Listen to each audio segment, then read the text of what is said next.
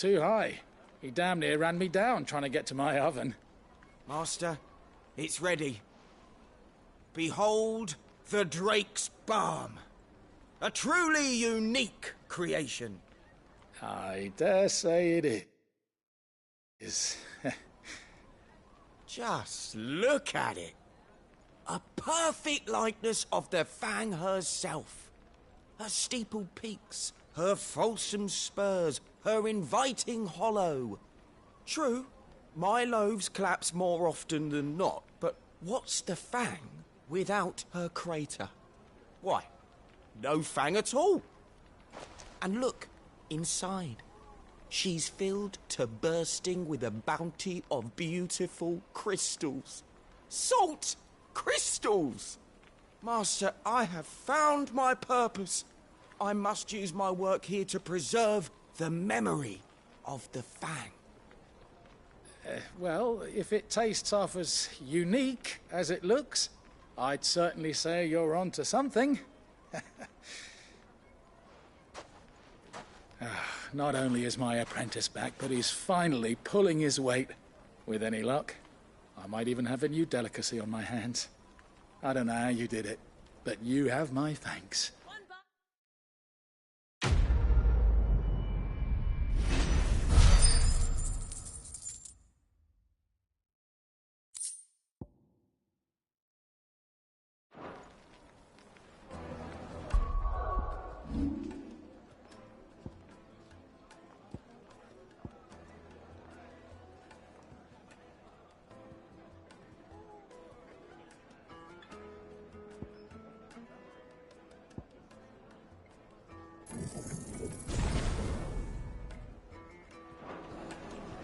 Now, Dusan, I know you're keen, but... Oh, where's your men? Made from the stoutest stoneware.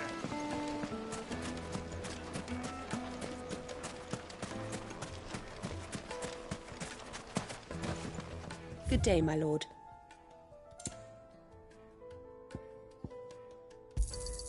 An excellent choice. My thanks.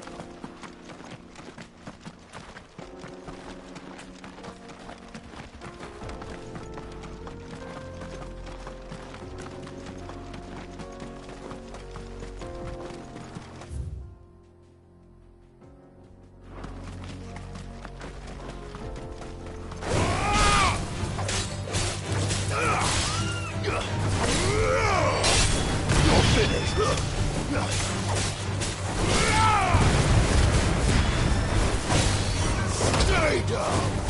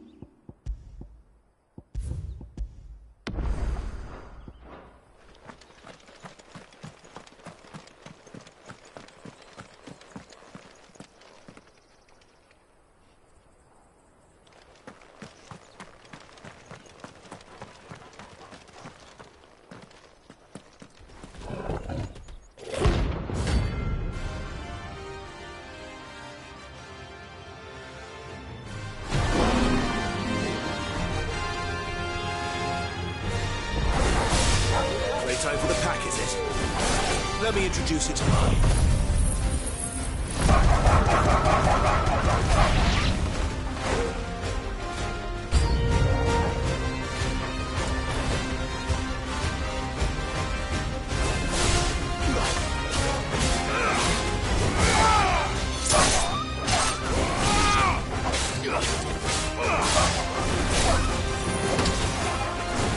Finished.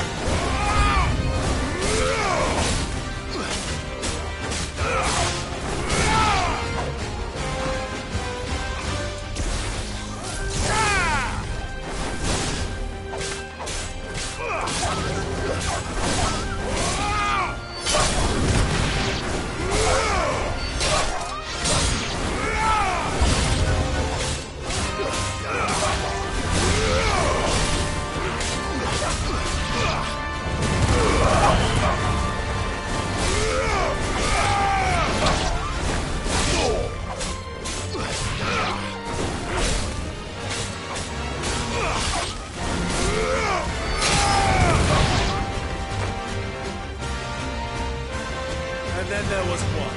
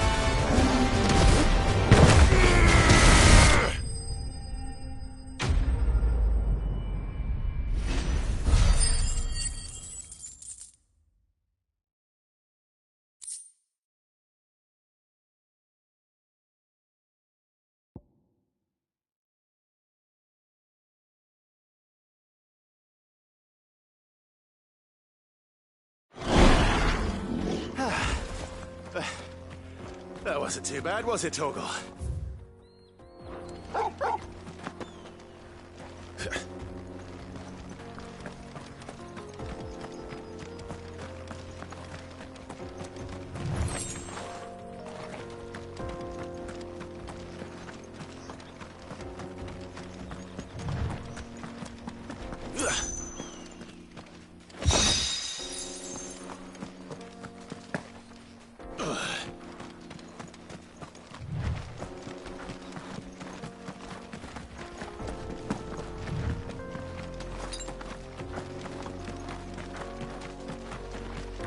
I needed that.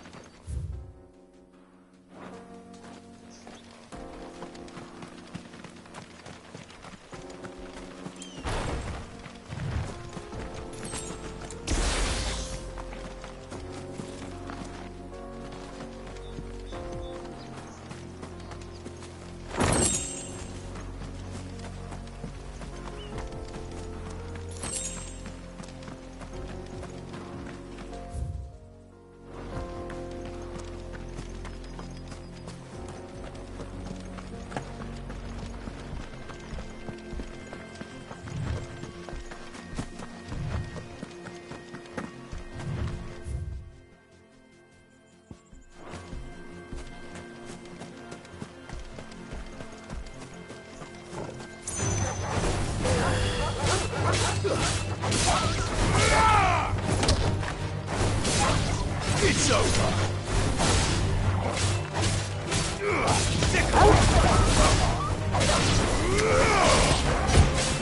Over here! Get him! It's over!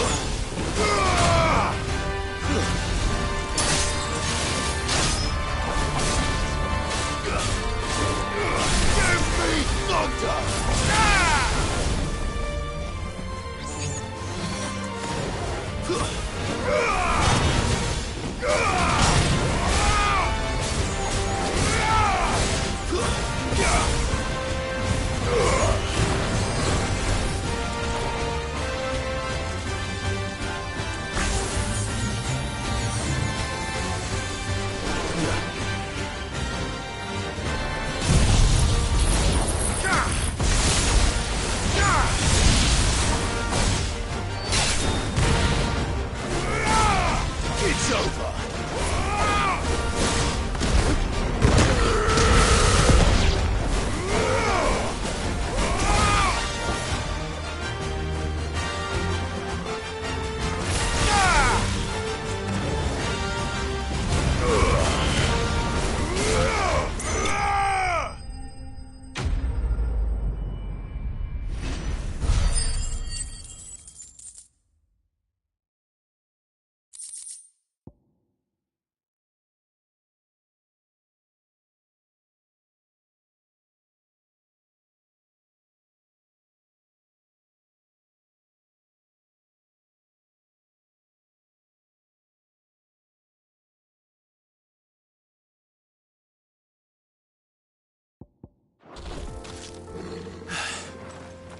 Peace at last.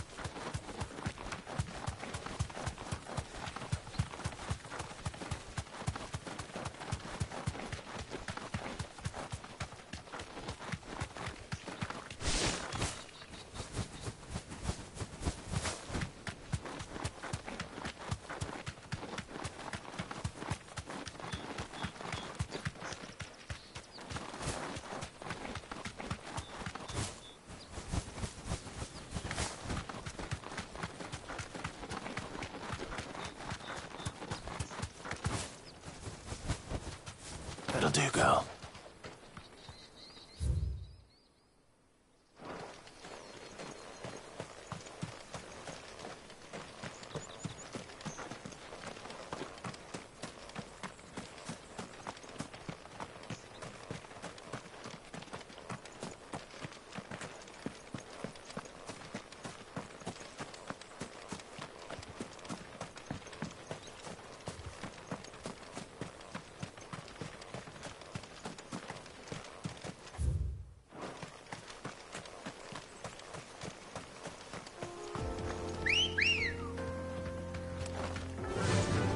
run like the wind.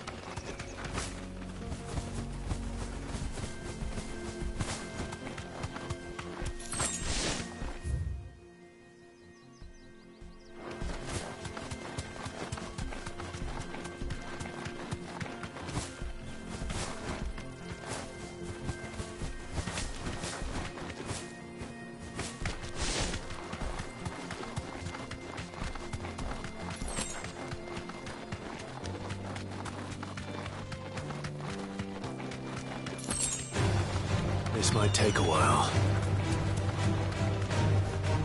You deserve a rest.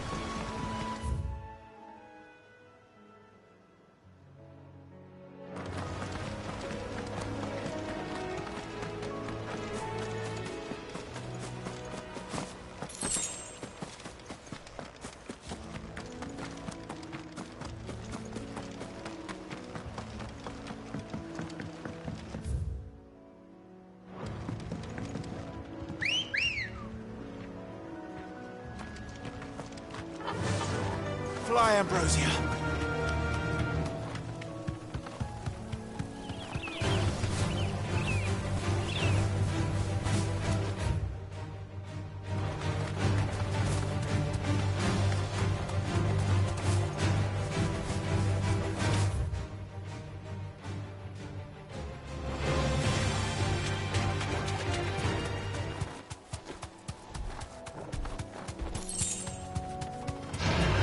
No mistakes.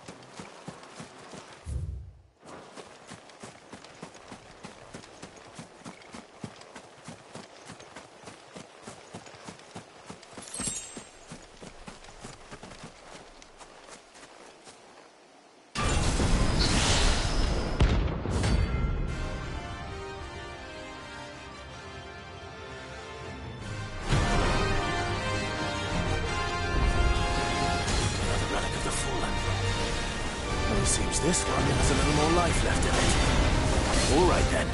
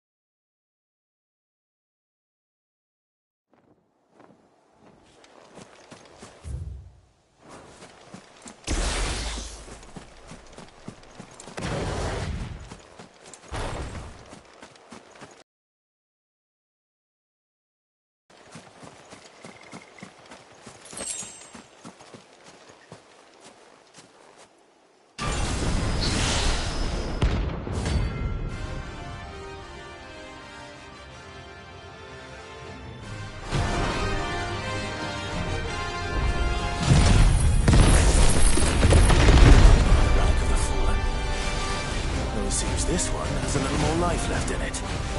All right then. Slow.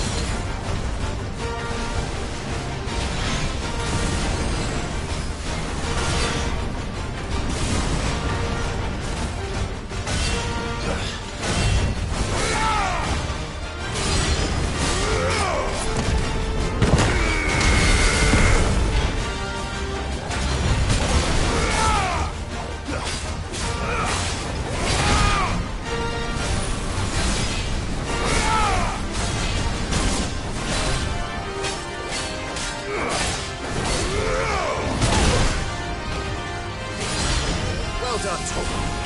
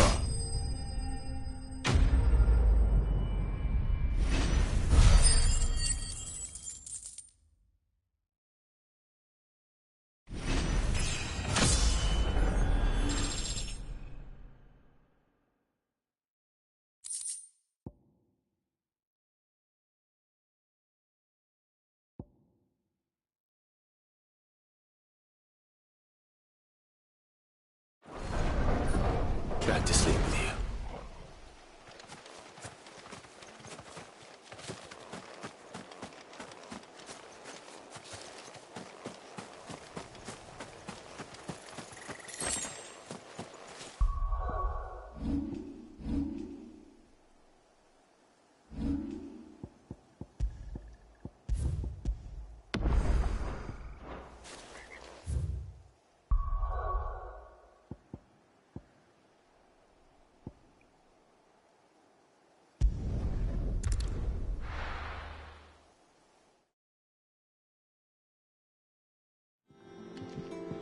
telling you, it's true.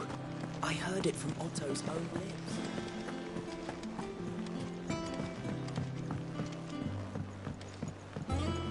We're seeing troops amassing at every border crossing.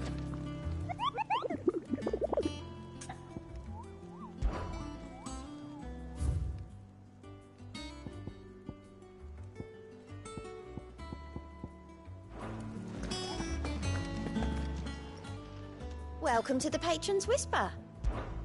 Come to claim your just desserts?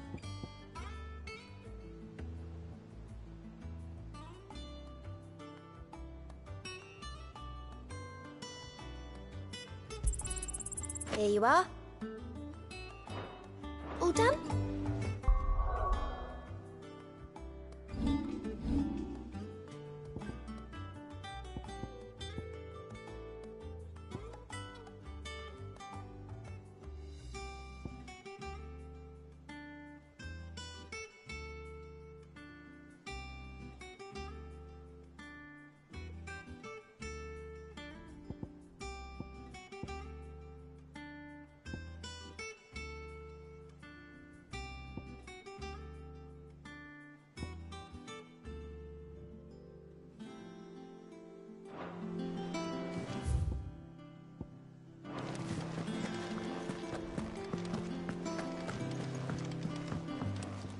Ah, my favorite pupil. Allow me to educate you. One must understand one's place in the world. Thus ends today's lesson.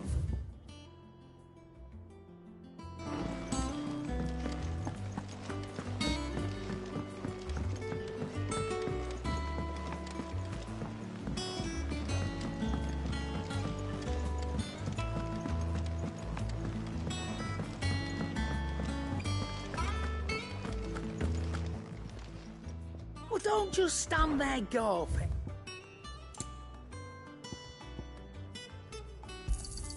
You'll not find a better price than that. It'd better all be here. You're rubbing me blind, you know.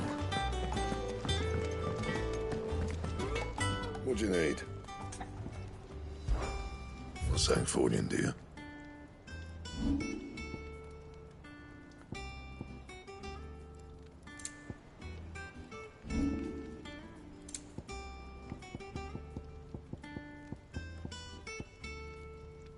And?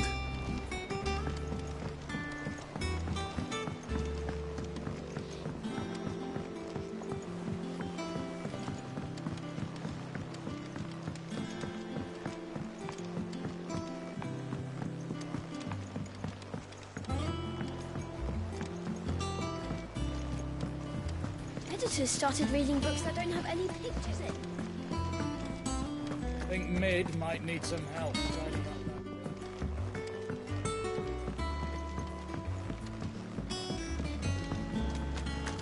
that. Catch your death sleeping out here.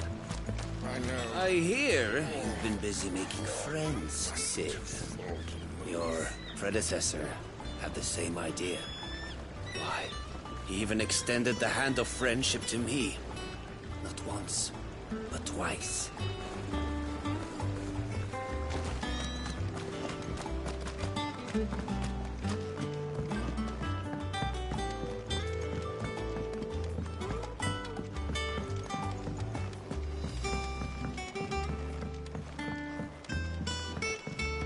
If I don't come up with something soon.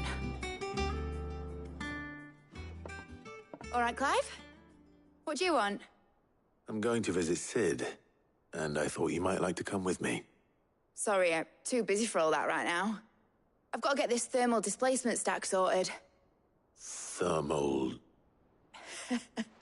Displacement stack. Here. And this is for... Only the fastest, finest ship the world has ever seen. The Enterprise. Me and my dad designed it together. Where other vessels rely on the fickle winds to drive them through the water, ours is fitted with mithril engines. And those things have got more push than a behemoth in a bad mood, and more heat than all the hells put together. Which is where the stack comes in. I may have already talked some tight-lipped shipwrights into putting the hull together for me in a little dockyard in Canva. But the stack's a bit more involved, so I'm building it here. Thing is, it's so involved that I'm running behind and it's starting to hold things up over at the shipyard. I'll come and see my dad, though, when I'm done. Whenever that is. Is there anything I can do to help? Good old Clive. I were hoping you'd say that. First things first, I need some parts meching. The sack will be made up of 3 major components. There's the plating, here, that channels hot vapors away from the engine. The helm over the top, that disperses all that heat into the air. And the shielding around the sides. That stops the rest of the ship from going up in flames. A full suit of armor, then. Probably best to take it one piece at a time. Then you'll need to start with the plating. Everything else fits onto it. I've got the designs and the list of materials here. Show these to Blackthorn. He'll know what to do. I can't make head nor tail of them. Luckily, you don't need to.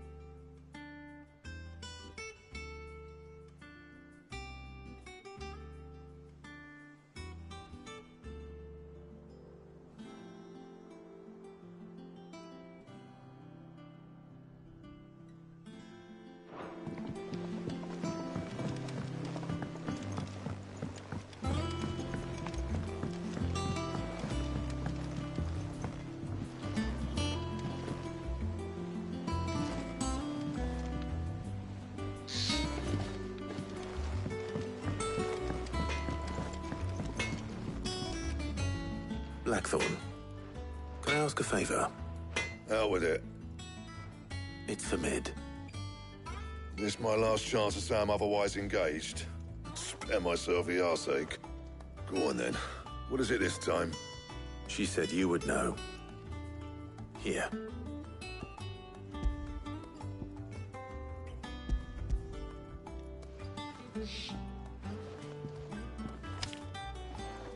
Krieger's teats.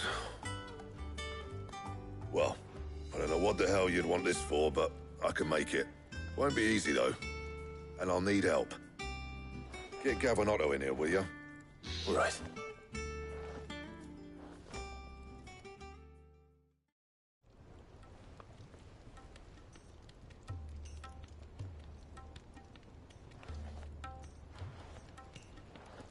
So Mid's roped us all in here again, hasn't she? Typical. Still, if that's what it takes to get her to visit Sid's grave, I'll do what I can. And, what is it we need to do, exactly? Take a look at this. It's this plating. The usual sword-grade steel won't work. We need something that can get very hot, very fast, and still keep its shape. That means an alloy. Something that won't break or buckle at the temperatures she's talking about. Which is where you lot come in. I need materials, and I've got my work cut out already. You'll have to fetch them. Now, there's a special kind of sand I'm after that you can only find out in the Valcroy. Stardust, they call it. As for the rest of the stuff, my usual supply should have it in stock. It just needs buying and bringing back here. Well, we'll get it done quicker if we split up. One of us should probably give you an hand collecting the sand. And the other can go and get the rest from this supplier. Right then. Well, make your minds up who's going where, we can get this over with.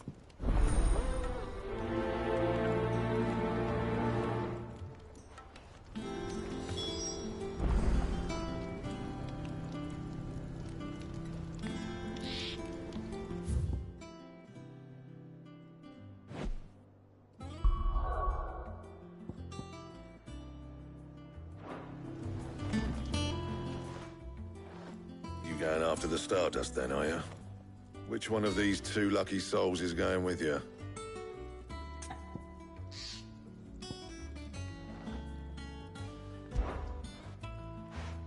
Gav, you're with me. All right then. So, where do we find this Stardust stuff? There's a river that runs through the southern reaches of the Velcroy. It's the black sand that washes up on its banks that you're after. Southern reaches of the Velcroy, eh? That's down past Dalamil. I'll go and scout the place out. See about hiring us a wagon to bring the stuff back to. All right. I'll meet you by the river. While you're off having a paddle, I'll pick up the rest of the stuff from Blackthorn's supplier. You two, eh? Fleece me. I'd like to see.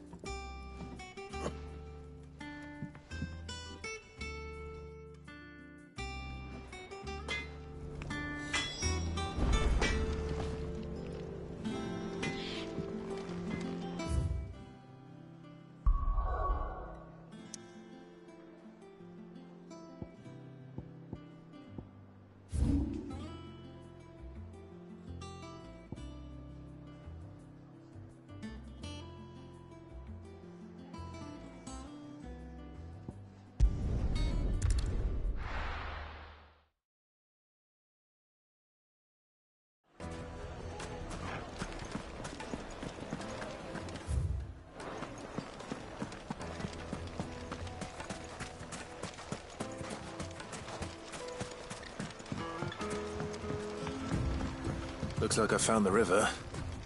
Now where's Gav?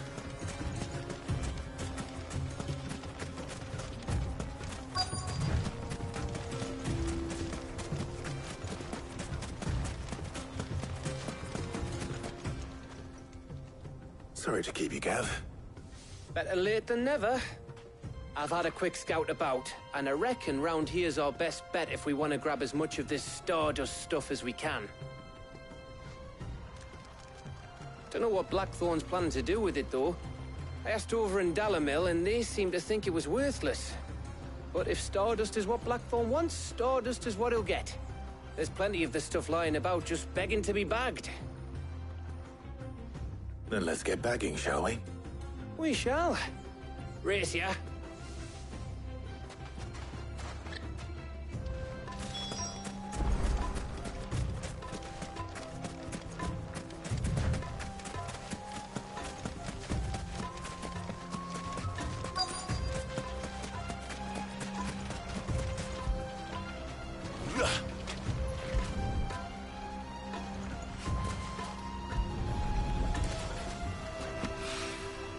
So this is Stardust. It just looks like black sand to me.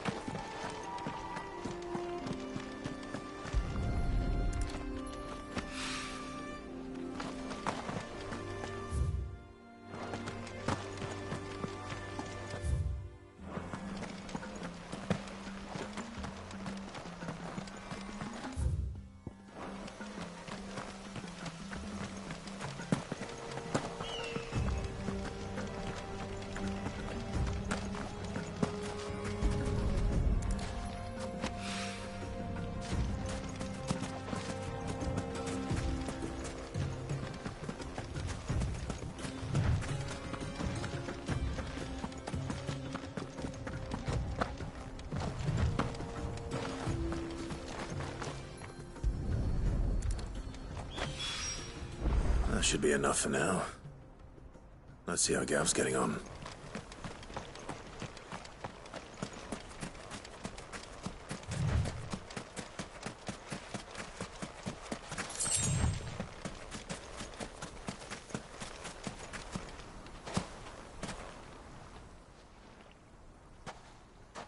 You finished?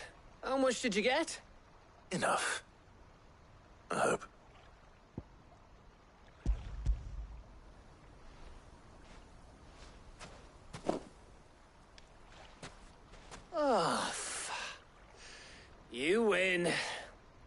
That might...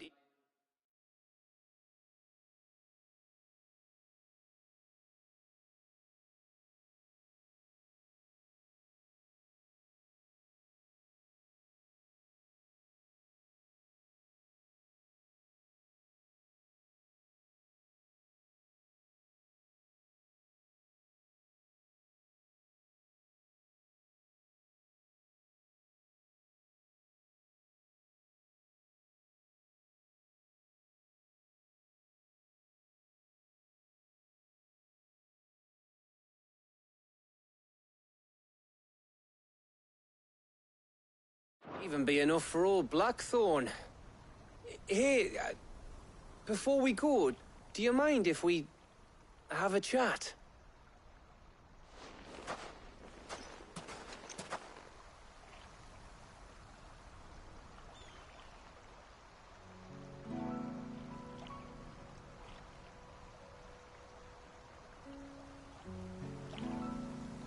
Feels like ages since we had the chance to talk. You know, man to man like. It does, doesn't it? Back when you first took Sid's name, we were talking all the time. Working out what to do in that. There was a lot to work out. And there still is. Those shoulders of yours starting to feel the strain. Hardly ever see you around the hideaway nowadays. Always on some errand or other. You can take a day off, you know. Well, says the man who spends most of his time behind enemy lines. Only 'cause you keep sending me there. I know I can count on you, Gav. Likewise.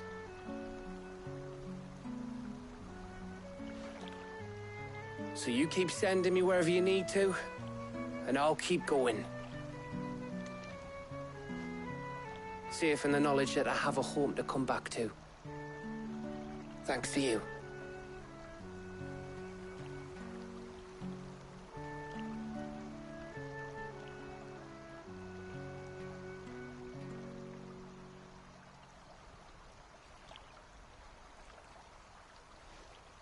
Right.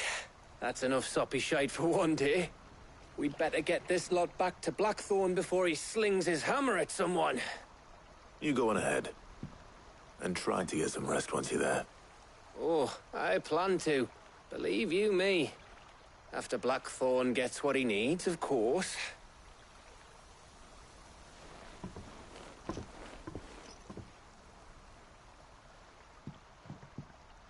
Right.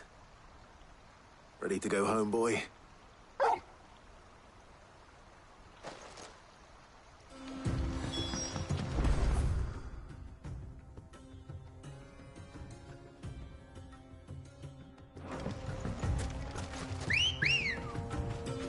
Good girl. Fly, Ambrosia.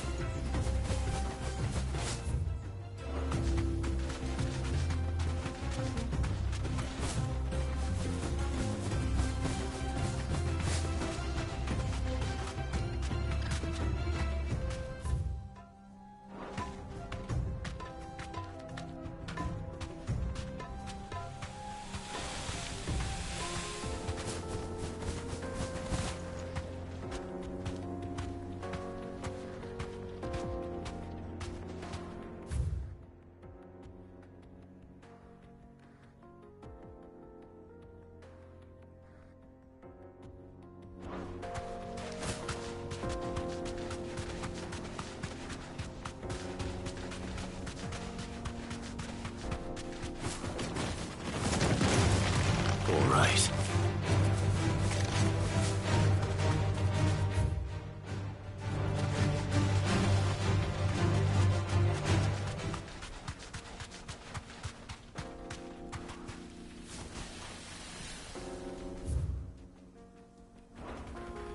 Be safe.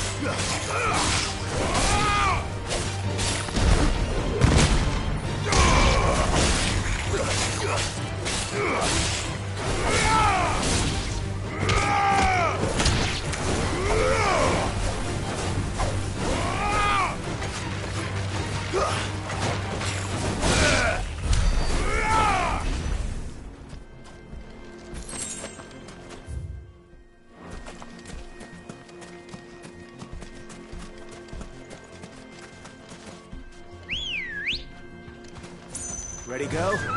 Yeah!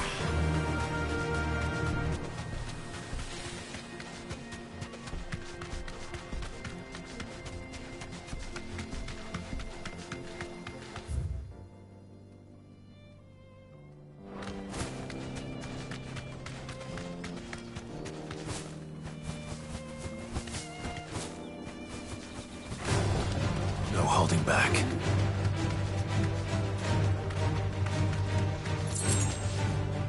No need to ride from here.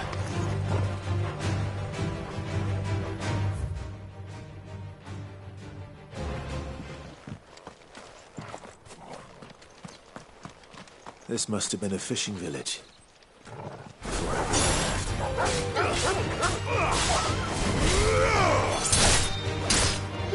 Enough!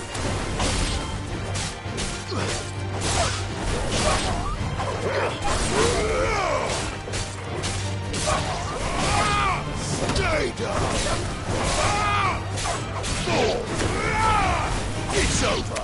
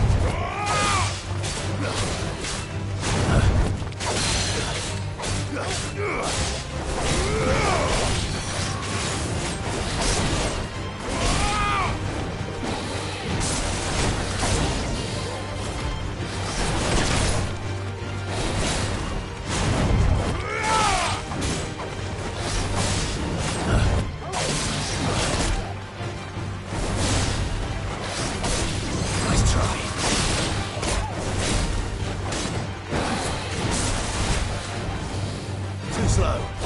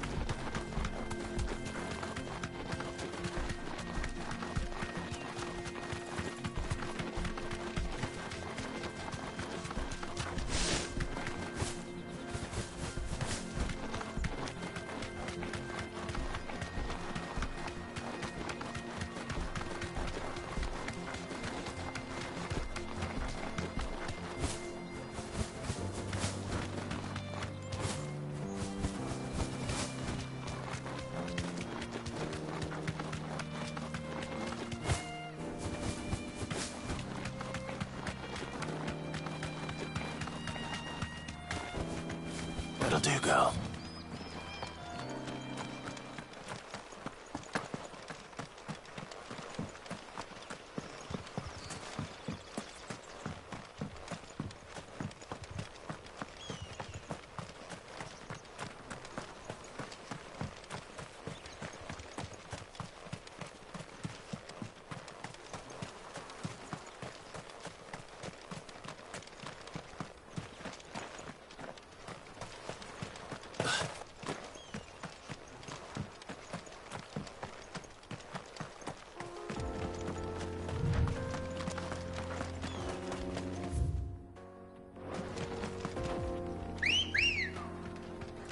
Let's go.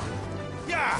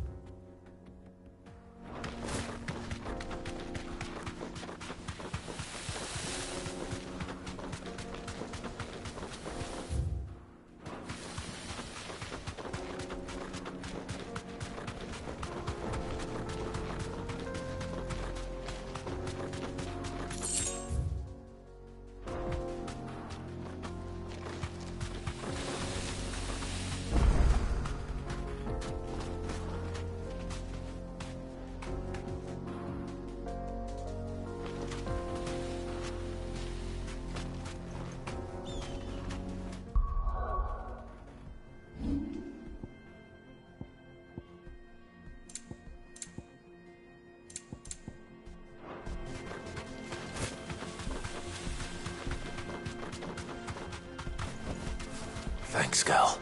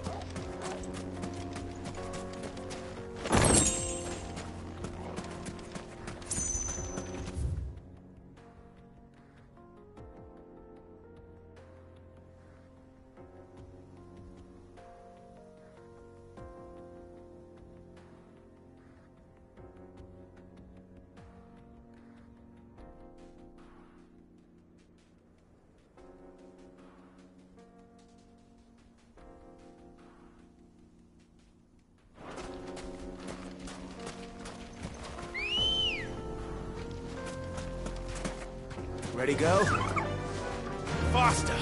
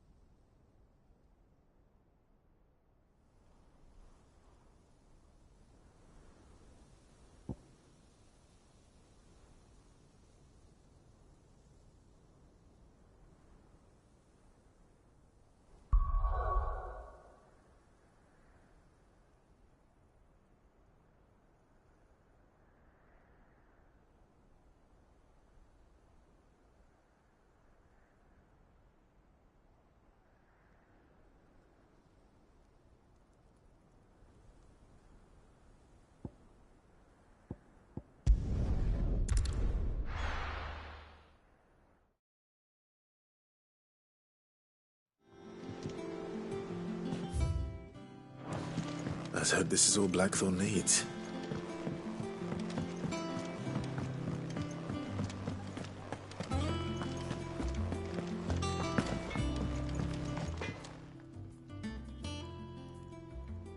Blackthorn, got everything you need? Yeah. Yeah, I do. Cheers for the Stardust. Should be enough to be getting on with.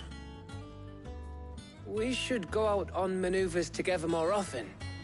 You're beat sneaking around on your Todd all the time. I'll make a start on putting this thermal plating together then. It will take some time, mind. So if you've got other things to be getting on with, I could do without you breathing down my neck. Thank you, Blackthorn. I'll let Mid know construction's underway.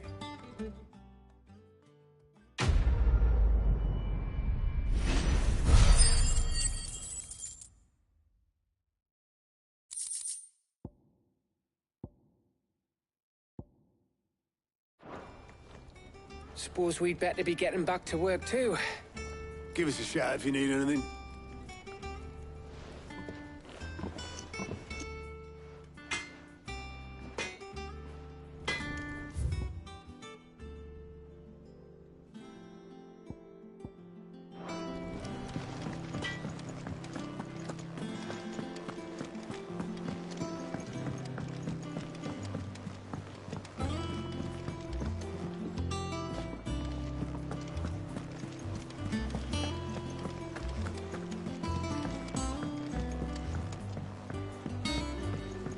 We're seeing troops amassing at every border post.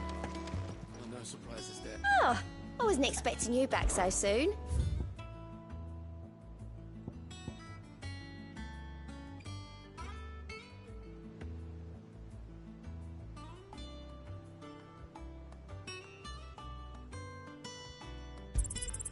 You earned this.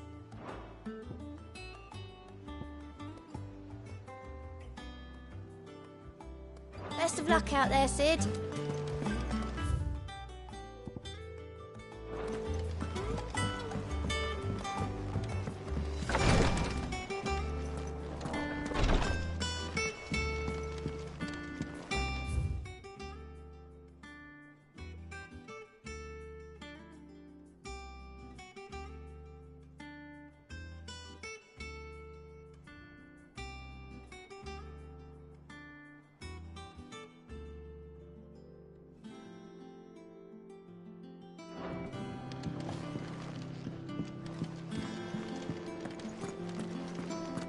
I know what you're going to tell me.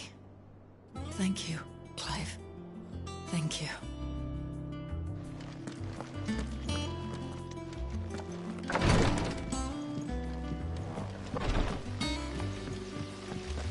When it comes to boyish charm, Goots has an indomitable rival in Gav. One is the sweet little babe in arms to be cooed over. The other, the naughty little boy who'd pull on my pigtails.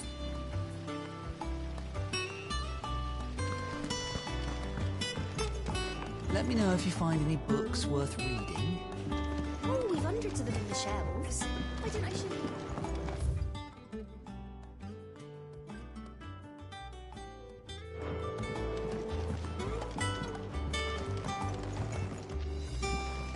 You look just like a princess.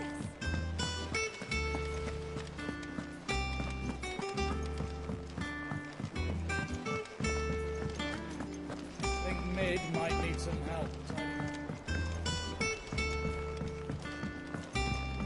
If I don't come up with something soon.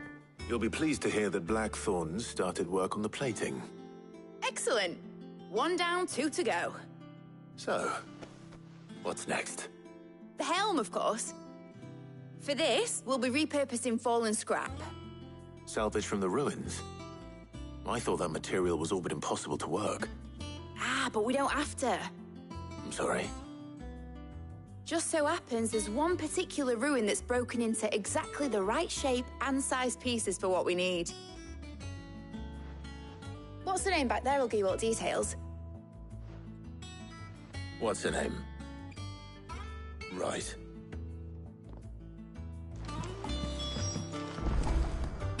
Oh, Sid, is this about the helm? Yes. Mid said I should speak with you. I'll show you the plans then. Here you see the mithril engine, in which mithril is burned to generate heat. That heat is then harnessed to produce motive force. Excess heat is dealt with by means of the thermal displacement stack, which disperses it into the surrounding air. Now, were we to rely on thermal plating alone to achieve this effect, the rate of excess heat buildup would far exceed the displacement coefficient of the plating. In other words, the reactor would overheat and eventually explode. This is where the helm comes in. It connects to the plating, you see, and serves as a sort of thermal sink to absorb all that excess energy. Our experiments have shown that fallen ceramics are remarkably thermophilic. They can withstand and absorb levels of heat far above anything we are able to make today. And not only that, they're also waterproof and immune to rust, making them the perfect material for our protective hood. Why, if sea or rainwater were to enter the reactor proper, it would vaporize instantly. The forces produced would tear the ship from stern to... You can stop there. I understand. Mid said we might be able to use parts of a fallen ruin. Where would I find it? Ah, yes. It's in Lorbert's Pass, near Lostwing. The thing is, well, I probably should have arranged to have the pieces we need brought here sooner. You see, it's no longer a matter of just walking in and taking them, it's...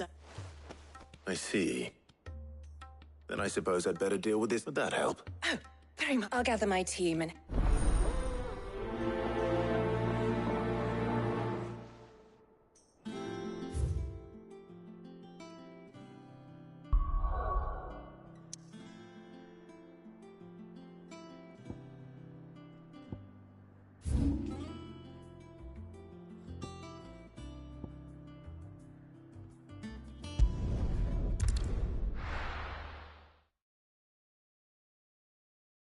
Be taking you all to a storehouse in the Bales.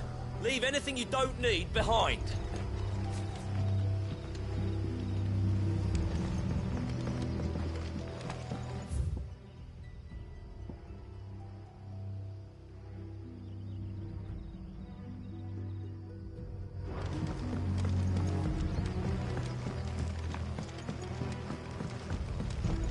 Know what you have. That his lordship's vultures should be found circling the village can mean only one thing.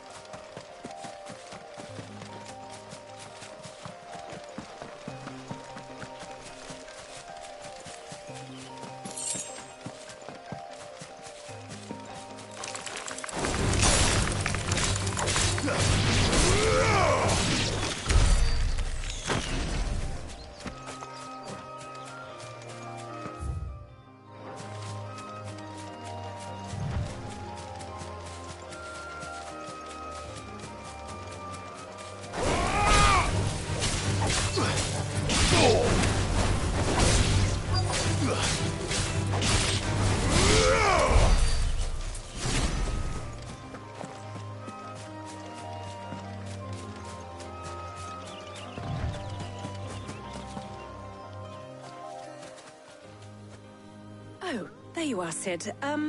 Thanks so much. The, ruins are just over there, as is the creature. Of course.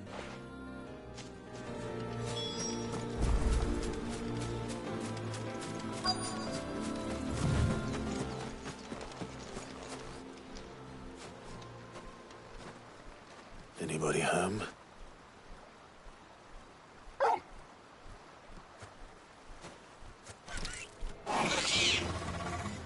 This must be our unwanted visitor. Time to go.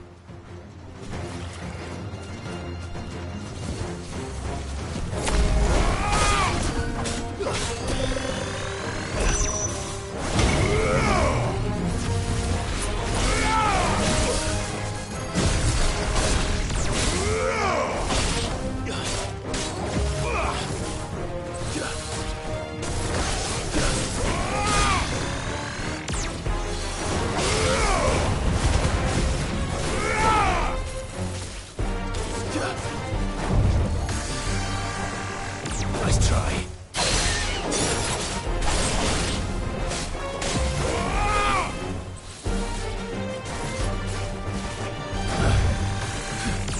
Too slow.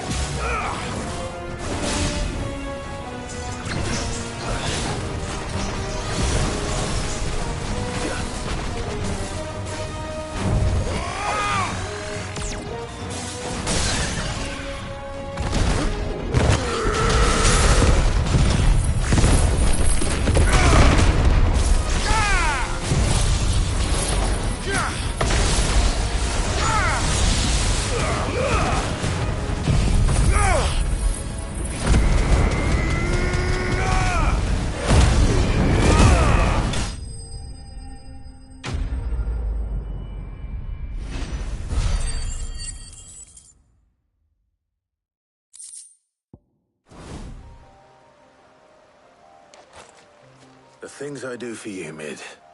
Sid! Oh, thank goodness you're safe. You shouldn't have any trouble now. Indeed. Well, don't let us keep you. All right.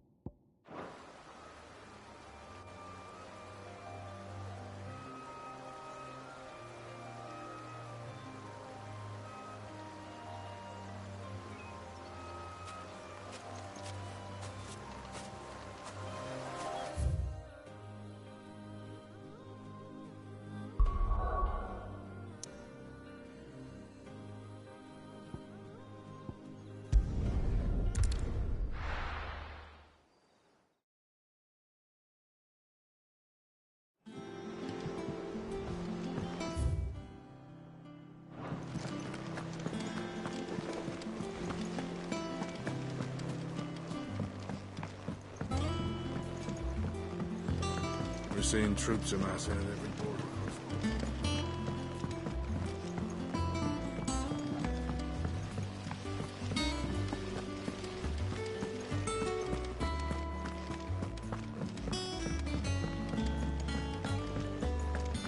Think Mid might need some help tidying up.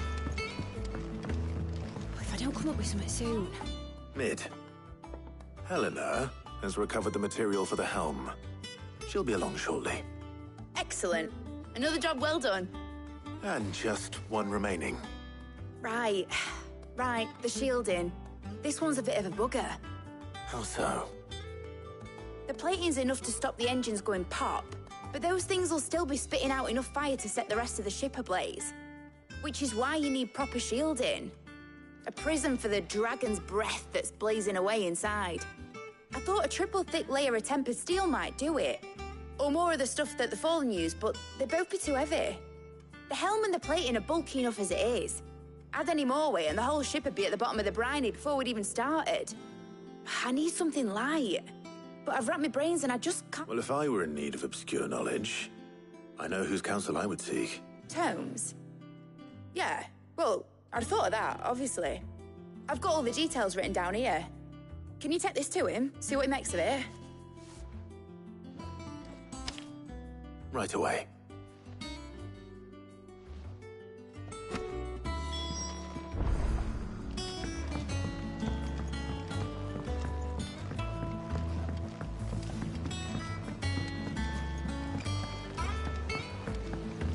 Editors started reading books that don't have any pictures in.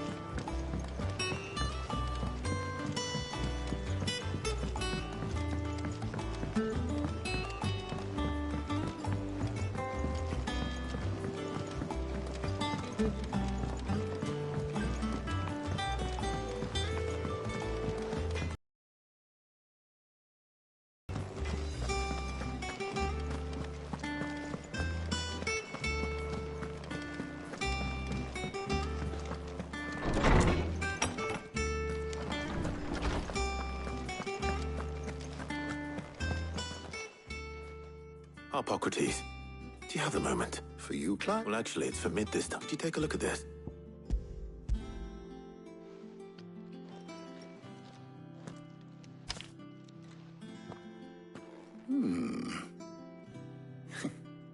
Shielding for a mithril engine?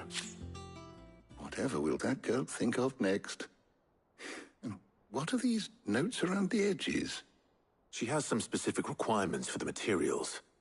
The shielding needs to be able to resist extreme heat on the inside, and yet remain cool enough on the outside not to set the ship alight, while also being light enough not to sink it.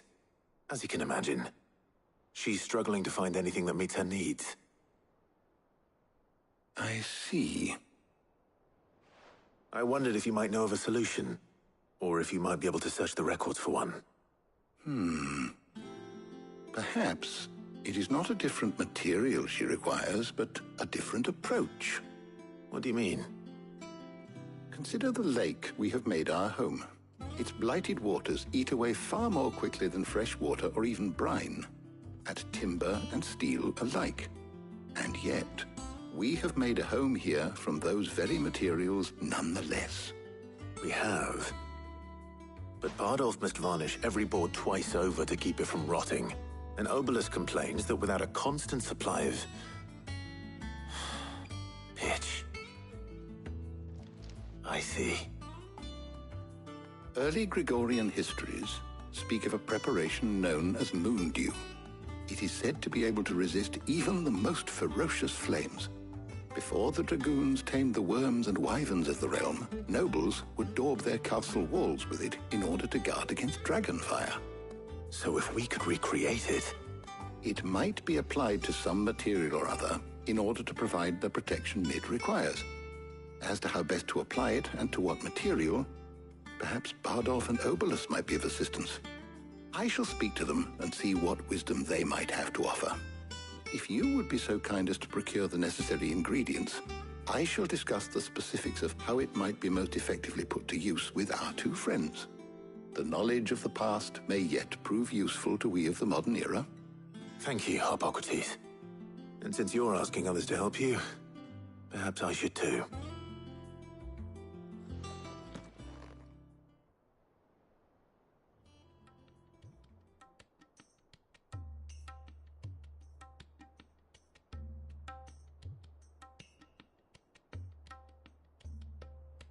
So you need a hand, do you?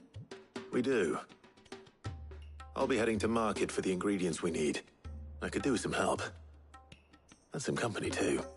The other can assist me in researching how best to prepare the shielding itself. Can we count on your aid? Always.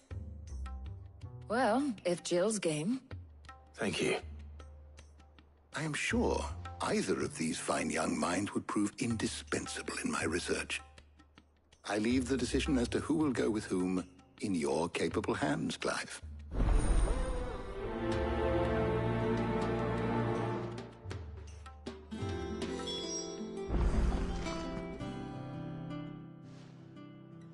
So, Clive, have you made your decision? Who will accompany you on your little excursion?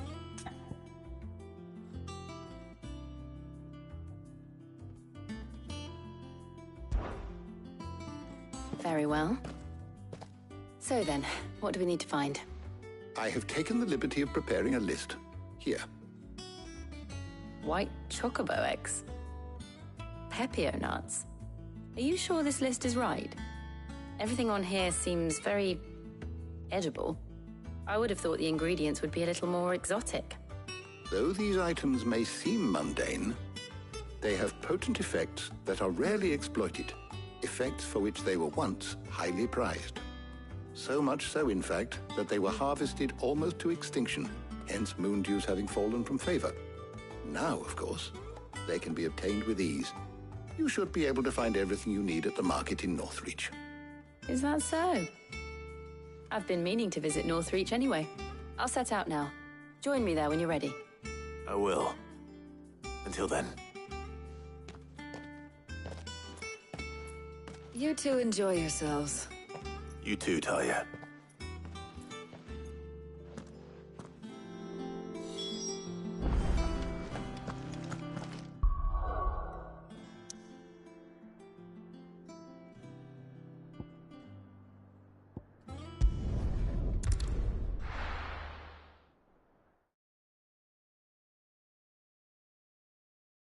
Now, where's Jill?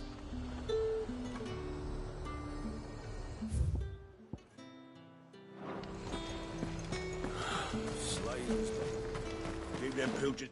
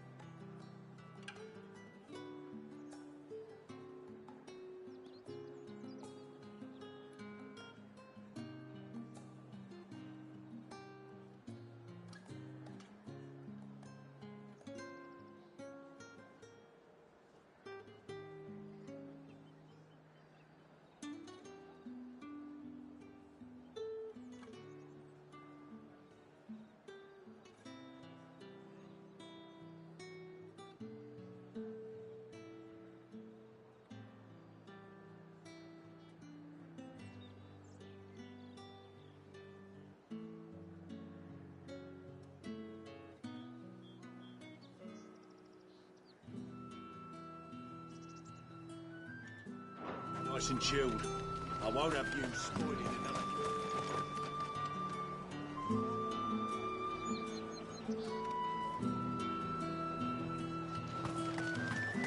Pepio nuts? You can never tell.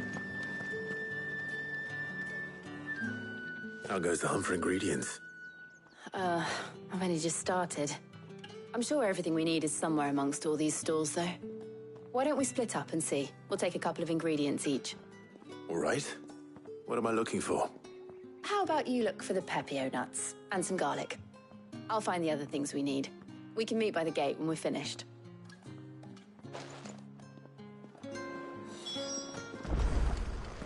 Up! You'll not find a bruised pippin. Fresh cuts! Come and get them before... Any friend of the innkeeper is a friend of mine. I hope it's to your liking. Ah, yes. You're always welcome here in Lostwing.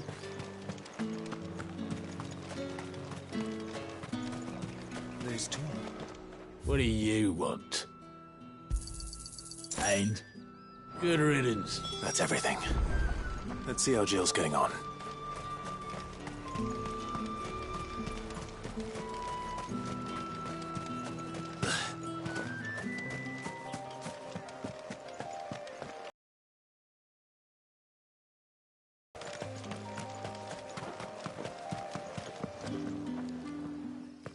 Did you find everything? I did. Here.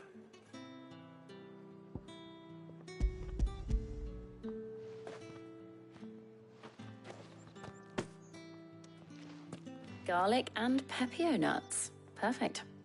Now all that remains is for Harpocrates to somehow turn all this into what Mid needs to keep her engine cool.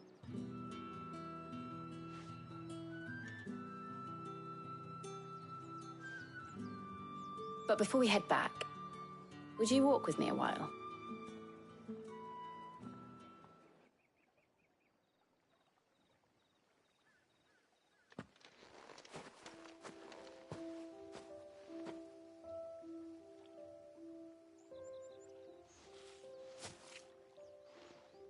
Thank you for asking me to help you today. It makes a nice change. It does. It's good to get away from all the battle and bloodshed for once. Just being here reminds me of when we were children. Do you remember? Walking down Market Street in Rosalith, taking in the sights and smells. How could I forget? What with Torgal's antics. Remember how his nose would prick up at the scent of sausages? He'd go racing away and we'd have to go running after him. We wouldn't catch you now, would we, boy? Was there anything you wanted to buy for yourself while we're here? There was, yes. Well, sort of. Molly in the kitchens told me about a place that sells particularly good pies. Thought you might like to share one with me. I would. Thank you. And I saw some bread.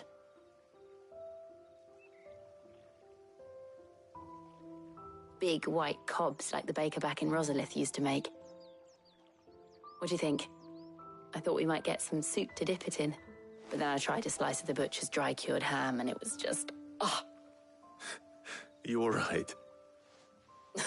Sorry. It's just... you're right. I really do feel like a child again being here with you.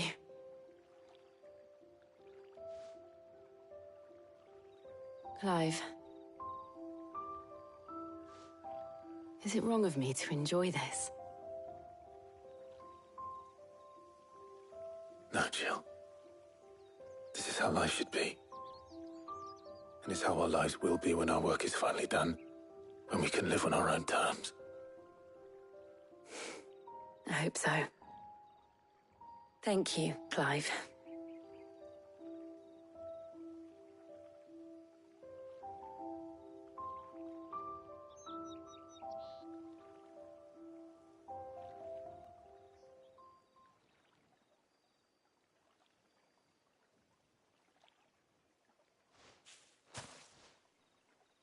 Well, I suppose we better be getting back. I need to give these ingredients to Harpocrates and Talia. I'll see you at the hideaway. Take care. I will. You too.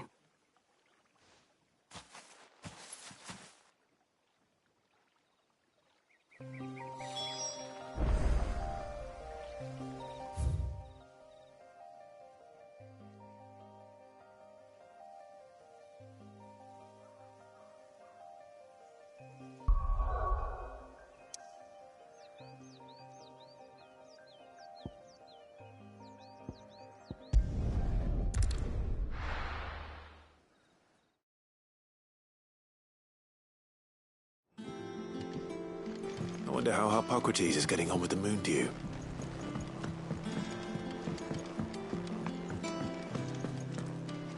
Her ship lies still in harbor, her soul sails on the main.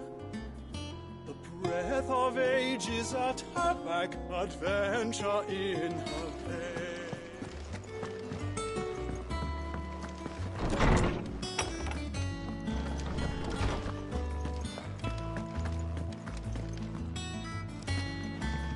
Clive.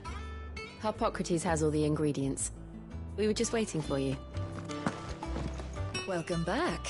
I hope you two had fun while I was busy helping Hippocrates. How's work on the shielding progressing, Hippocrates? Well, very well indeed. And thanks in no small part to your kind assistance. I was just explaining to Tarja how we might best go about preparing the moon dew. And now that we have all the ingredients... You can count on me. I've mixed more than a few mysterious concoctions in my time.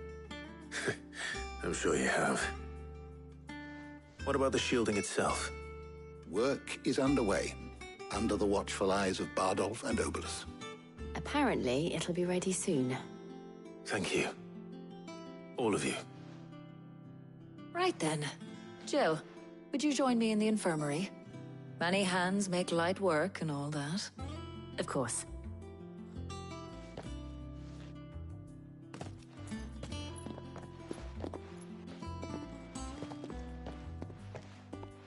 Oh, and Clive, thank you.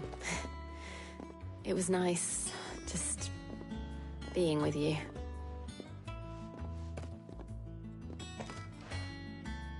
It appears our work here is almost at an end. A shame. I was enjoying playing the man of action for once. When both the shielding and the moon dew are ready, it will merely be a matter of applying the one to the other. Followed by a rigorous process of testing and retesting, of course. Perhaps someone ought to warn young Mid of that. Leave it to me. Thank you, Hippocrates.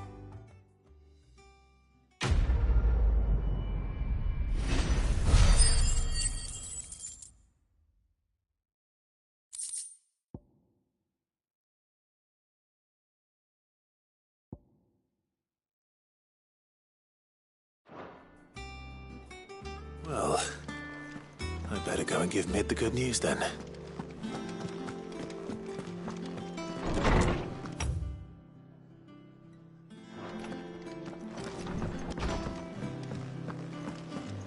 Thanks to Sid.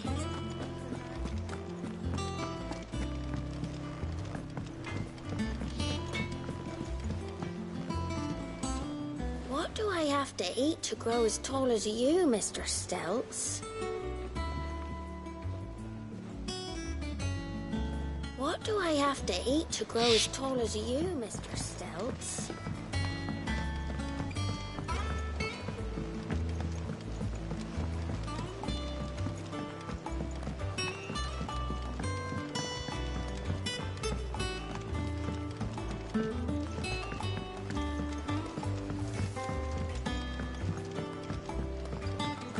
Editors started reading books that don't have any pictures in.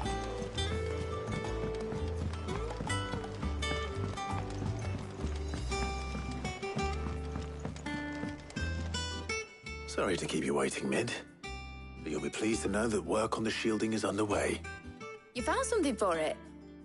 In a manner of speaking, Hippocrates knew of a substance that's highly resistant to heat.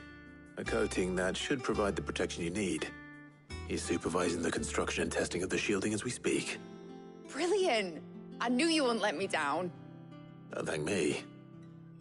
I'm just the errand boy. Right then, better start working out how to bolt all these bits together. To the Black Hammer!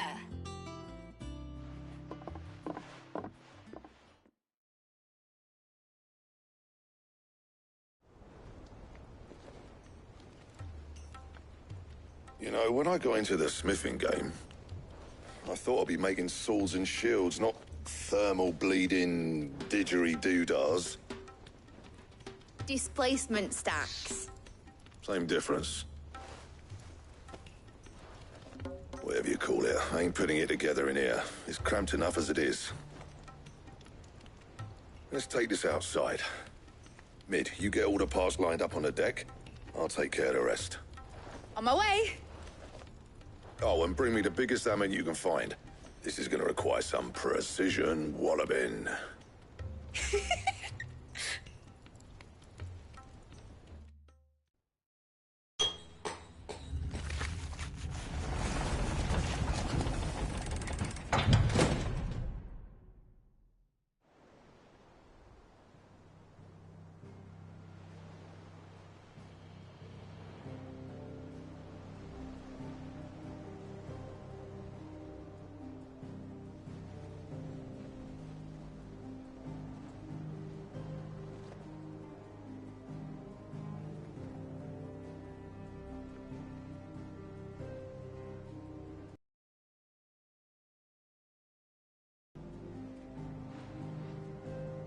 Fuck for that.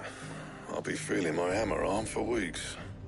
Thank you, Clive, Blackthorn, everyone. That's one down and just 3 more to go. I'm sorry. Oh, didn't I tell you? The Enterprise has 4 mithril engines, and we'll be needing a displacement stack for each. You don't mean...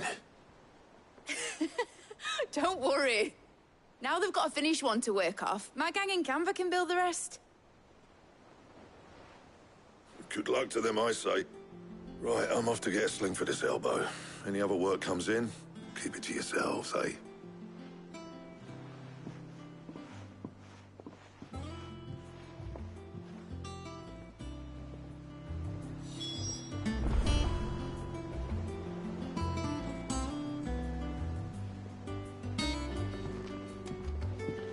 The Enterprise will have 4 mithril engines, each needing its own displacement stack.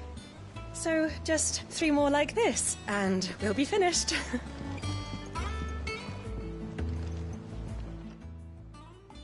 What's the matter? Nothing. Just daydreaming. Thinking about the Enterprise sailing off over the horizon to shores unknown. Searching for a land untouched by the Blight. Just like me and my dad planned. So if the worst came to the worst and every scrap of soil in the Twins turned black, we might still have a chance. That's what she was meant to be. You see, one last chance just in case we needed it. But now she's so close to being finished, I've realized I don't want her to be that. I don't want her to be just a lifeboat for us to cling to if things get desperate. I want people to sail aboard her by choice, not from the lack of it. In a world where we're not just trying to survive, but where we can actually live. I'm working on that. And I'll do everything I can to get you what you want. Don't you always? All right. My mind's made up. As soon as the Enterprise is fit to sail, I'm putting her under your command. Sod our plans, I'm trusting in yours. Are you sure about this? Something tells me it's what my dad would have wanted. He'd be proud of you. You were gonna visit his grave, weren't you? I was. And you can come too, now that your little project is finished. Right. There's just one thing I need to finish up first. Won't be a mo. All right. I'll let Otto know you're coming. Meet us in the mess when you're ready. Aye, aye, Captain.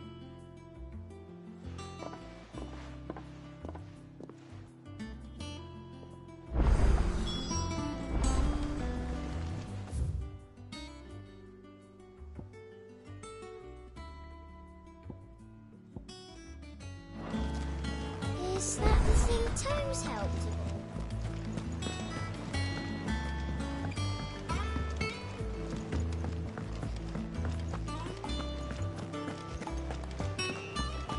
He cracked the crystal too.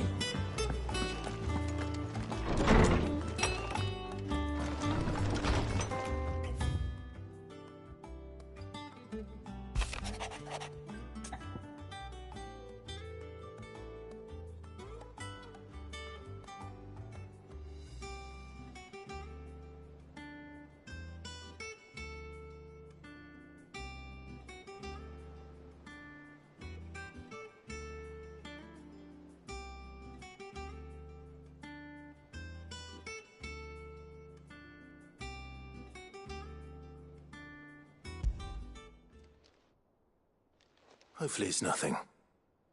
But I should speak to Blackthorn just in case.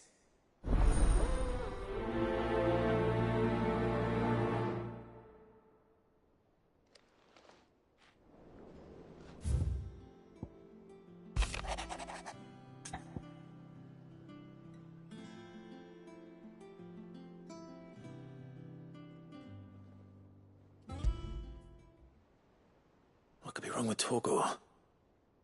He seemed well enough when I last saw him.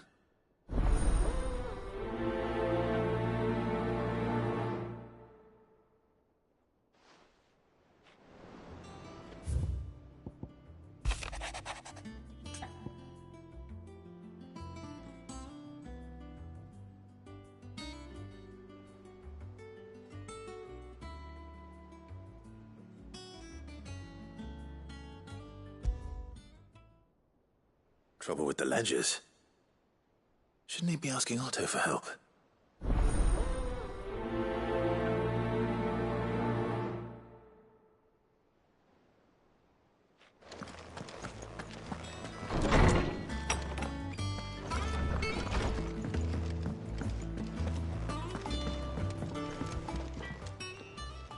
Blackthorn, do you have a moment?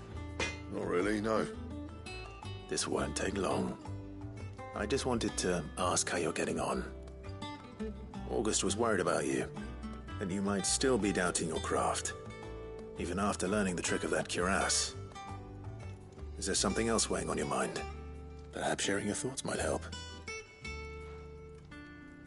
That bastard's like a dog with a bone. Still, you've got a keen eye, I'll give him that. He's just, well... Karen showed me something. Something I've never seen before. And that was? A sword. An odd-looking thing with a single-edged blade. The metal itself wasn't anything to write home about, but fuck me. The edge on it. You could slice a man clean in two with a weapon like that, and he'd be halfway home before he even realized he'd been cut. So that's what's troubling you? Nah. No. Not troubling me exactly. More distracting. Can't stop thinking, how do you get an edge that sharp? It's driving me mad. And if you knew how to do it, we could arm the curse breakers with even better blades. That's about the size of it, yeah. I'll see what I can find out. Sharper swords are always welcome. And we can't have our master blacksmith being distracted. You're a soft touch, you know that.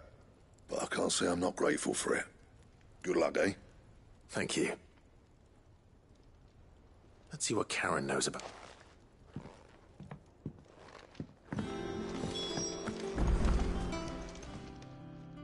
I got your note. You think something's wrong? So you can read. But I didn't say I were wrong with him. I said something weren't right. He's not been eating me. He used to love cracking the bones from Molly's boiled brown, but now he won't so much as look at them. Didn't like him. Which is why I'm of a mind that his mind's on something I've been working him too hard, have you? No harder than usual. Is that it, boy? Do you need a rest? What was it you said he was? A frost wolf? That's what the lawsman seems to think. Then maybe this all has something to do with whatever it is that's woken inside him. I suppose things have been different since Rosalith. Perhaps Hippocrates knows something. Instead of everything, you mean? Perhaps. You're looking well, Karen. What do you want? Out with it.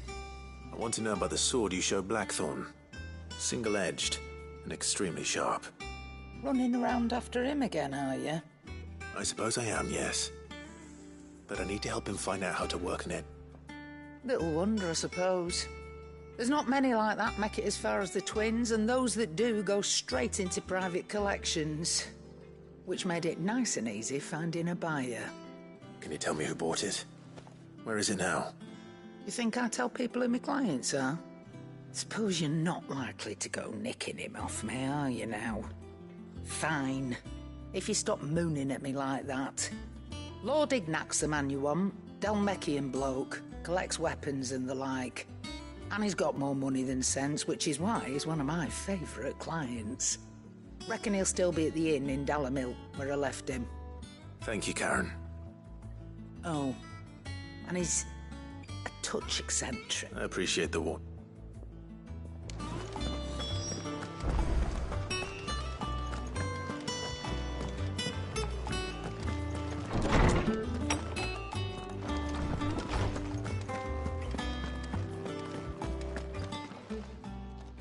Lawsman, I need to ask you about Torgal. He isn't ill, is he? I don't think so.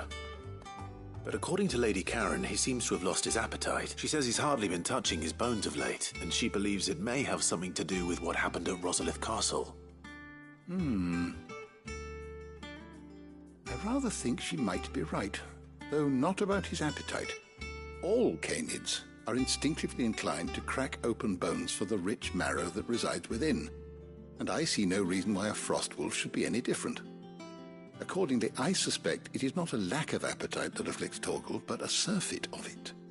If we assume that his newfound magics require additional nourishment to sustain, it may well be that the bones Lady Karen is accustomed to providing are no longer sufficient. Frostwolves, after all, habitually prey upon far larger animals, whose bones may yield altogether different nutrients. As to where one might find a suitable substitute, some antelopes that graze the meadows of eastern Rosaria have been known to grow to a size more than double that of their lesser cousins. I don't recall ever seeing any that large. And little wonder. The oldest and largest such creatures rarely leave the safety of the highlands for fear of predators. The last elder antelope sighting I recall hearing about took place near Cressida, and that was long before the village was abandoned. Even so. Good hunting.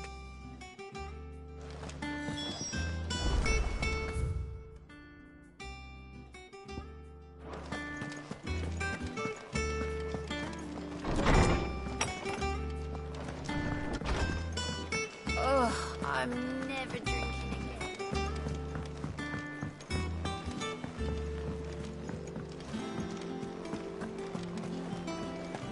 Is that the thing Tomes helped to build? Mid told me she was building a ship.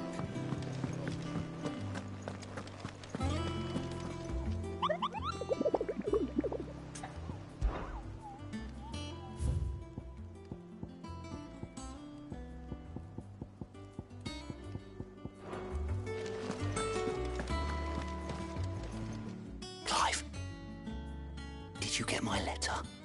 That's why I'm here. Shh. Otto might be listening. Is this better? A little. Listen. I've some bad news.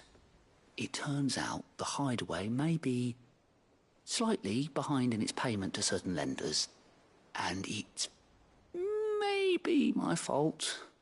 But I swear to the goddess, I thought I had the numbers square. Sadly, that square turned out to be more of a circle. 0, you might say. I can straighten it out, I swear, but it's going to take some time, and I'm going to need help keeping it from Otto. Bit late for that, I'd say. There you are! What a surprise! So let me get this straight.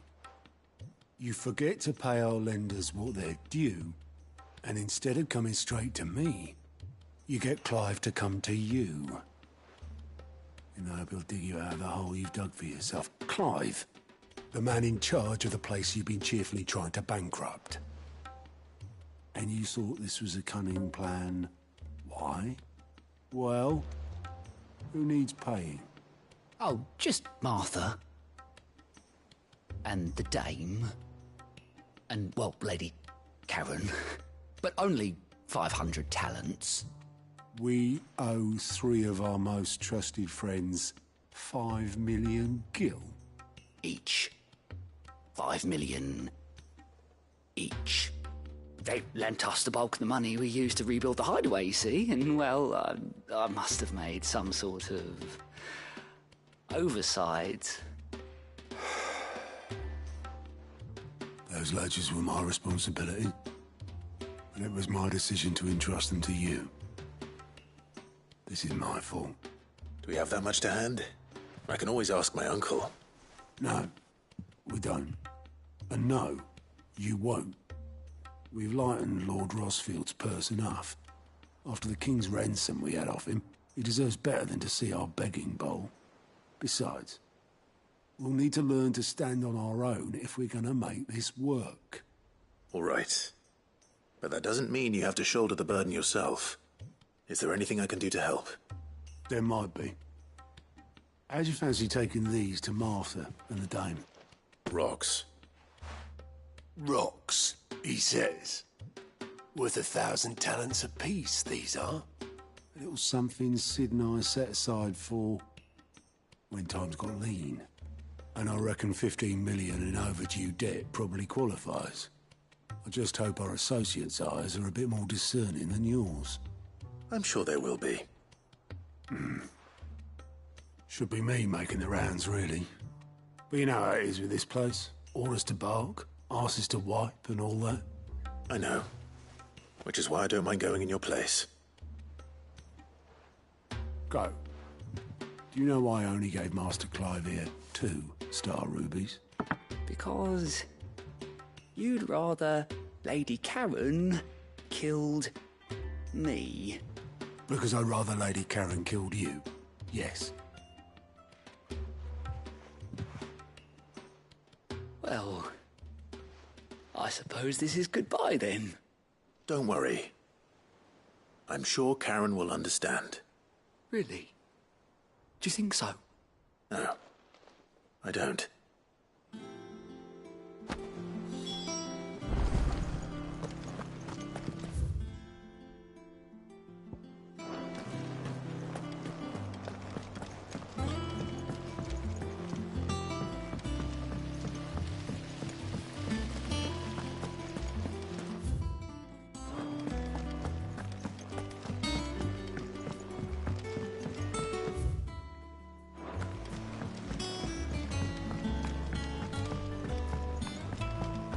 Wish I could take one of our birds for a ride. You will, one day.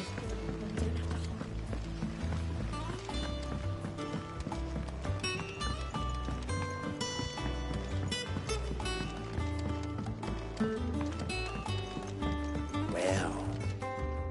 Here, Sid. Reckon you might be just the man. Let's hear it. Well, it's about this alembic the chief's got me making. Lovely bit of kit it is. Bung in a solution you want splitting, and it'll separate it out, just like that. Problem is, it won't always get rid of all the impurities. And with some of the stuff we need it for, that ain't good enough. Which is why I've been looking for something to filter the liquid we'll be cooking off. And that's where I imagine Ty could get some use out of this alembic too. proper. So what exactly do you... Nothing but bomb ash'll do. Gave me a sample she'd obtained from the university stores. Could you pour the blackest blight water through it, and it comes out so? I did a bit of reading, and do you know what I found out? I take it that's where I would have gone myself, but, well... All right. Thank you, kind.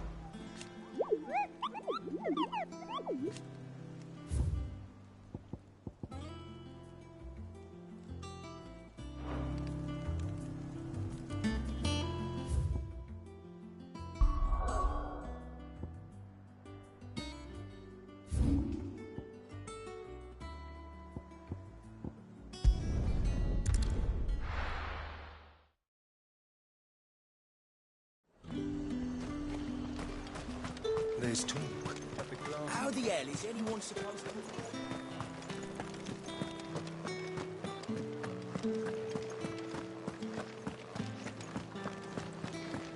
Did you hear? The gates to heaven. I want to see you.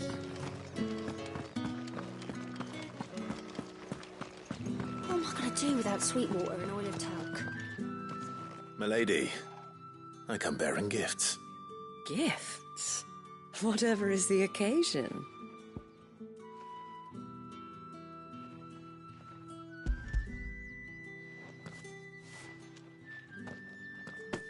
Oh my. Clive, you really have outdone yourself. Otto asked me to give it to you. To settle the Hideaway's debt with the Veil. And to compensate you for the time it took us to do so. You disappoint me, Clive. I thought you might finally be warming to me. Tell Otto he can keep his baubles. I tried to tell him as much the first time around. The man owes me nothing, nor does the Hideaway. My contribution to the restoration effort was made freely and willingly. It was the least I could do. You once told me Sid did you a kindness. I'd like to do the same. Please, accept it. For my sake. And for Otto's. For all of us. For all you've done. It is rather fetching, isn't it? Very well. Otto is lucky to have you, Clive. I doubt anything could ever replace his son. But you and the others at the Hideaway are the closest thing he has to family. Otto had a son. Long ago, yes. Sid told me Otto lost him when he was just a boy, and blamed himself for not being able to stop it. I don't know how it happened, whether there was anything he could have done, but it was clear that it weighed heavily on him. I didn't know. How could you have? I doubt anyone did.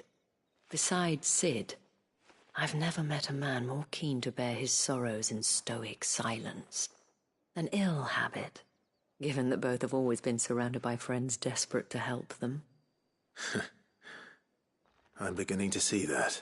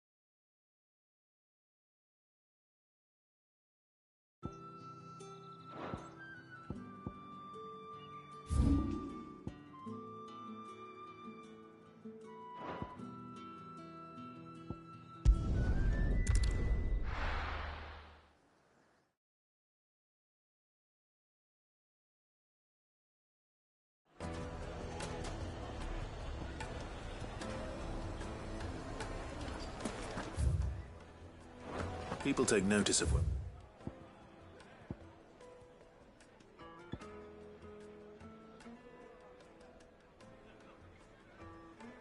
Filthy men.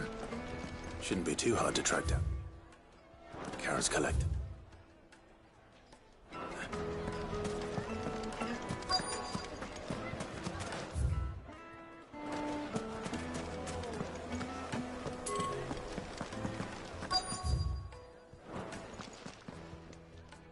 My reputation will be ruined! Ruined! Calm yourself, Lord Ignac, I beg of you, before you do yourself a mischief. Pardon the intrusion, but... Out! Get out! I paid for these rooms so I wouldn't be disturbed. Leave me be! Please, allow me to apologize. His lordship is going through a difficult time, and he's never been fond of guests arriving unannounced. Radim! Get rid of the Very good. Would you mind stepping out?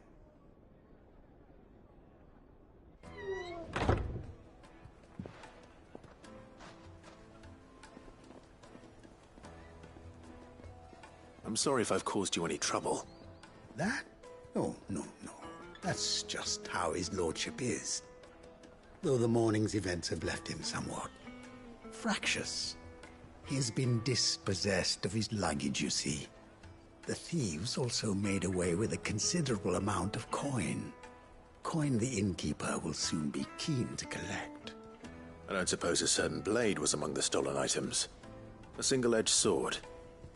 It was purchased from a merchant friend of mine. Ah, you know Lady Karen. Yes, I'm afraid it was. Then I'll retrieve Lord Ignac's luggage. But I have one condition. You have but to state it. You are welcome to anything that is within my power to grant. I want an audience with Lord Ignac. A few minutes should be enough. Then I'll be on my way. A condition I would be a fool to refuse. Of course, you shall have your audience. I don't suppose you saw where the thieves went? I did not, no. Though some discreet inquiries made on his lordship's behalf mean that I know where you might find them. The bandit's bed. Every ill-gotten coin in Dalamal is said to pass through that And that's where I'm heading. I shall speak to Lord Ignac. That will be very kind. Farewell.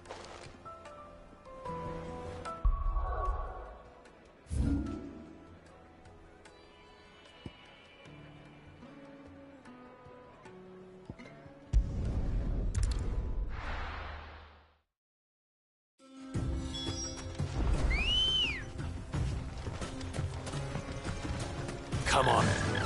Faster!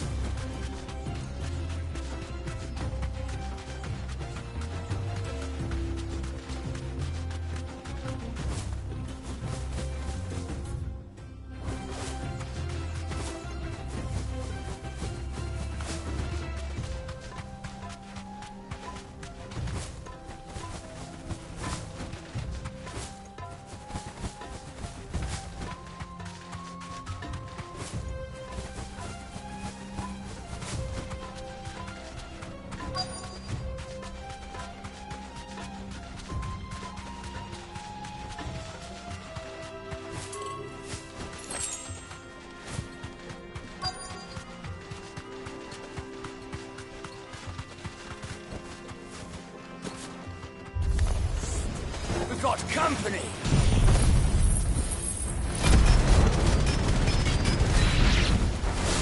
Come on, lads, let's tear the bastard's head off!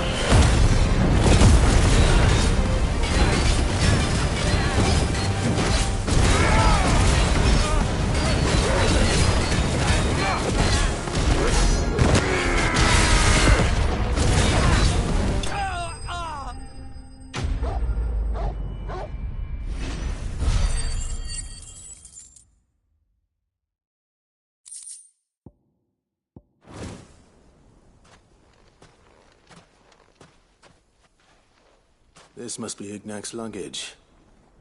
Nothing seems to be damaged. All right.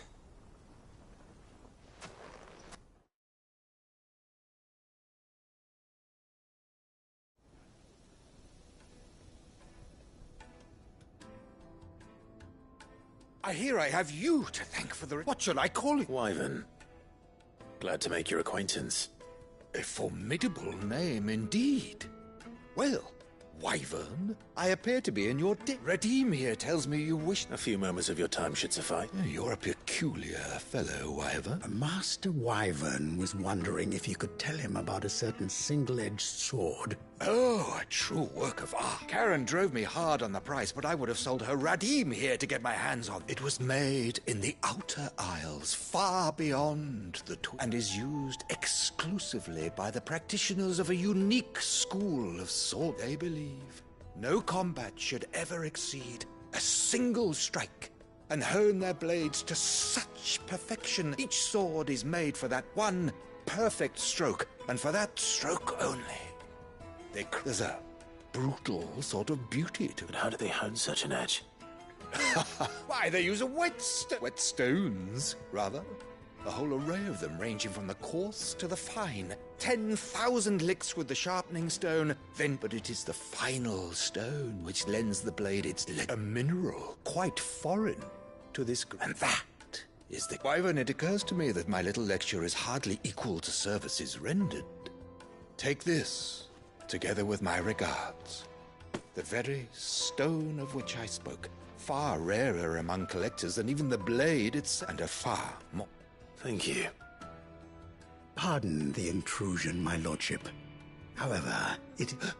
So I am locked in bitter competition with a rival collector. I am one step ahead of the There are many other collectors. Too many to count, but only one do I consider my nemesis. Lord Byron Rosfield. And is a perennial thorn in my side. I can imagine. Farewell, Wyvern, may I... Radim!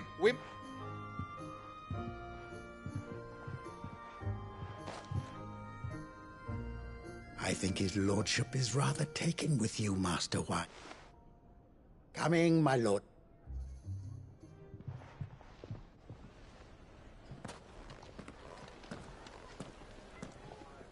Trust Uncle Byron to find such an interesting rival. Now, let's see what Blackthorn makes of this whetstone, shall we?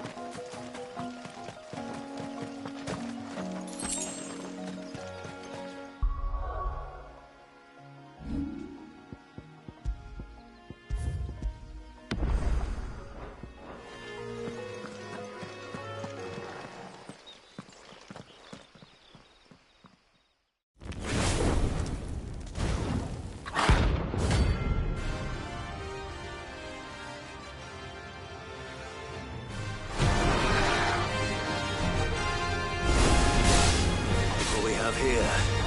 Greetings, Your Majesty.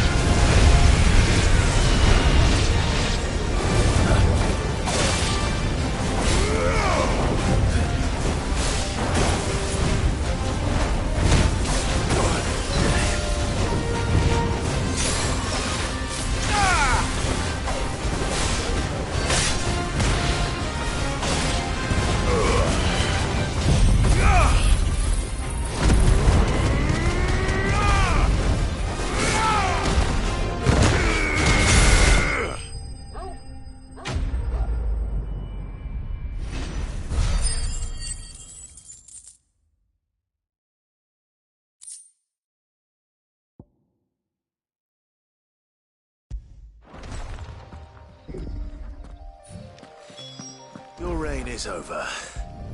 Now to collect the ash. This looks like the stuff. Let's see if there's any more.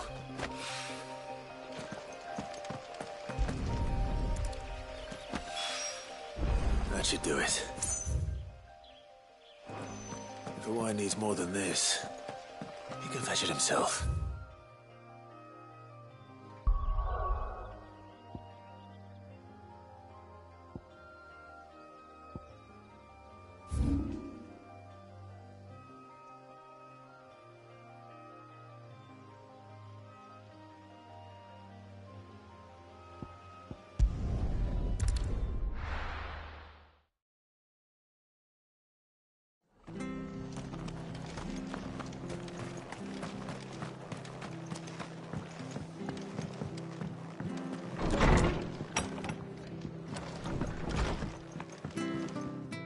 Clive! I wasn't but it seems we still owe you and though I doubt it's what you were.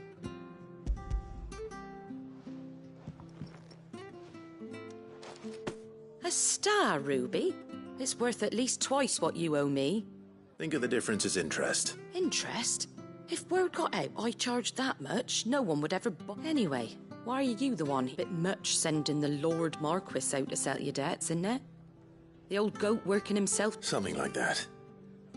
Most days I think he's the only reason the hideaway's... Same as always, eh? Back when the place was nothing but a twinkle in the eye of a recently retired Lord Commander, word is he was the first one Sid reached out to.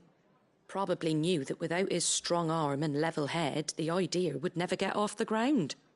Sid may have been the face of the hideaway, but Otto's always been the backbone. And when Sid passed away, we were all worried that would be the end of it. That Otto would just give up. His death was hard on everyone. But it must have hit Otto hardest of all. But he didn't give up, did he? Quite the opposite, in fact. If I recall, he was the one who nominated you as Sid's replacement. And I reckon what he saw in Sid, and don't we all?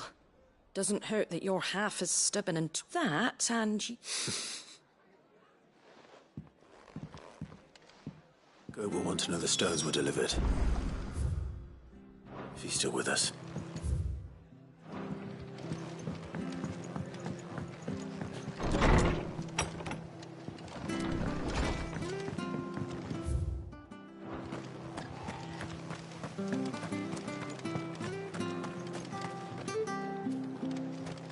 Anything catch your eye? Much obliged. Thanks very much. That all, is it?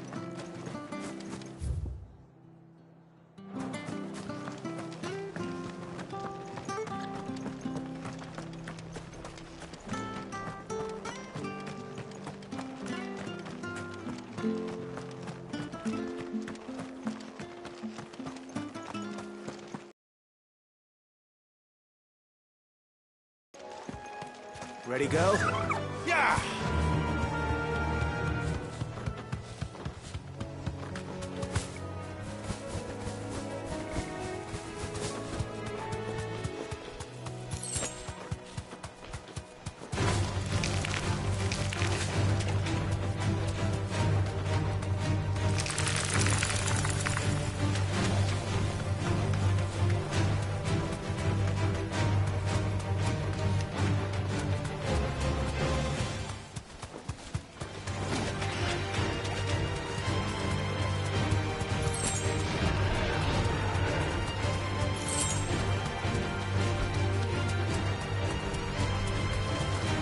Certainly quiet.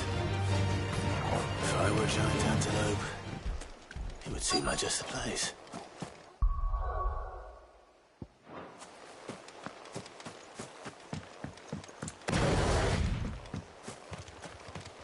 I doubt we'll find one bigger than that. You hungry, Torgal?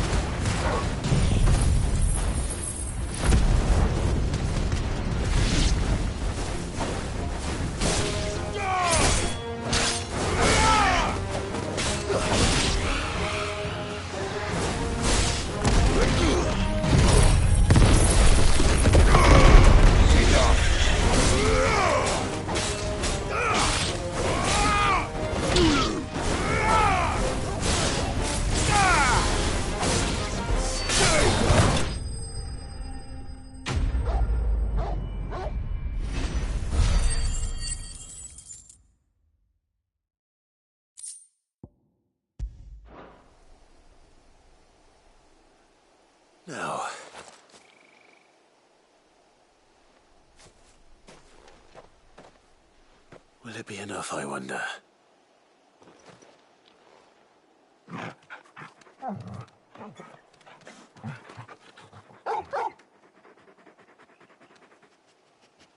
I say that answers my question. Which means we owe the lawsman our thanks. You're just a big puppy, aren't you?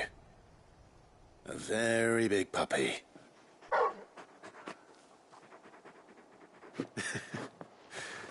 You do know you can take that with you, Torgal. Lady Karen will be relieved to hear you've got your appetite back. Come on, boy.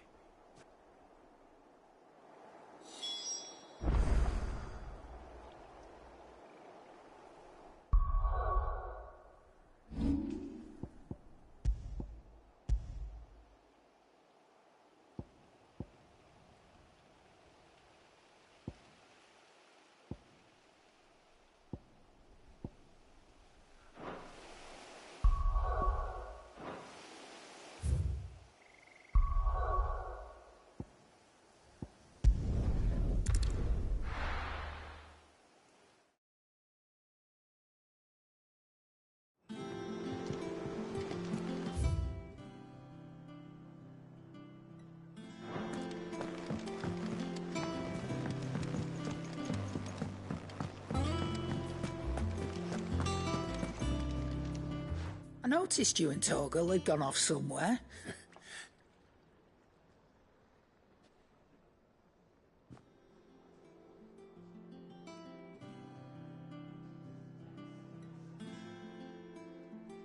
So, Molly's leftovers will teach me for treating you like you're still a pup. All right.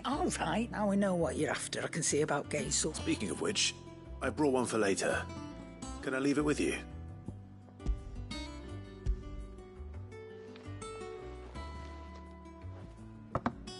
You can, aye. I'm nice like that.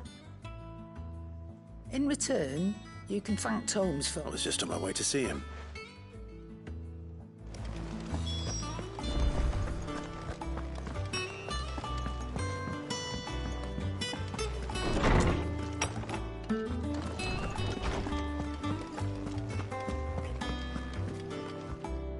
Ah, Clive.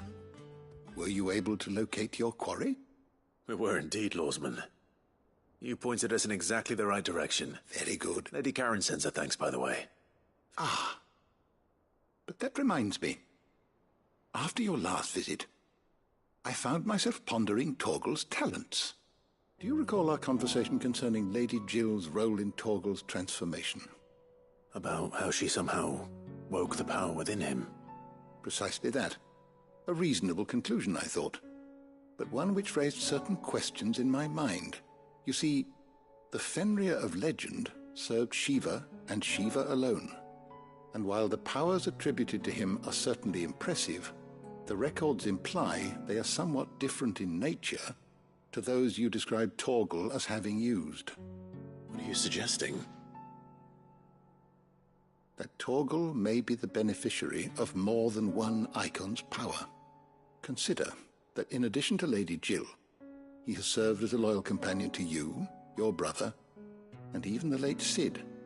In short, the icons hitherto near at hand, or should I say at paw, have been diverse and plenty, and that number has only grown as the realm's dominance have fallen to your sword.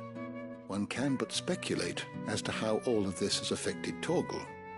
He has seemed more fierce of late. And if I am not mistaken, he will grow fiercer still.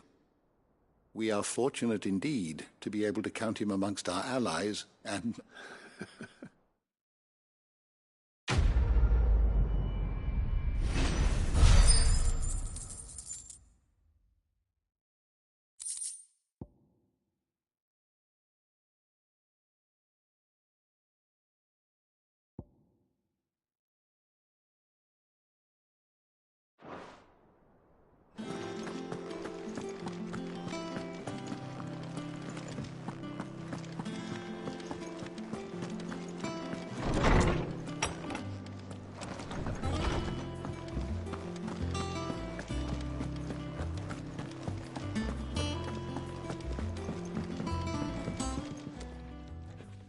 Sorry for the wait.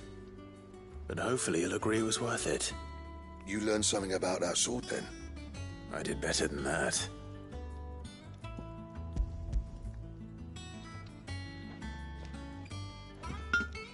A whetstone? Yes. But not one you'll find anywhere in Valisthea.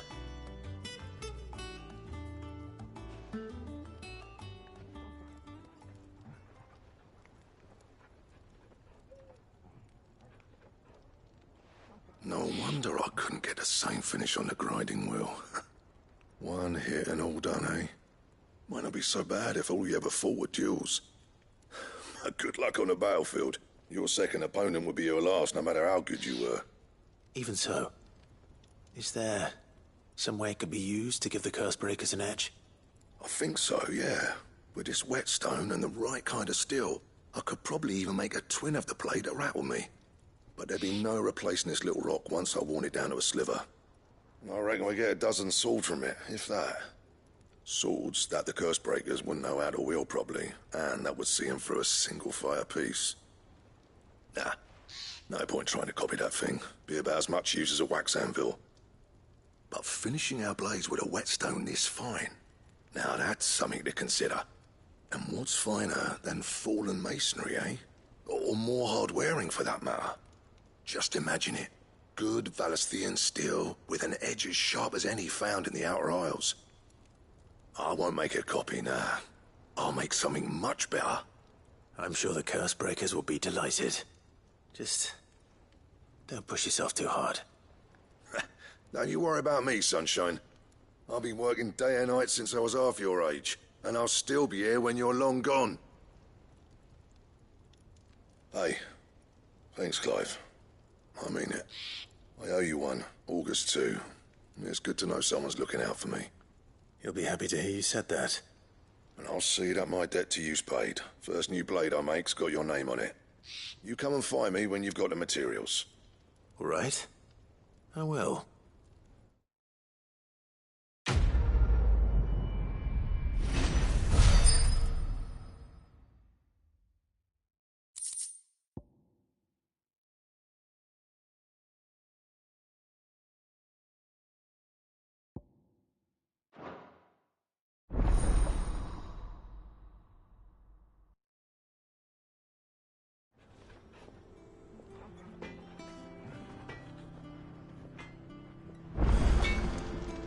Clive? What do you want?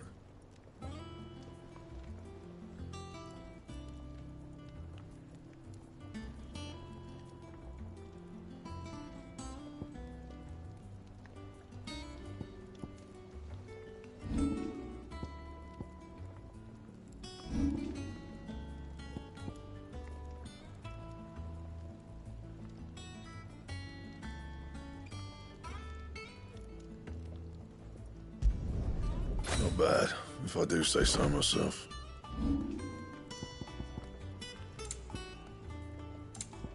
That it? Fine.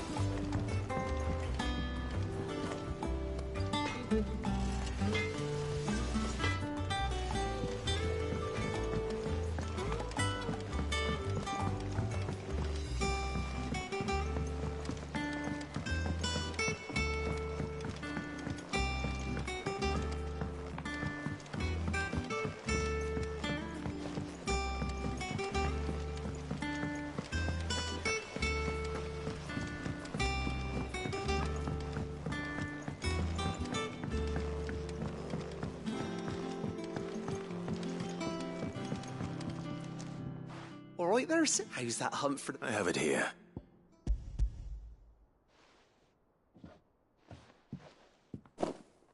That's the stuff. And plenty of it. You're a gent, right then.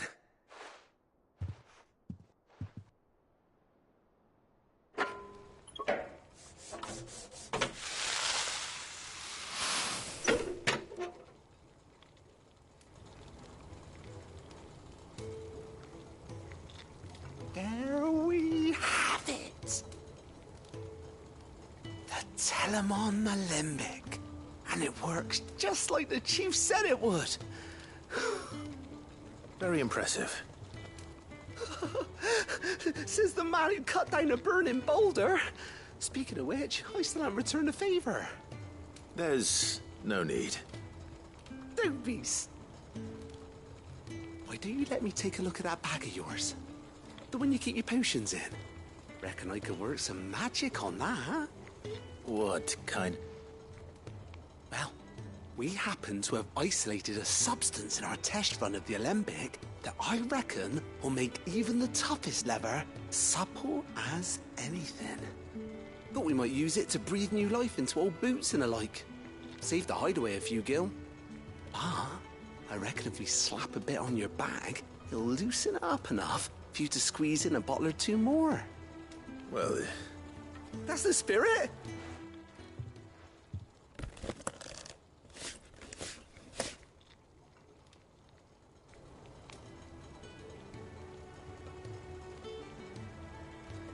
Well, what do you reckon? It certainly feels more flexible. Right? Told you. Thank you. I think. No. Thank you for supporting Mid and the rest of us in our endeavours. Without you, we'd never have been able to discover wonders like that stuff I rubbed. And I'm telling you.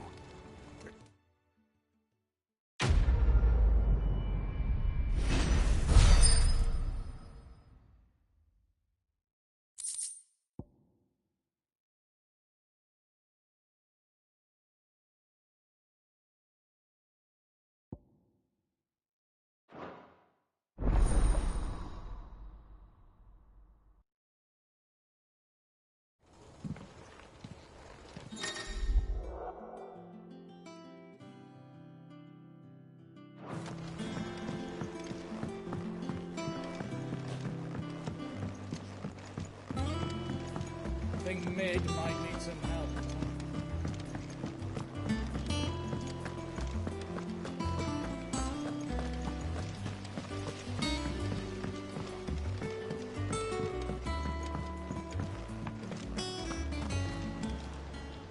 Oh, I wasn't expecting you.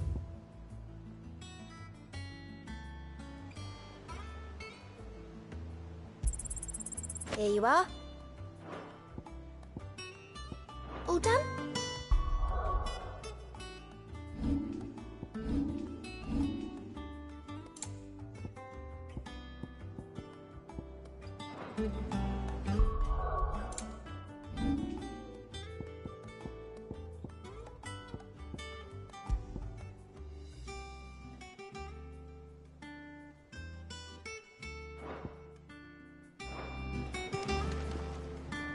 Goat.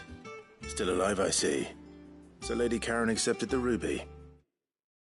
Ah, about that. I tried my best, but she was just too stubborn to take.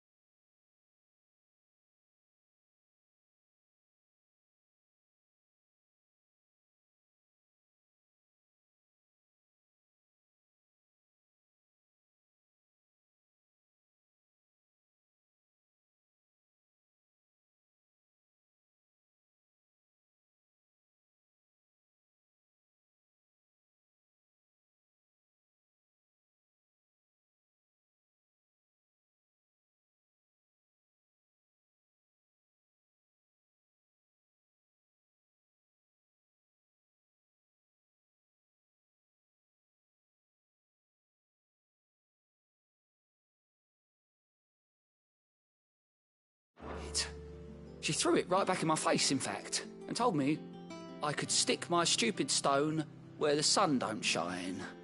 Karen refused payment. I hope it wasn't something I said. I'm sure you were as tactful as ever. Let me see what I can do. Oh, wonderful. I hope you have better luck than I did.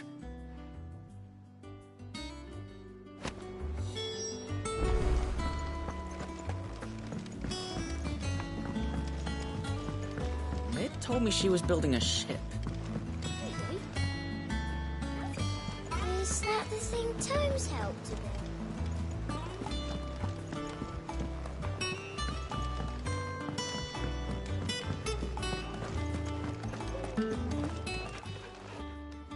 Lady Karen, Goad tells me you weren't happy with our offer. Would you prefer the debt was repaid in coin? What debt? I don't recall lending any of you lot me hard-earned gil.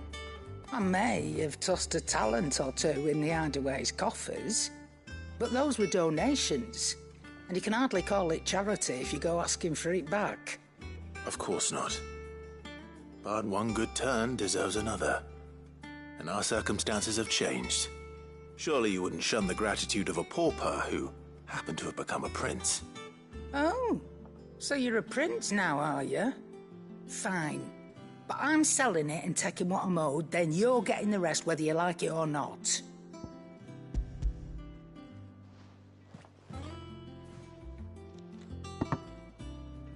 Where'd you even get this? A decent trader might nab 1,000 talents for a star ruby. A canny one, meanwhile, might claim it were nicked from the belt of Sid the Outlaw himself and ask twice as much.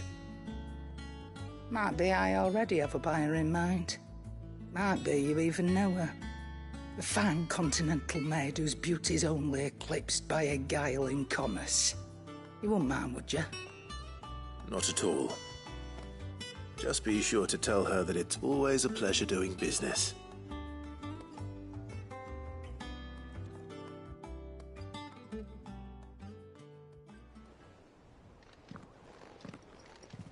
I hear you ended up delivering all 3 stones.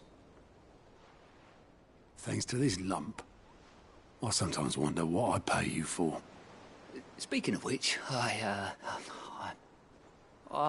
still haven't been paid last month's wages. Oh, so you remember what's owed to you then? Get your ass beyond that disc of yours and don't get up before those ledgers are square. Right away.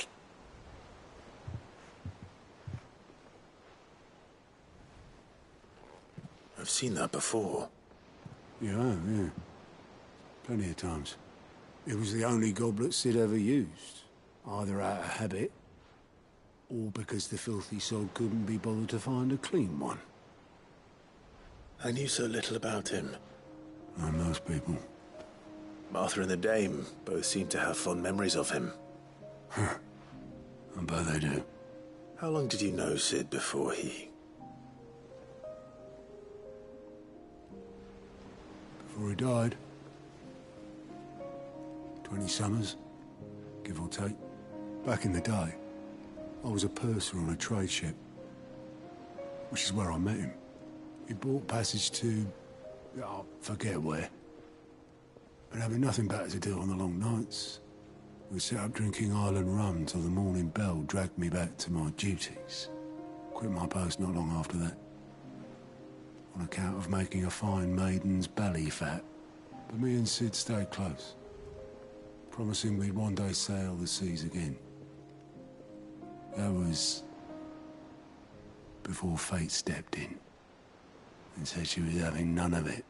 The magic woke inside my son soon after his first name day, and there was no hiding his knack. Couldn't you and your family have...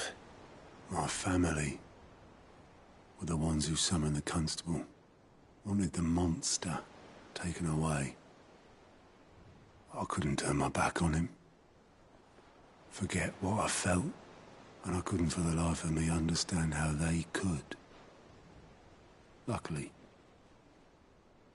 Sid was of the same mind as me. It was him who stood beside me when all I wanted was to tear the whole world down. Him who cried for me no tears left of my own. Him, who swore he'd do everything he could to stop it from happening again.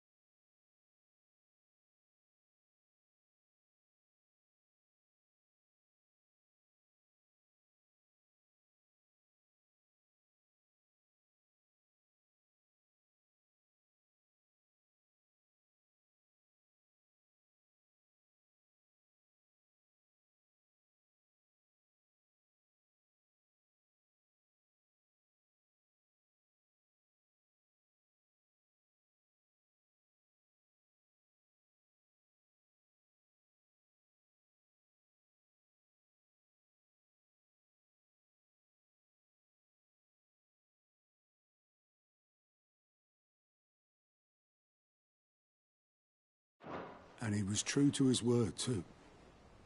Left the Royal Army once and for all. His ranks, his ribbons, gone.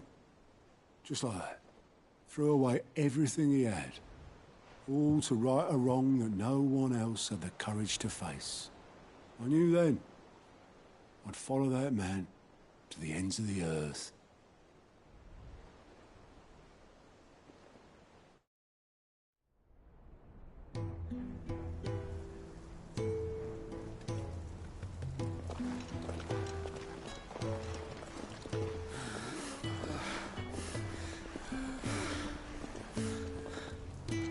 He was always too clever for his own good, was Sid. Saw the world for what it really was, while the rest of us were content to go along with the lie we were shown. And it can't have been easy, bearing that burden alone.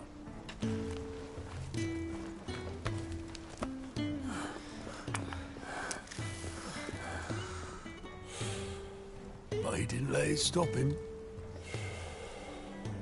He never lost faith in what he believed was right. And that gave us faith in him. Faith he'd steer us true. So I swore to myself that I'd always be right behind him, ready to catch the stubborn sod, if ever he should fall.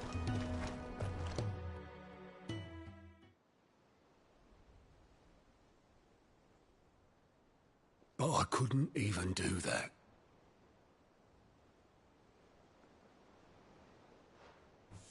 Ignore me. Just the ramblings of a tired old man.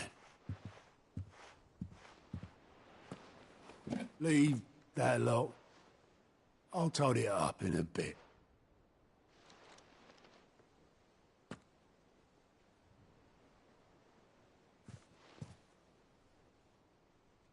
This is Sid's handwriting.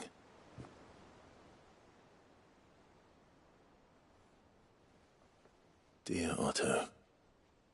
I may be drunk, but I wanted you to know this place would be fucked without you. Love you, you grumpy old.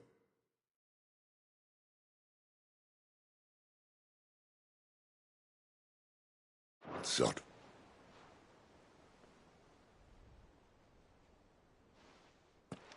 This note. Hmm? What about it?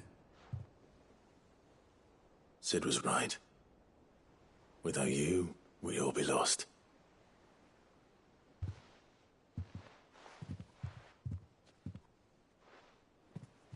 He should have bloody well said so then. Just once.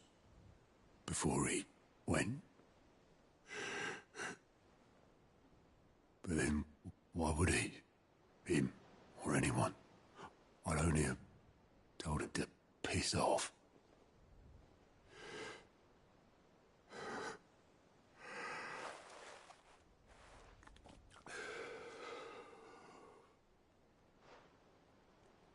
You're wrong, though.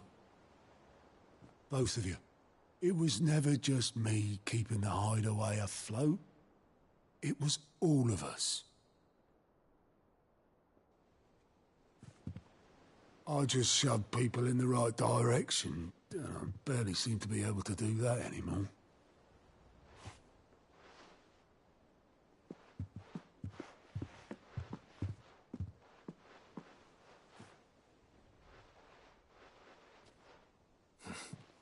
Would you rather go at the helm? Well, maybe I've got a few more years left in me. I'm going to hold you to that, Otto. Before you go, Sid would have wanted you to have this. But that's... This'll do me just fine.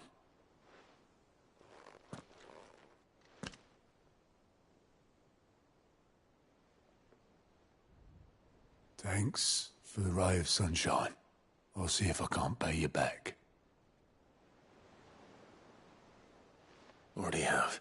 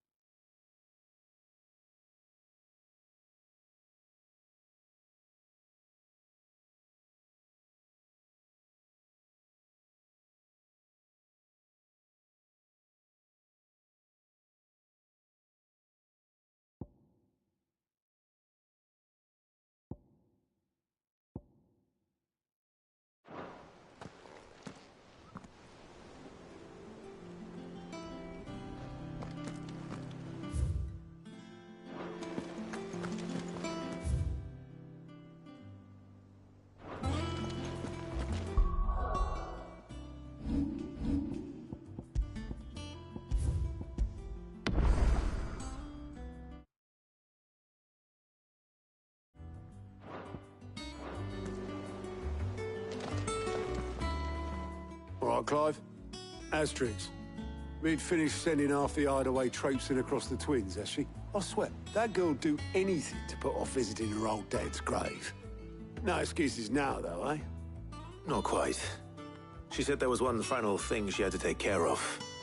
I'm sure she'll be finished soon enough. She said that? In those words? She did, yes. Clive? Were you born yesterday or something? There is no thing. She'll probably be halfway to Canva by now. Mid. I might still be able to catch her.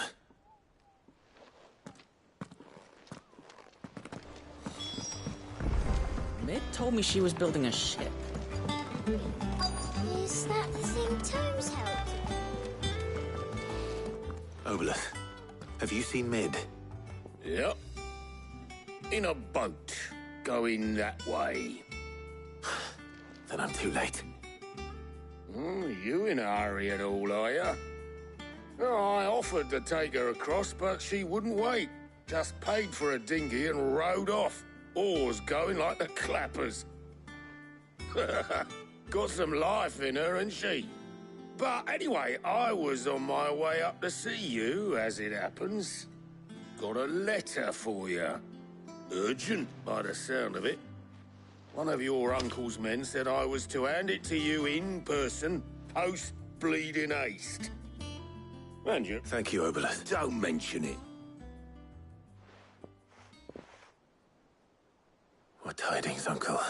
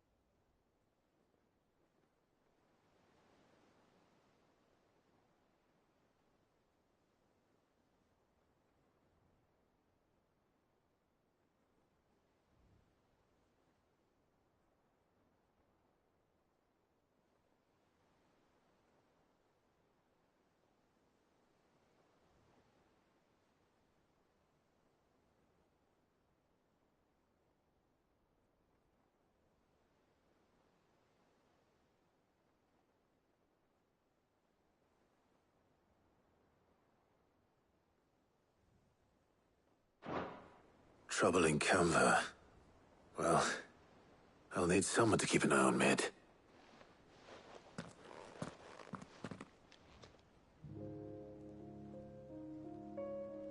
So what? Mid got us to do all the dirty work and then just sailed off into the sunset? It, seems that way. Well, nothing we can do about it now. But next time you plan on visiting Sid, you might want to tie her to something before you suggest it. Ah, don't be so hard on her. Gotta admit, the dirty work was kind of fun. Everyone pitching in and all that bollocks. Just like when we built this place. You're right. Anyway, we all set to head to the old hideaway. I could do with getting to Canva pretty sharpish. Wouldn't do to keep Lord Rosfield of the Seven High Houses waiting now, would it? Not after he asked for me personally.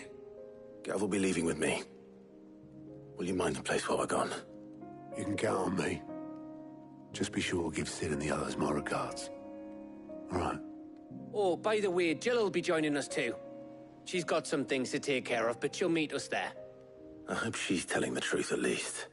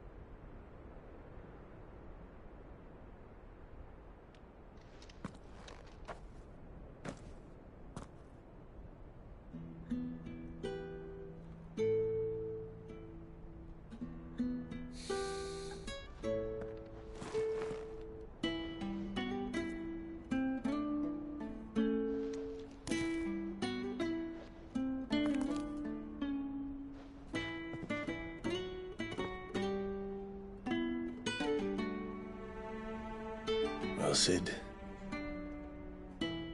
I remember what you told me. But if no one is listening to what you have to say, you may as well not say it.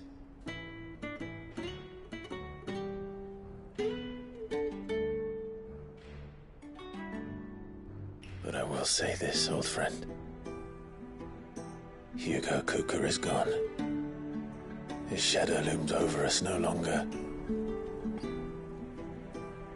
It's a pity the Phoenix can't be in two places at once. If he'd have been with us, maybe he could have done something for the lost. Not even the Phoenix can bring people back from the dead. Life has a beginning and an end. So we must live while we have the chance. And not as slaves to the crystals, but as free men. May we join you?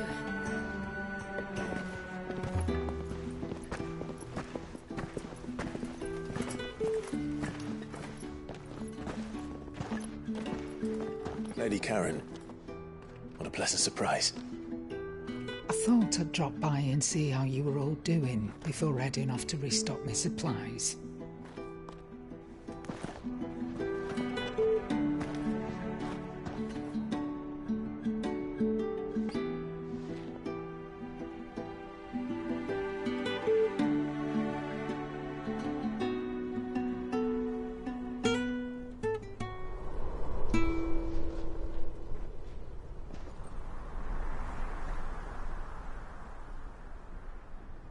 It wasn't the most scenic view back then, but it were never as bad as this. I know. The Blight marches on.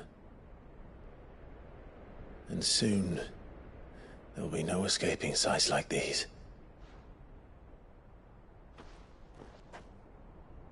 So our mission remains unchanged. We cannot stop until every Mother Crystal is gone, and their thirst for ether with them. The only one that remains in Storm is Drake's tail in the Crystalline Dominion. Our next target.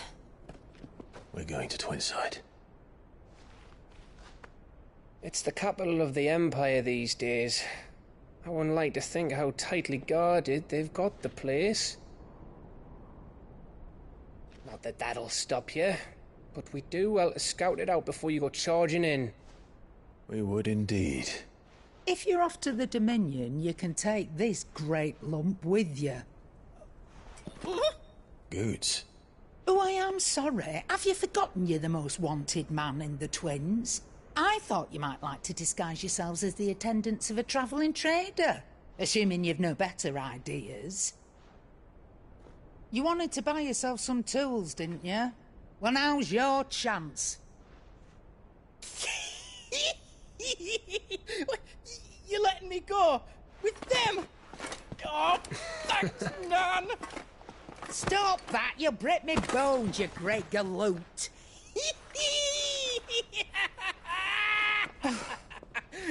There's a caravan that runs back and forth between the Dominion and the Bocklad markets.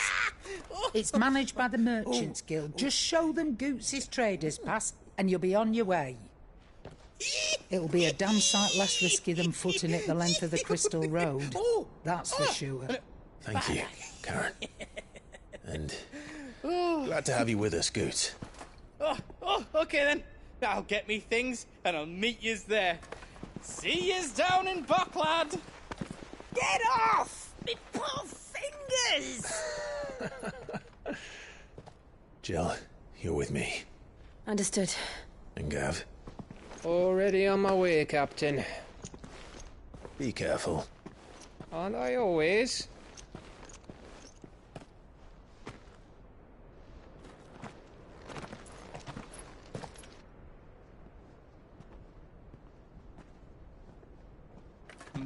Do you see that, Sid?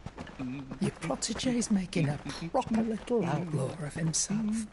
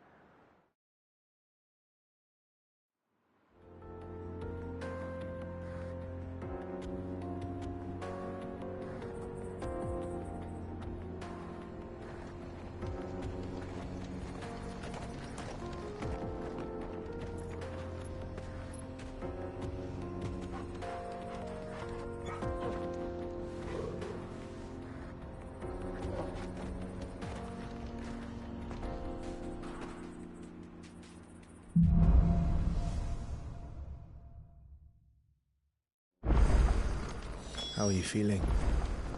Better.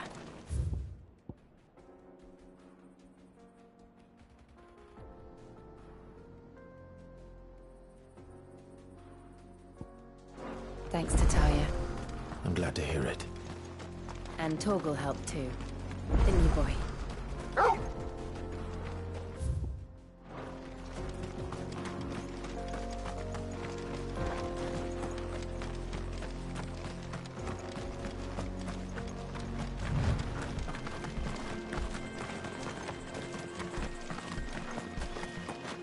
This used to be a trade route for merchants crossing the Scars. Till the Republic laid a new road wide enough to let wagons pass, and all official traffic moved there. Leaving this one for those living outside the law. Indeed. I doubt we'll be the only outlaws on the trail today.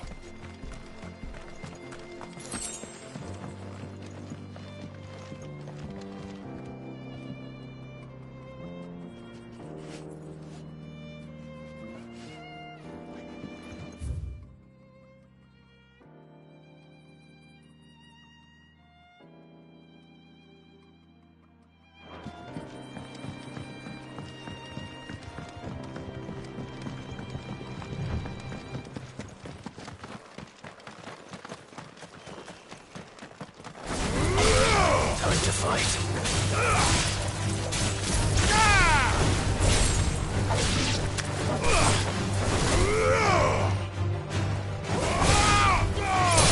It's over.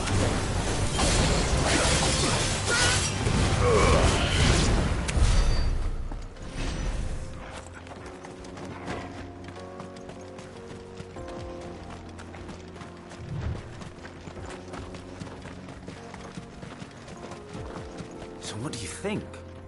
That we'd be lucky to make it out alive. Really? It's as bad as that? Oh, aye. There's trouble up ahead. And too much of it for us to handle. I take it there's danger on the road. Oh, what about this fearsome-looking fellow? Oh, no doubt. Well met, friend. My brother and I have been tasked with finding a merchant's missing cart. You seen it by any chance? How does a merchant misplace his cart? Oh, the man's a coward. When he thought goblins might come a-snarling, he ran, leaving his livelihood abandoned in the pass. He sent the two of us to fetch it, but it's gone. Now, I'm not much of a thinker. My brother's right on all accounts. And by my estimation, the bastards are like... We may have seen our share of action, true, but we've not got the skill in arms. You, however, have the look of a man. Chances are they'll come for you either way. But if... Well, if I'm going to have to deal with them anyway... You've clearly got a fine head on those. We're lucky you came along now. Hoping to make a heavy purse in Boklad, our merchant friend loaded his cart with as much as it would carry. Reckon he won't be forking over the rest of our fee if we don't find those goods. So, while you're seeing to those bandits, you keep your eyes open. All right. Just don't expect me to drag the cart out of there myself. No. You just put an end to those bandits and point us in the right...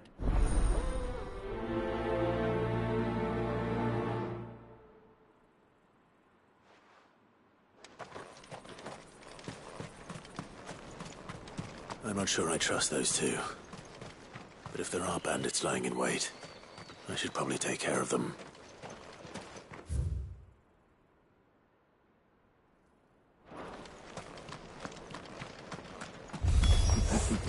Look lively, you lot. Yes. These must be our bandits.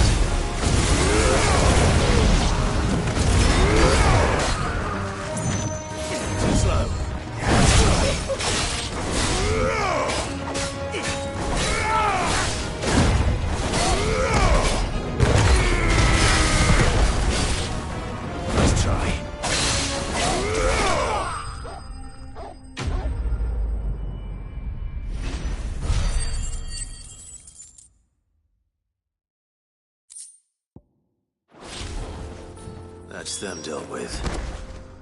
Now, where's that cart?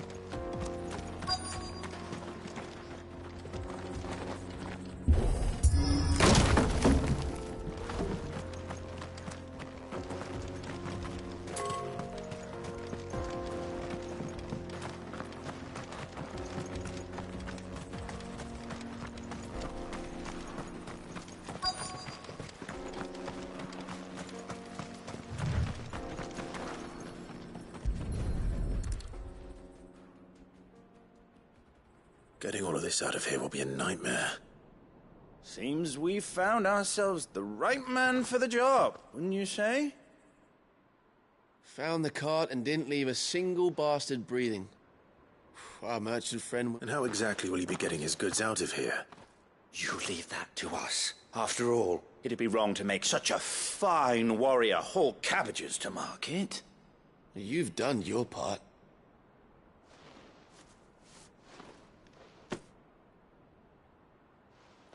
It's been a pleasure.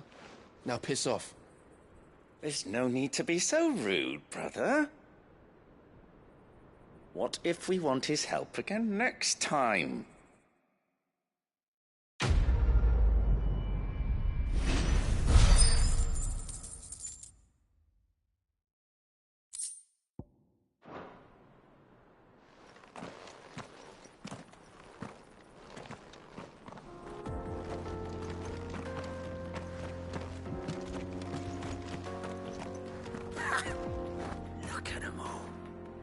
The bastards would have eaten a lot by now. But we won't be going hungry, that's for sure.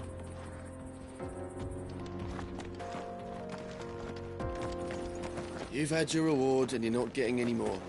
Now piss off.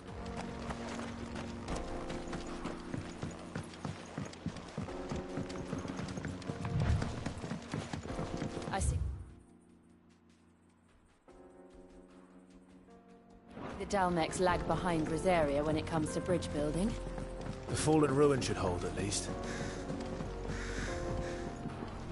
The path continues on the other side.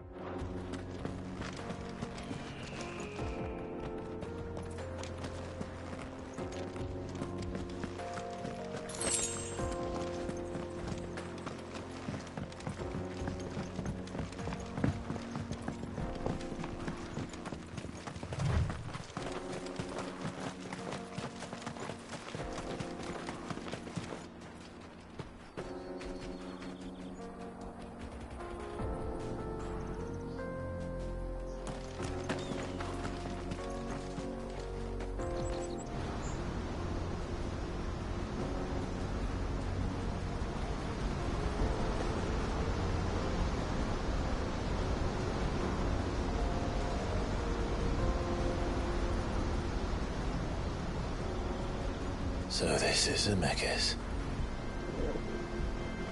The land of the gods. It's even more impressive than I imagined. I remember being captivated by the story as a child. Long, long ago, man was overcome by avarice. and challenged the gods in a bid to win their power. The final battle took place here, at these falls. Or so the legend goes. If anyone ever manages to plumb those depths, perhaps we'll learn if there's any truth to the tale. That the gods emerged victorious and punished man for his defiance by visiting upon him 2 curses. Dominants and bearers. To tell the truth, I always thought it strange that the dominants and their icons were deemed a curse. Back home, the dominant inherited the throne. They were admired and exalted, not spurned. Whenever I got to that part of the story, I always assumed there must be something I'd misunderstood. You had a lot of storybooks, didn't you? In your room, I mean. When we were young. The old legends were always my favorites. Epic battles between gods and men. Father encouraged me to read as much as I could. He thought it good for my education. You really were a boy like any other, weren't you?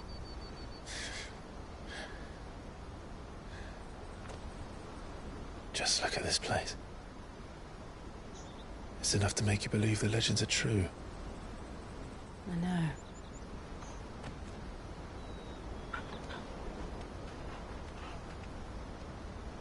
We're not far from Boklad. The road will be busier up ahead. And we'll have to keep our wits about us.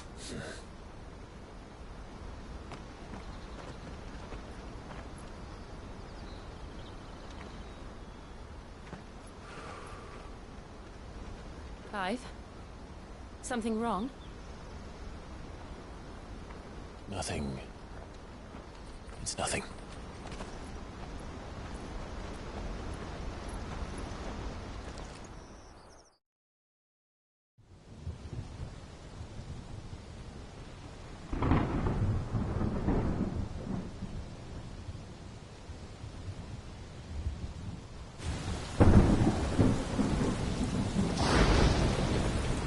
I see the reports are true, Father.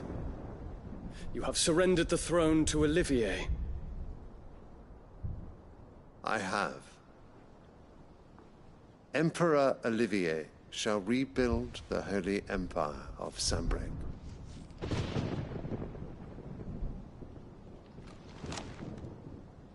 How is he to rule an empire? He is but a boy. I shall advise him until he comes of age. Father, please. Or for as long as I am able. The empire we seek to build needs young blood to rule it, and I can think of none better suited to the task.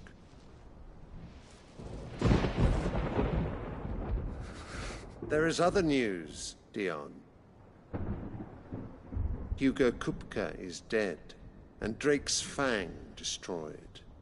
The pillars of the Republic have fallen. Ere long, the Imperial banner shall fly over every city in Storm. And then Valisthea.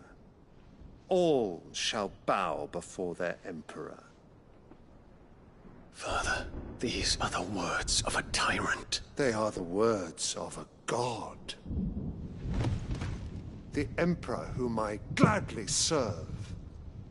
Great Grieger, made flesh.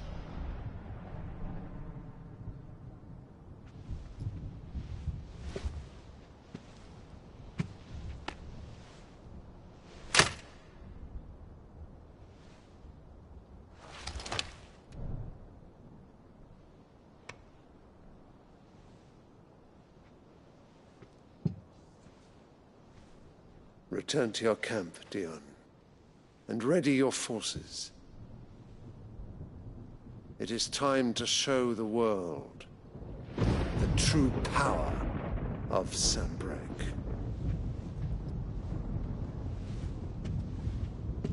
Father.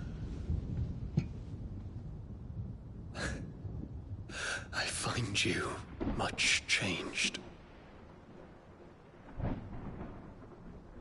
Is this truly the path you wish to tread? Or are these the ambitions of another? Of Ultima, perhaps? What nonsense is this? I speak my mind, and my mind only.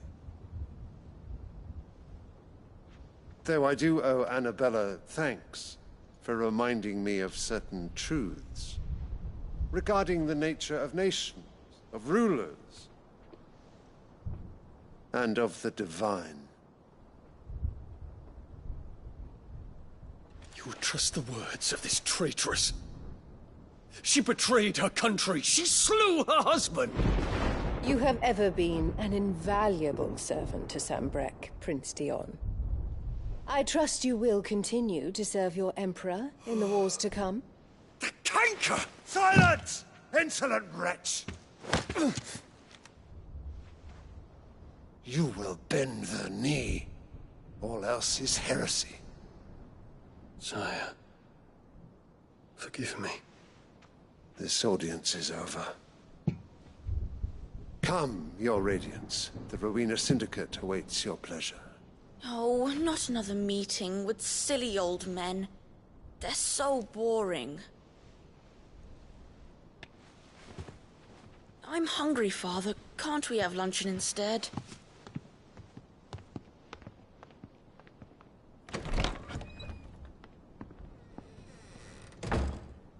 Does it pain you that you will not inherit your father's throne? I have suffered worse.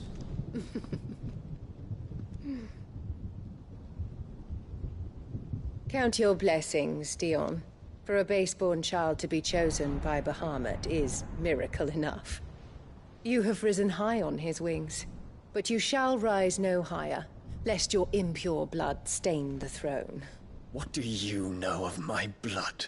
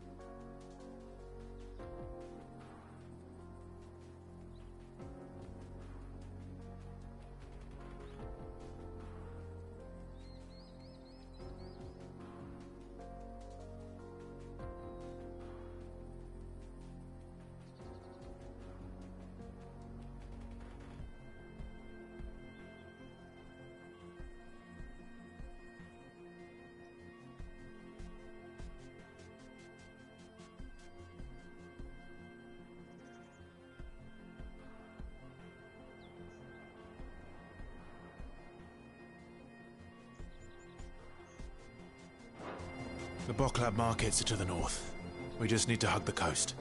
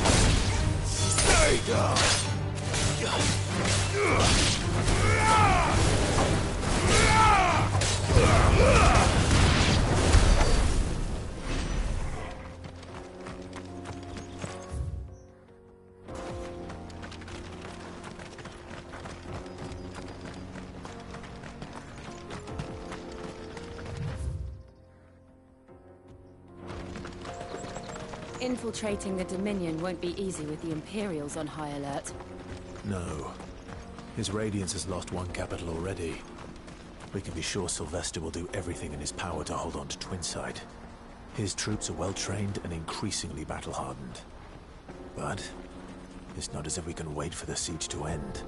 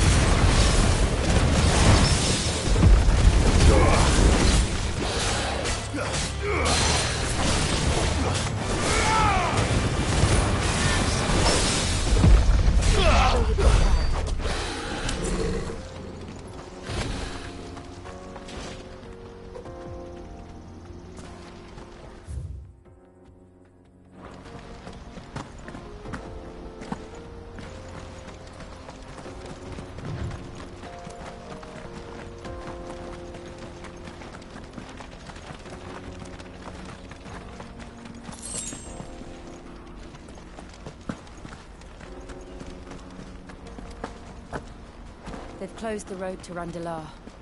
If the siege breaks, they'll need more than this to stop the Imperial legions marching on the capital. Oh, I'm done for. If I can't get these goods to Randalar, how will I pay for my bread? Just...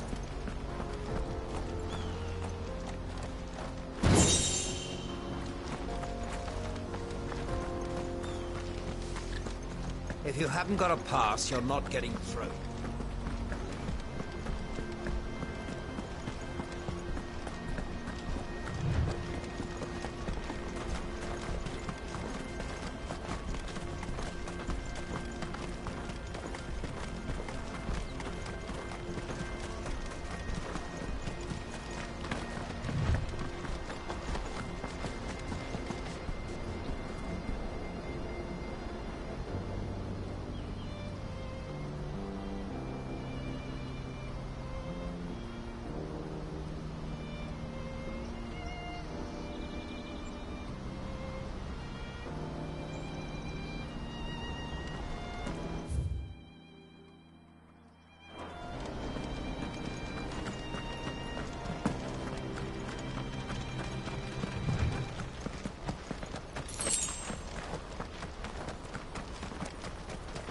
How much further to walk?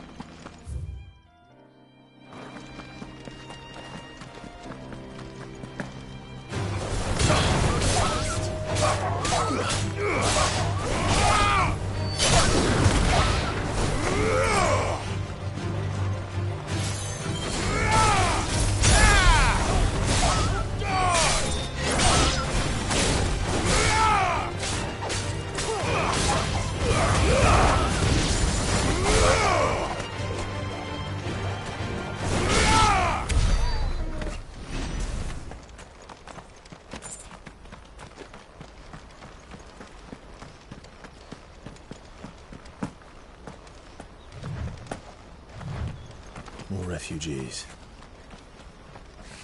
And they're all making for the crystalline dominion. Because they don't know how to live without the crystal's blessing.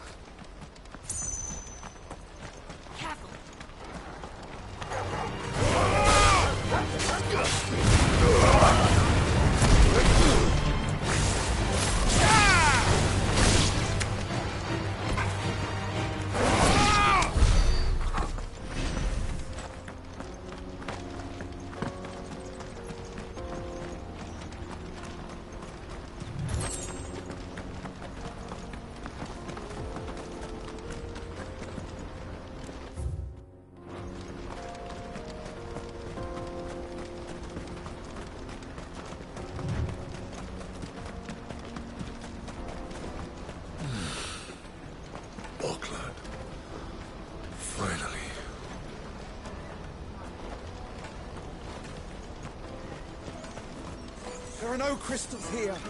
We have to keep going. The crystalline dominion is our only chance. This is where we're supposed to meet Goots, isn't it? That's right. He said he'd wait for us here after replenishing his supplies.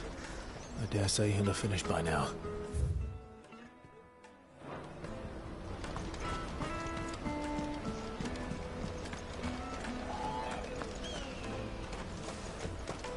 Porter for hire. The best service at the best price.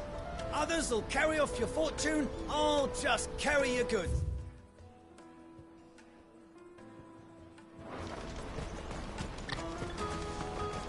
What do you think, girl? Is it unlimited to the crystal?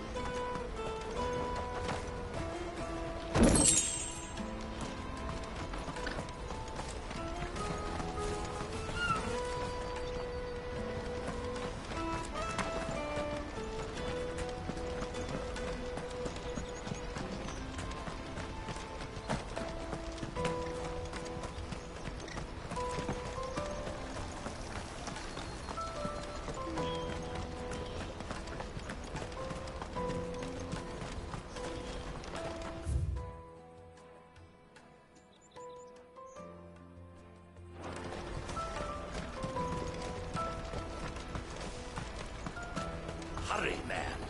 I must leave for the Dominion post-haste. Bloody crimson caravan, scooping up all the best customers. Leave some for the rest of us.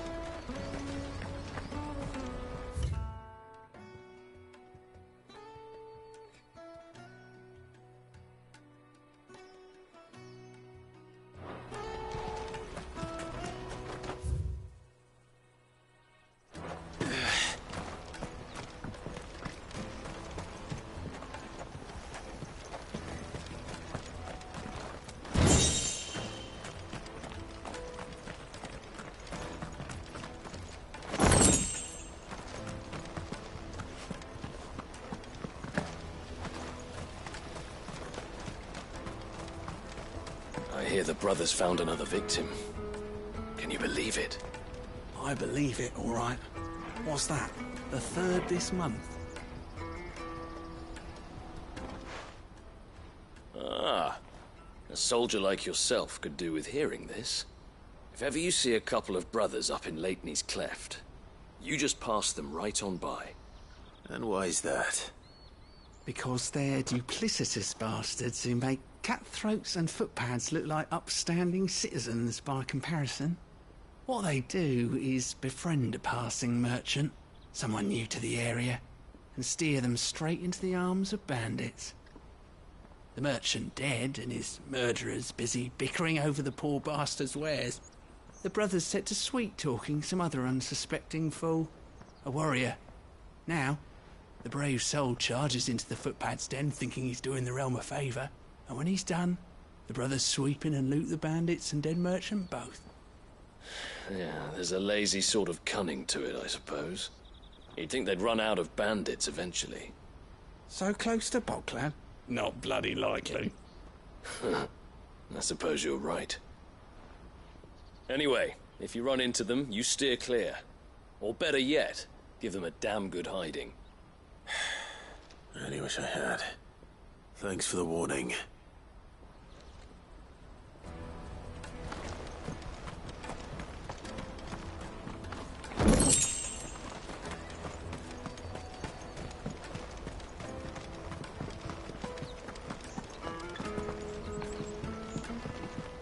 Drake's Fang's fallen, would you believe it?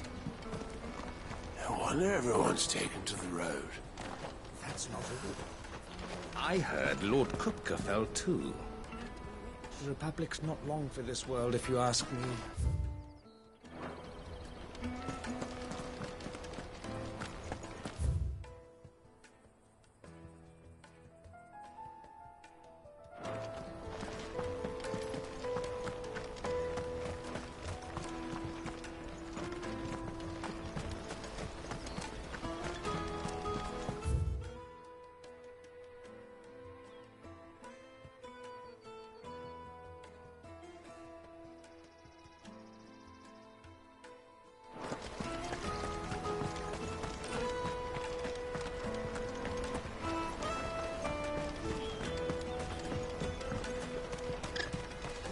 I wish to engage the Crimson Caravan services.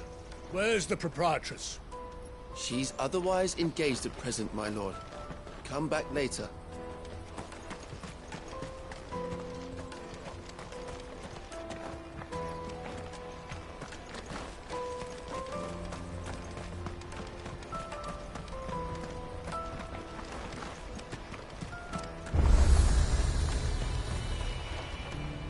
You won't find a finer array this side of the strait.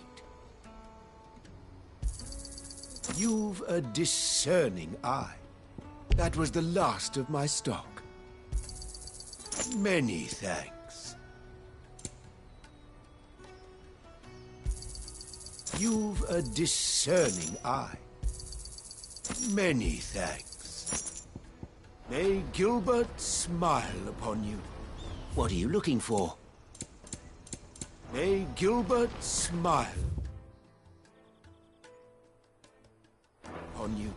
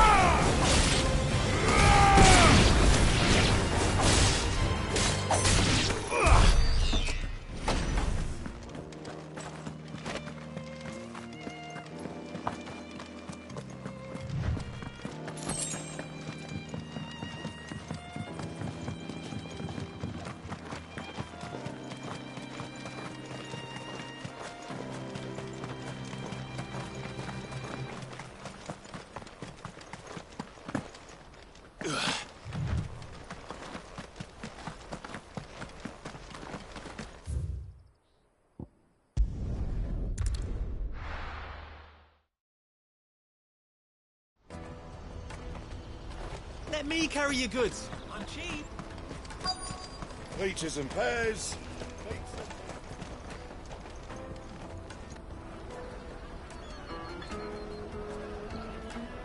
Wonders from across the water. Come one, come all. Feast your eyes.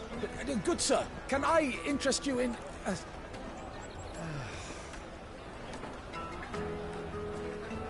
How much? For a measly crust of bread? You won't find any cheaper. Not nowadays. But you're more than welcome to look.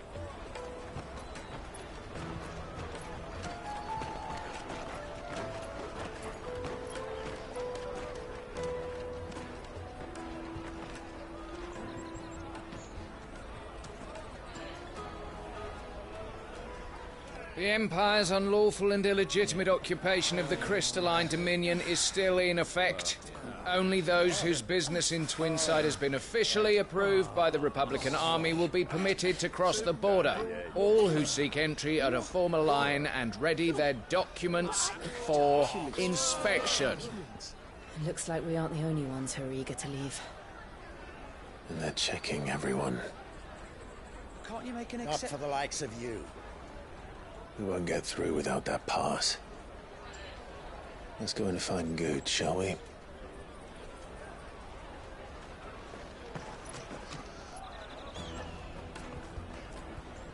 He must be around here somewhere.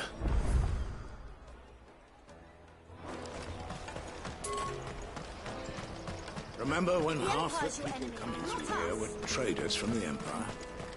Aye. Now not even... Go and bother someone else, will you? I've got my trader's pass and I'll be leaving as soon as I'm able. If I stay here much longer, I'll end up no better off than those poor sods by the gates.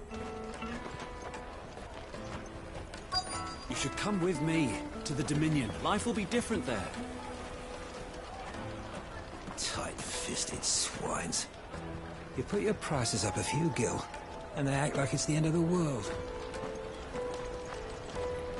Come and taste my peaches! They're sweet as nectar! I'll take the large one.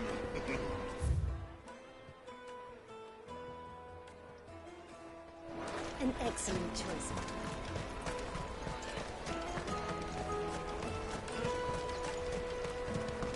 You won't find anything of this quality in Twinside.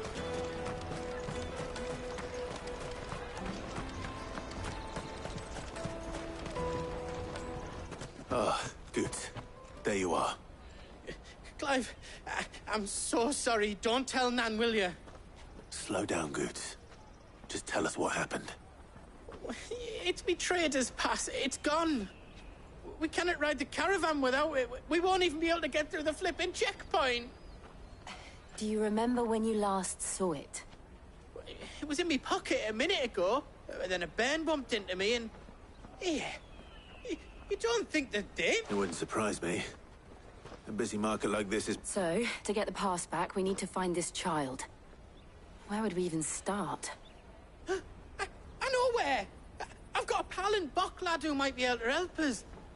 No one knows more about what goes on round here than she does. Where do we find her? She's the owner of the Crimson Caravans, up that way. Sign's got a red chocobo on it. No time like the present. You two go, I'm gonna check the rest of my stuff, make sure... All right. Let's keep an eye out for this red chocobo, then.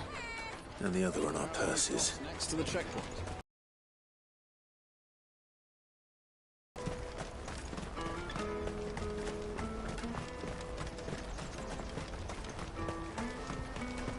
Out of my sight, wretch! Bloody crimson caravans. Looking to hire a coach? It's 10 million for a two-birder to the Crystalline Dominion. Take it or leave it. Oh, we're not here for that. Then I bid you good day. Oh, wait! Don't go, El! He's me mate. As I live and breathe. Goots, what are you doing back in Bocklad?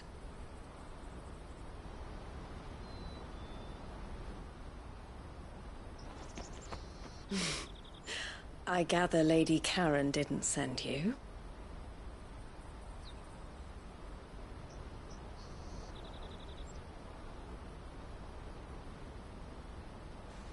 So what trouble have you got yourself into this time? It's me trader's pass. It got stolen. By little Ben. Of all the... You're the size of a marble. Honestly. Ugh. Goots told us that you know the markets well. Might you have an idea which little bairn could have done this? We don't intend to punish them.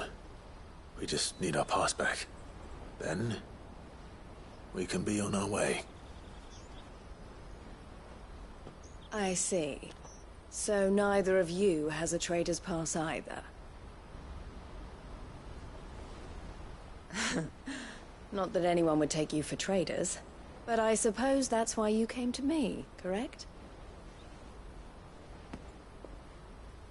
Now, I can't say for sure who took your pass, but I suspect I know why they did it.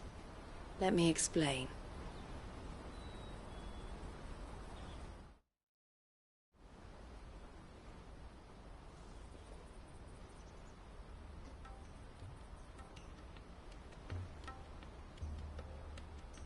Ever since the Fist marched on the Dominion, the Republic has been clamping down on any commerce that might aid the Empire more than it does us. Which means traders' passes have gone from being merely a way of easing one's progress to being essential if one wishes to cross the border at all. And with demand outstripping supply, they've become a precious commodity, leading some to seek to acquire them by less than legitimate means. So the children are stealing passes to sell on the black market? Yes, and no. Passes are inscribed with the names of their owners, and yet none of the victims' names have appeared on the register of those passing through the checkpoint. Which means?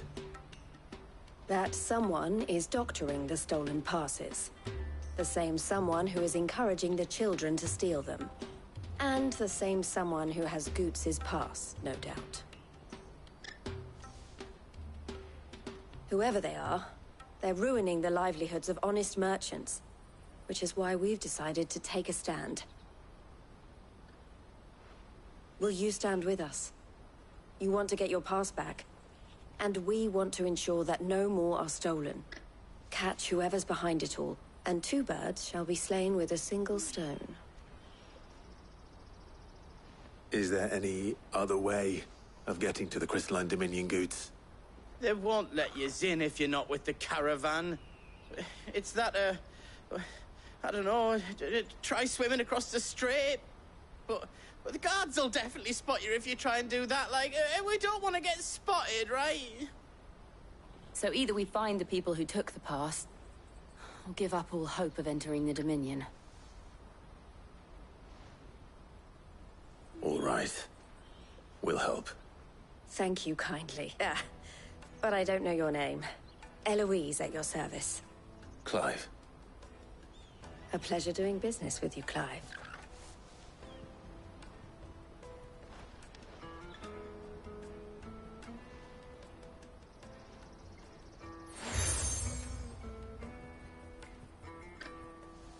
The proprietor of the furniture makers by the coach stop is spearheading the search. Wear that, and I suggest that you speak with him. The furniture makers.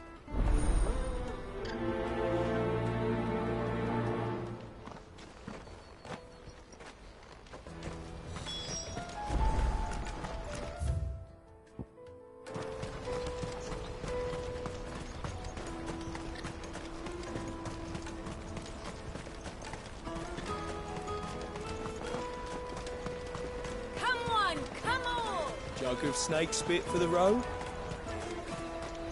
Juicy pears! Snake your gut! Are you the furniture maker? Looking for something in particular? Ah, Eloise collared you too, eh? Then I expect you want to know more. She told me you were leading the hunt for the pickpockets.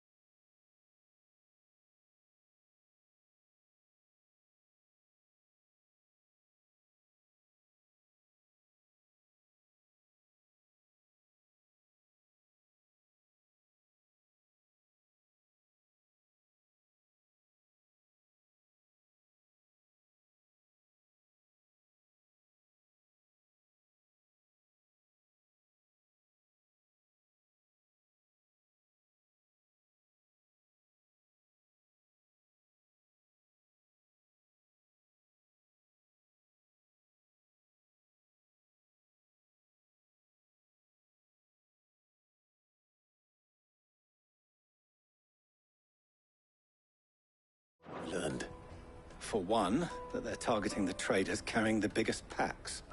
Harder to watch your back, see? And less chance of the mark giving chase if they're spotted. Not that they'd be likely to catch them. Those imps know every inch of this warren like the backs of their hands. Their eyes must have lit up when they saw Goots. The fishmonger round by the gate's been trying to track down the children involved. Thank you.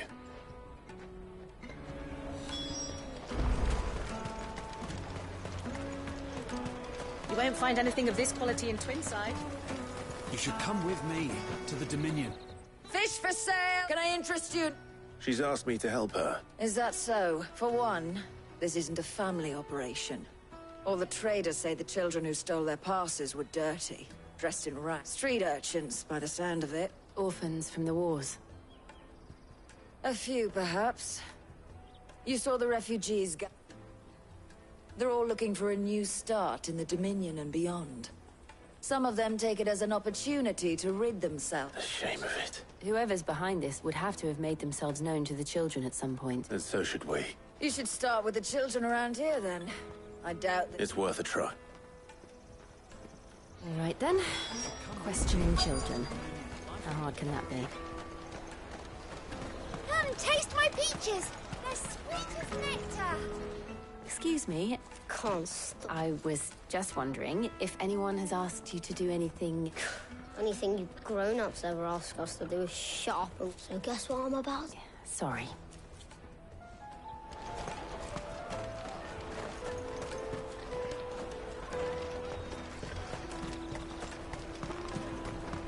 The finest earthenware from the Free City! Do you have a moment? What do you want? What I want is to know who's asking children like... I don't know. What's picking pockets? Do you get paid for it? No, you get in trouble for it. So if they come calling... Caravan stops next to the checkpoint. The traders pass. What do you want? It's all right. We're not going to hurt... We've heard that some very... We need to know who's behind it. I don't know much about it, really. He said he got a job. Doing... Sounds promising. We need to find him. Do you know where your friend... He's usually by the tent. Thank you. Come on, come on!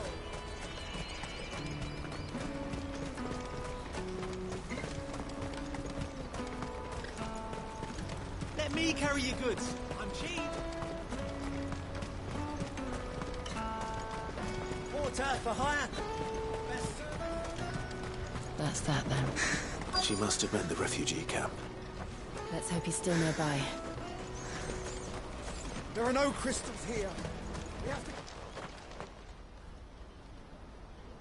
to... That big fat donkey was easy pickings. He wouldn't have noticed if we robbed his boots off him. Yeah.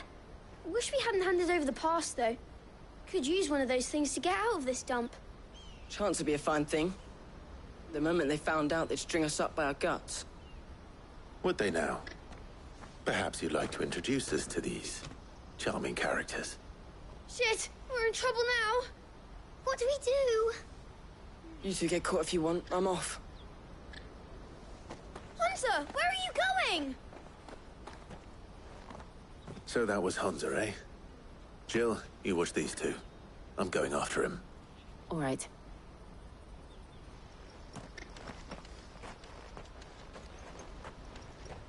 He can't have gone far. I need to find him before his employers do. Daddy! I'm hungry.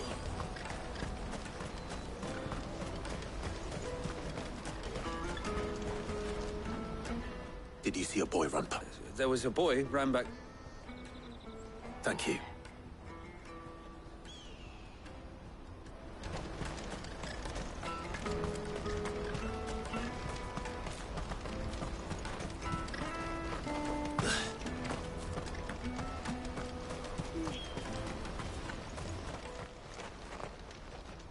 Oh, shit!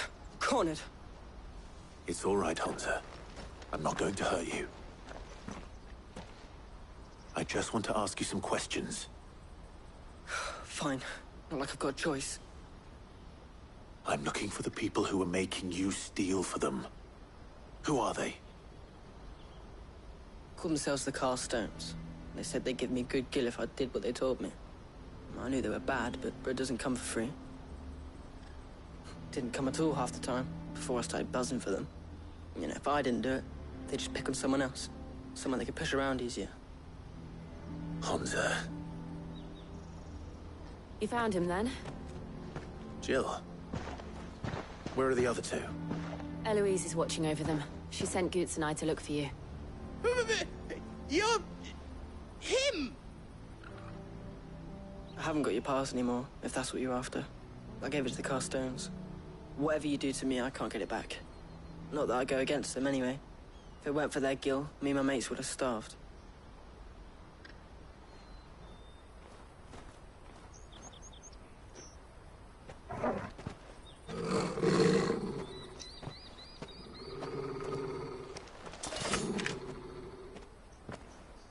Cowards.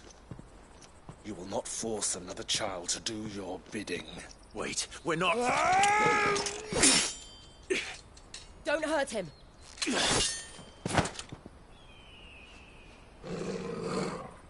You're making a mistake. We're on the same side. Like hell we are. That brooch. Where did you get it? Master Theo? Goots. What are you doing with these people? Unless you're the ones my sister was talking about. Your sister?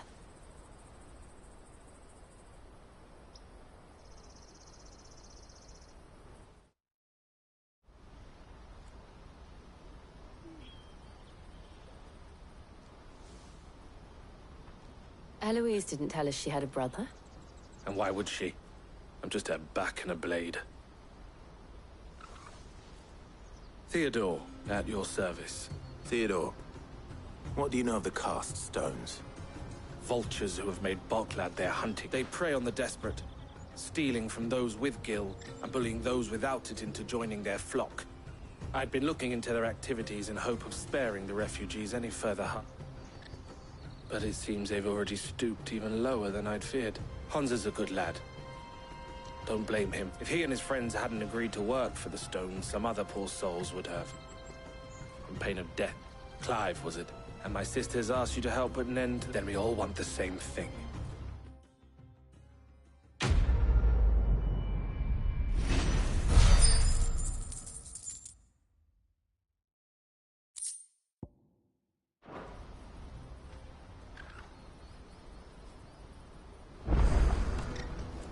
I'm sorry.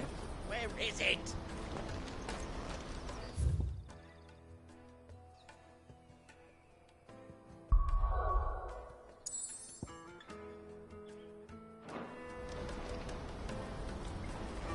So, what's the plan?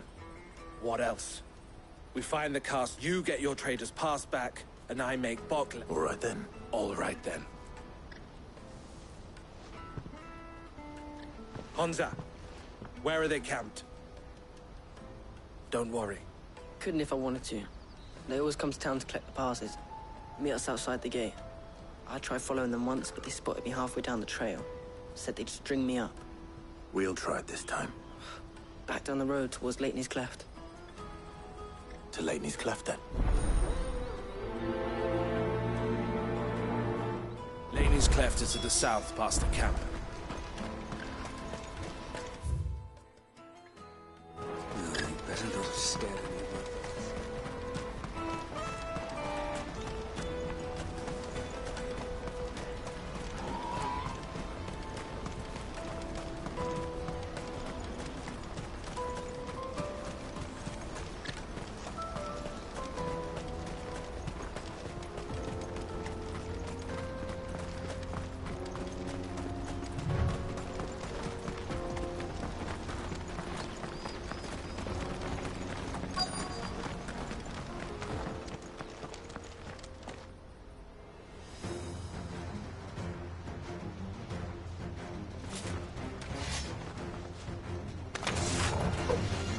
for one who's been sticking his nose in our business. You should have minded your own.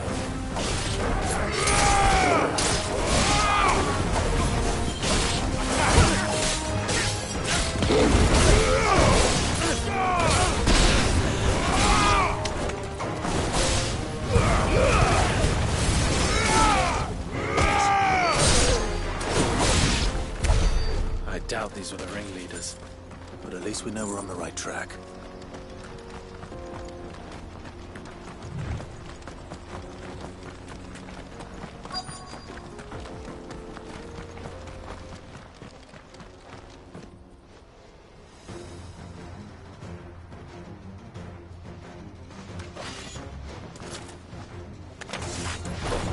We got company!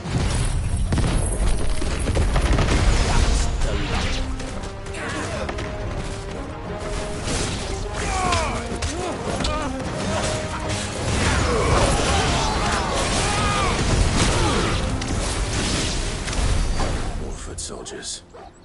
Fewer now.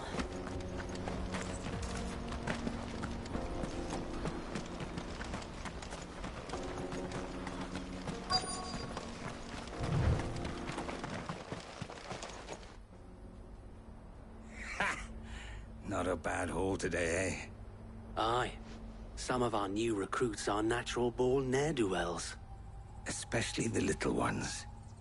That Hans has got nimble fingers, all right. It'll be a shame when they chop them off. But till then, let's make the most of it. Scum. The leaders of the cast stones, I take it. They don't deserve any mercy, Clive. I wasn't planning on showing them any. We're ready when you are, Theodore. Oh, I'm ready.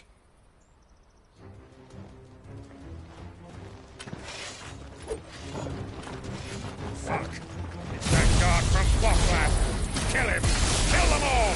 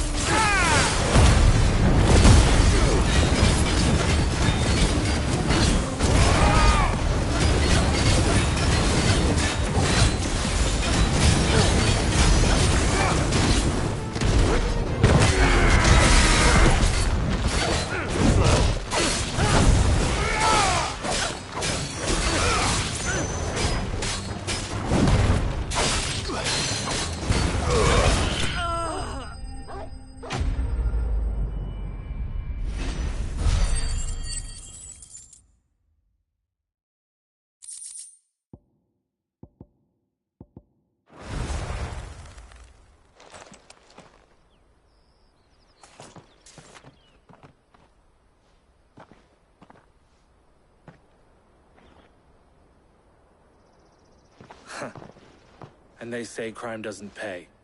Gold chains, rings, purses. And traders' passes. Dozens of them. Have the names been changed? Not yet. I recognize some of them. No doubt Goots's is somewhere among them.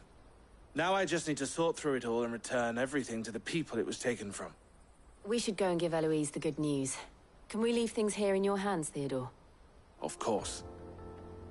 Oh, and, be sure to tell her of the part I played, won't you? We'll be glad to.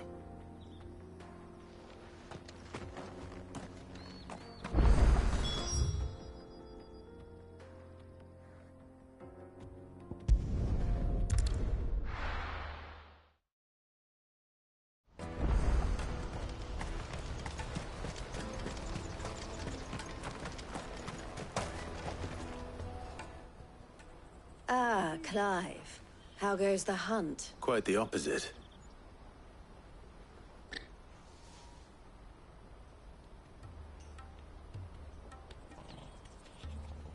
So it was the cast stones who were behind it all. Theo told me he'd been on their trail. And their demise solves 3 problems at a stroke.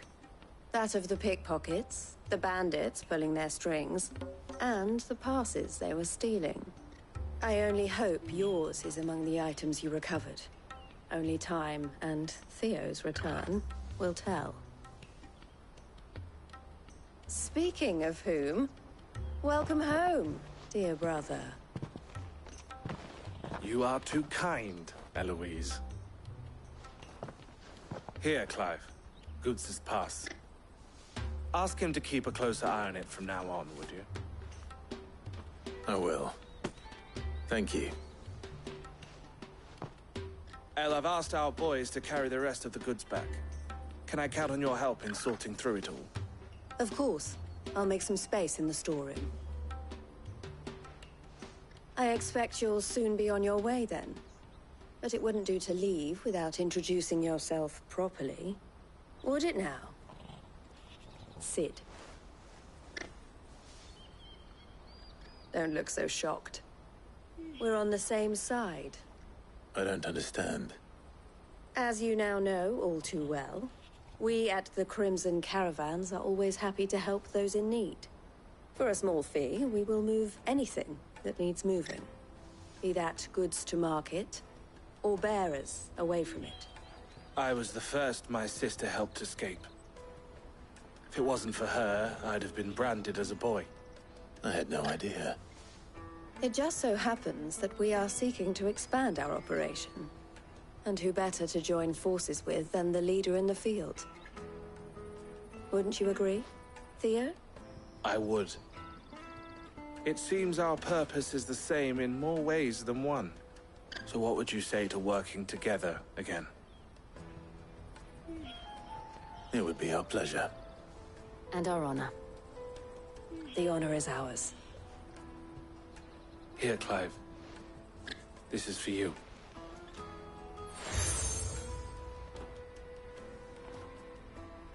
What is it?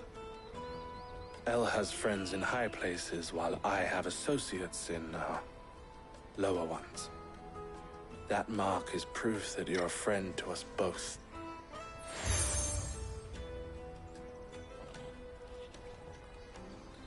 I shall bear it with pride. Well, all that remains is to wish you a safe onward journey. Goots' pass should secure you a place on the caravan, but if you encounter any difficulties, we would be delighted to provide you with a coach of our own. For a discounted price, of course. Say, 9 million? We'll try the caravan.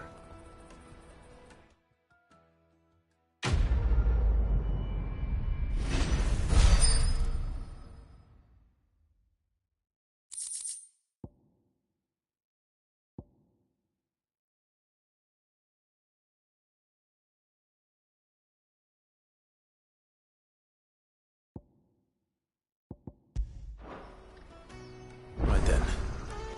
Let's get this back to Goots. And then it's on to the Dominion.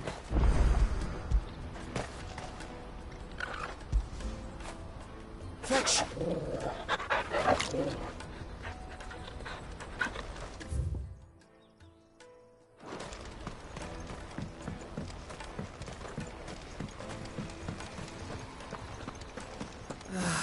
If I knew arrived... Now I just need to see about getting the word out. I want to know right away. Bad news. Good, actually. Something worse. Only trouble is the serving girl's still new to the job, so I can't leave her while I go and invite those I'd like to... What exactly are you celebrating? I've come by a particularly fine bottle of red. A Gotan 66, no less. Gotan Rouge is the only good thing to have ever come out of the Empire. And most wouldn't part with a 66 if you held a knife to their throats. So I've heard. Oh. So you know of it, then?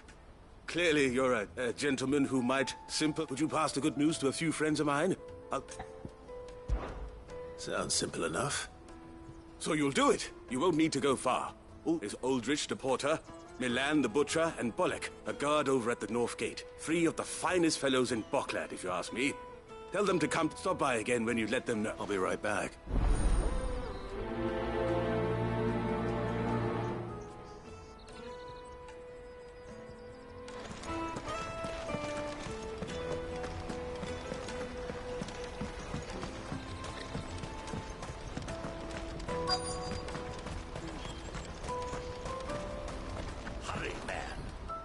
That's me, right? The innkeeper sent me. If he's just got hold of it now... From the Empire to Boklad. He must be a braver man than most. Such is the porter's lot. They'd Sorrowflam one day. The farther you're willing to go, the fatter the... I'd say I've done enough for today.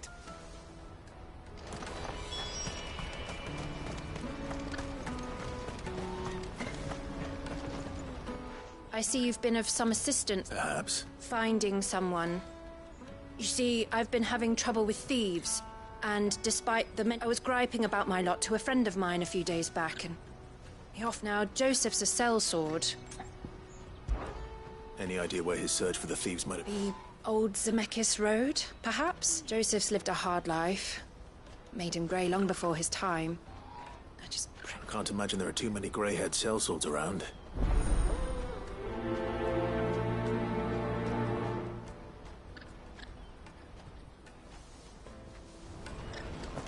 Porter for hire.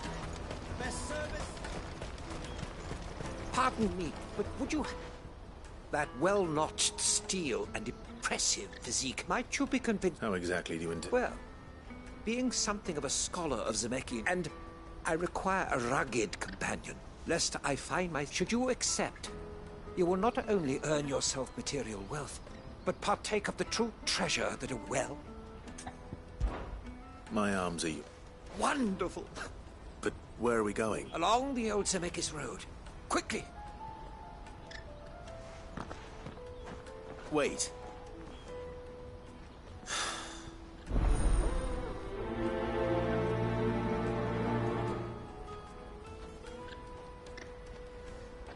I'd better make sure he doesn't get himself killed. Goods. I'm cheap. Peaches and pears.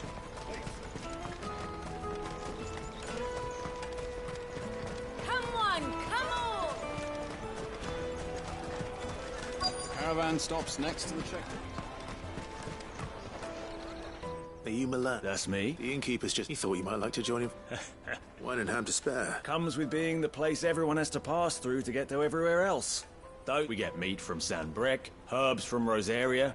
Why, sometimes we even see curio. My old man knew what he was about when he set up shop here all those years. Anyway, thanks for the good news. You won't find anything of this quality in Twinside.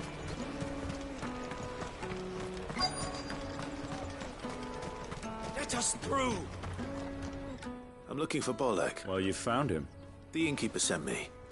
He's just taken delivery of a rare vintage. I've never said no to a goat hand. I'm not about to... You must be a busy... The market would be flooded with refugees if we weren't here to... Oh, my heart goes out to them, all right, but... We've got our orders. No, plenty try to slip past us nonetheless. And every now and then, one of them's foolish enough to try and force their way... And when they do, well... You know what? That wine sounding better... Hold on. I wonder if the innkeeper might spare a cup of that wine. Come, taste my peaches! I'll take the large one. What I really want to be. Juicy pears! Snake your pears! Jug of snake spit for the road?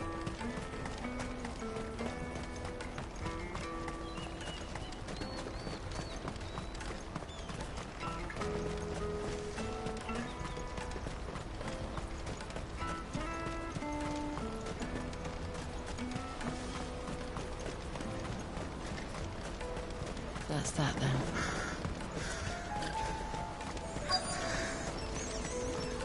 There are no crystals here. We have to keep going. What do you want? Just information. Now you... Which way did he go? I buggered off down the road.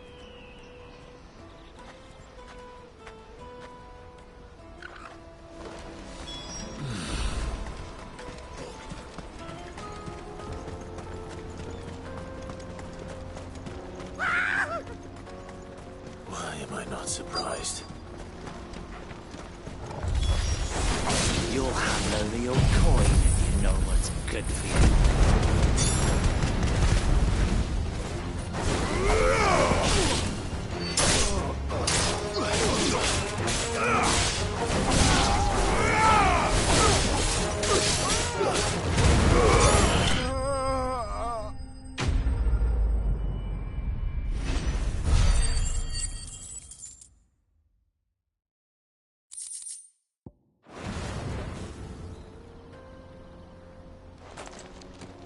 you hurt? Happily not.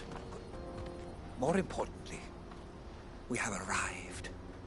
Now, feast your eyes upon the marvel before us. Ruins, a relic of colossal vessels, dashed from the very heaven. Airships, we call them, with very little thought to what wonders such a word might describe. Oblige me, if you would. Does anything strike you as peculiar about this?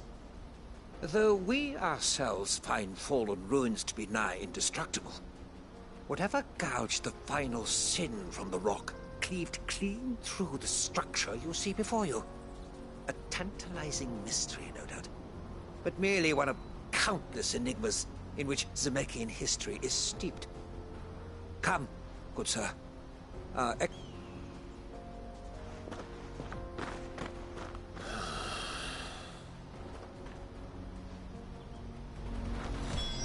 He's passionate. I'll give him that.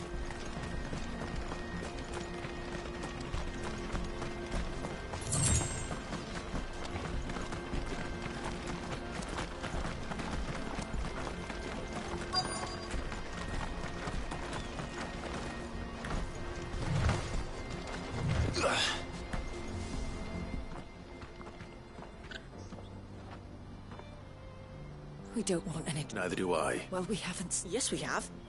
Those ones. Maybe he found his thief. Mum won't let me near them. Shush, now. I only told him what you... I'd listen to your mother if...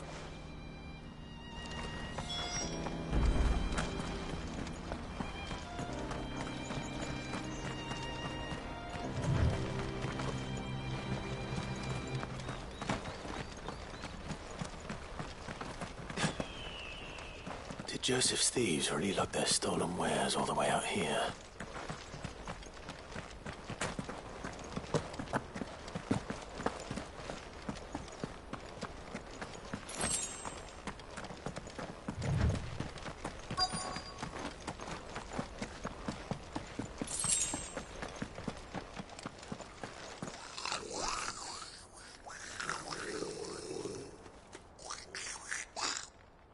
I think we found our thieves. They don't look happy to see me.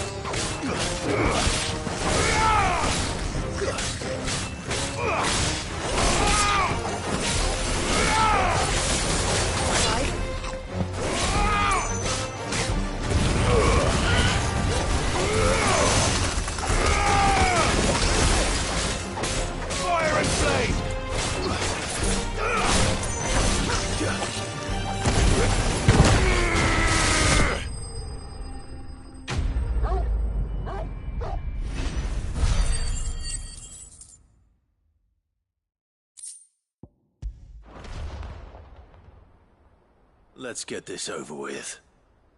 Stop! Don't kill him, he's just protecting his home. Joseph? So the boy was right. I don't know you. Your porter friend sent me to find you. She was worried you might have got yourself killed. Have I been gone that long? Wasn't hard finding the thieves. The problem was knowing what to do with them when I did. I take it things are more complicated than they appear.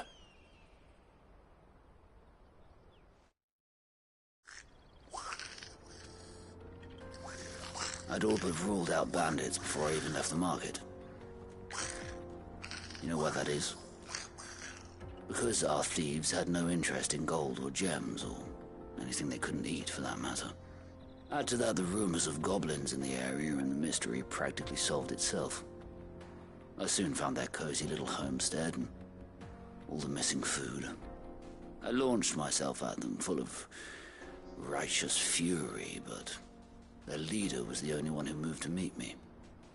The others, they huddled around that food, ready to die protecting it. They stole because it was that or starvation. I've been there myself, back when times were hard. So you spared them. And earned their trust into the bargain by the look of it. These goblins aren't native to the area. They don't know how to survive such barren lands, so I've been teaching them. And once they've learned to hunt and forage, they won't be fool enough to risk their necks in Boklad. I'm impressed. I didn't know goblins could be reasoned with. Do me a favor. Let the porter know I'm safe. I'll head back to the market once my work here is done. Oh, and don't mention the goblins. I don't want people coming here brandishing pitchforks. Not now this lot have sworn off thieving.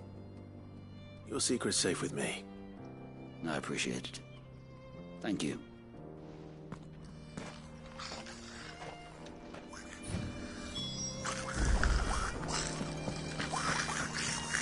I'd always thought of goblins as mindless savages. But if I'm honest, I like them better than half the men I've served with.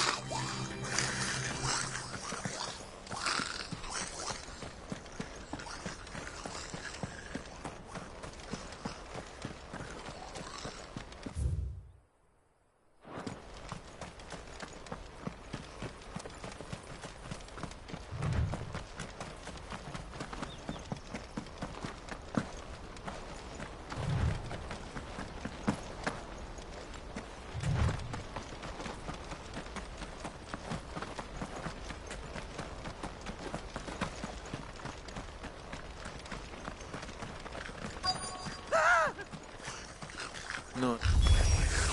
All right then. Who's first?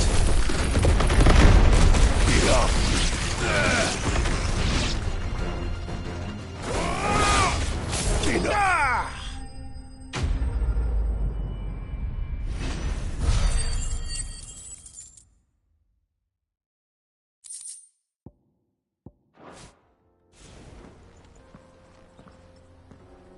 You're going to get yourself.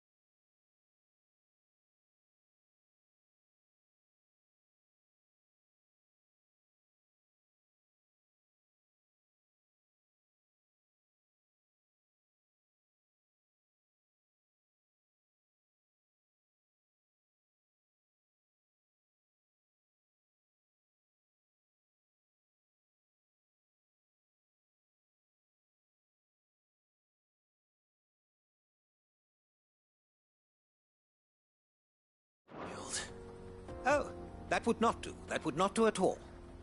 Not when such majesty stretches out before us. Behold, the final sin in all its glory. As Moss tells us, a battle was fought here in ancient times. A battle of such ferocity that it tore a great crater in the very land upon which it was waged. In reaching for their holy sanctum, did man enrage the gods. And great was the vengeance that was rained down upon him. Alas, the full truth of the matter is lost to time, though I live in hope that I might see it discovered. But we must not dwell upon such things. Onward! Hiss!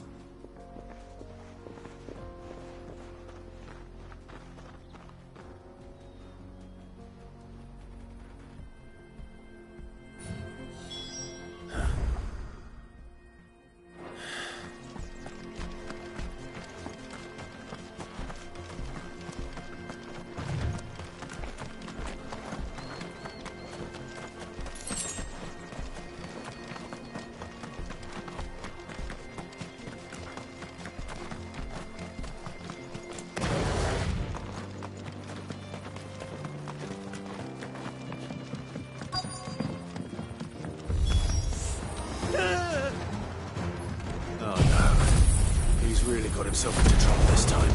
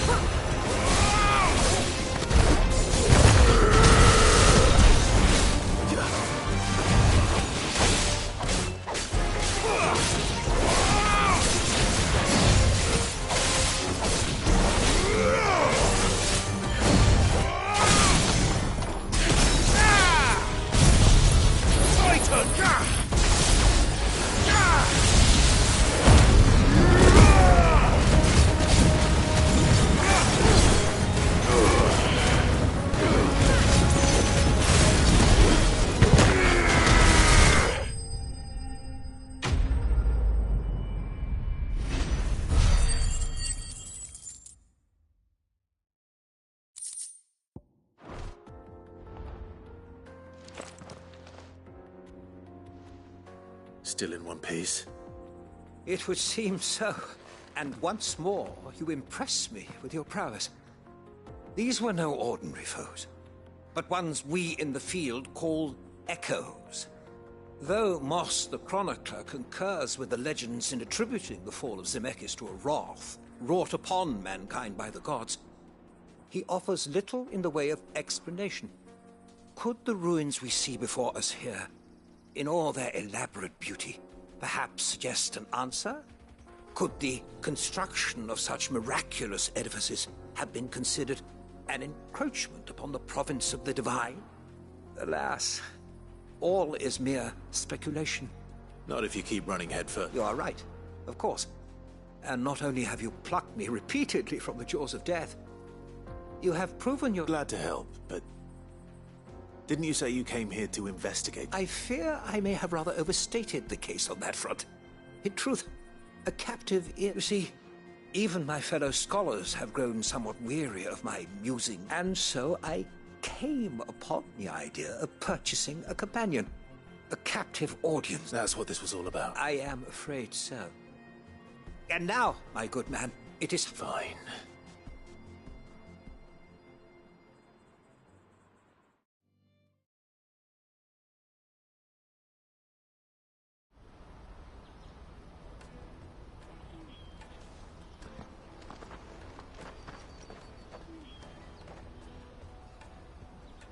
And so ends it. Here, your reward for humoring my...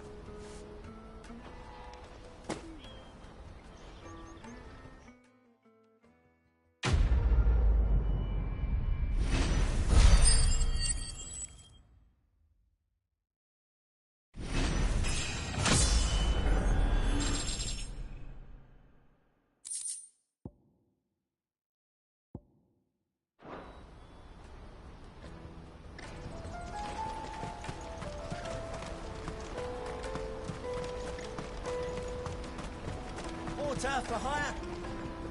Joseph's fine. He certainly knows his business. You found your thieves. A good man to have around, that Joseph. And if he says thank you for putting my money...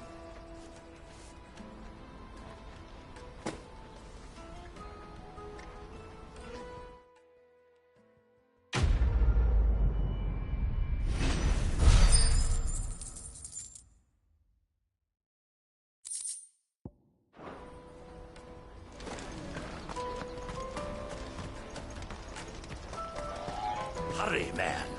I must leave for the Dominion.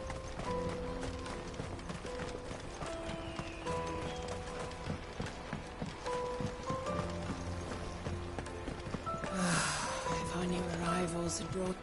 I spoke to your friends. They'll be along soon. That's fantastic news. Thank you kindly. It's been a while since we all sat down. And the way I see it, that wine is as much theirs as it is my own. How so? Well, I wouldn't be serving anything but slops without Aldrich to go and fetch the good stuff for me.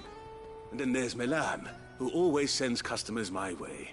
And Bolek, an even-handed keeper of the peace, if ever there was one. Those three are the backbone of Boklad. Lose any one of them, and the market, and without the market, I wouldn't have a single customer. I'd say that's worth a bottle of 66, wouldn't you? And more besides. Everyone needs a shoulder to lean on. Be they world-weary innkeepers or brooding swordsmen. Right. I'd better... I hear you had me carrying a bottle of Gotan 66. If I'd have known, I would have sold the thing and lived like a lord. I'll settle for a cup, though, if you're in a sharing mood. A Gotan 66. Just as well I had something special of my own set aside. A bottle between the four of us might not be enough to drown our sorrows, but it can't hurt. Here they are, the three pillars of Boklad. Sit yourselves down, gentlemen. The woes of the world may be monstrous and many, but there's nothing like a few good friends to keep the misery at bay. Never a truer word spoken.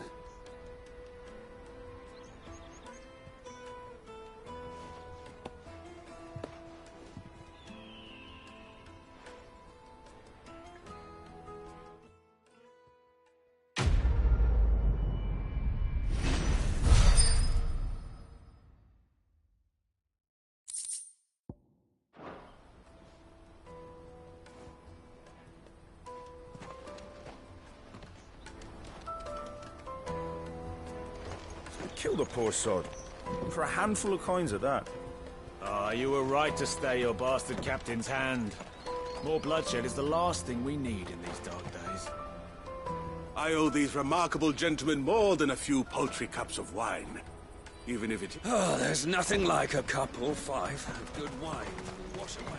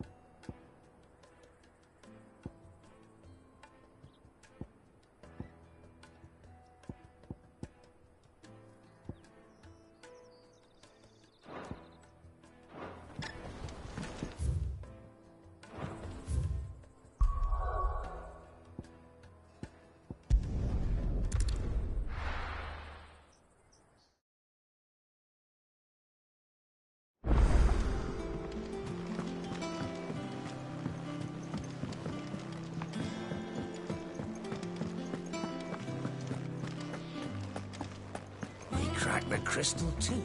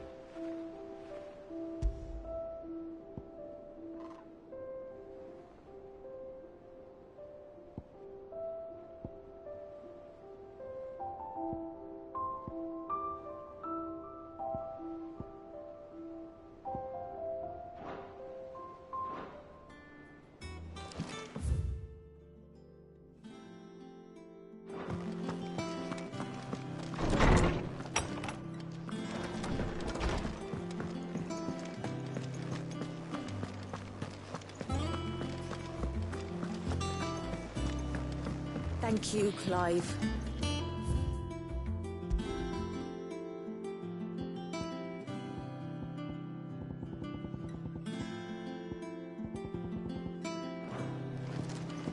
The nobleman who visited. Was that...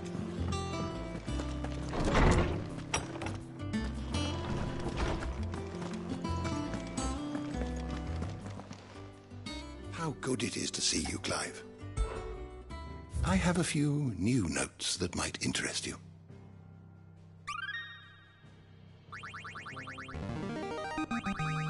There is a rather fascinating excerpt I've been meaning to show you.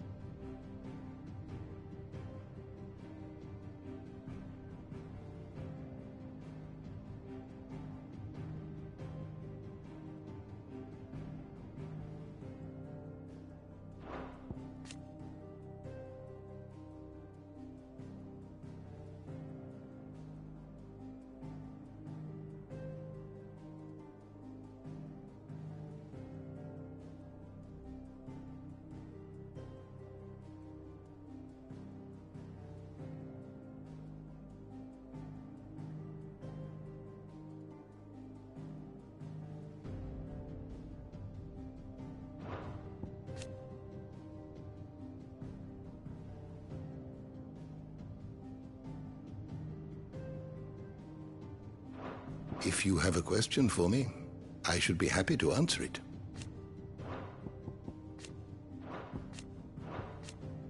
Did you learn everything you needed?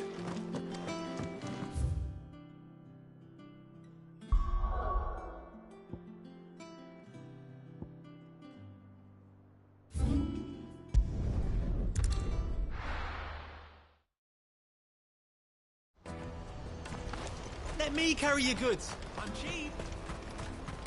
Peaches and pears.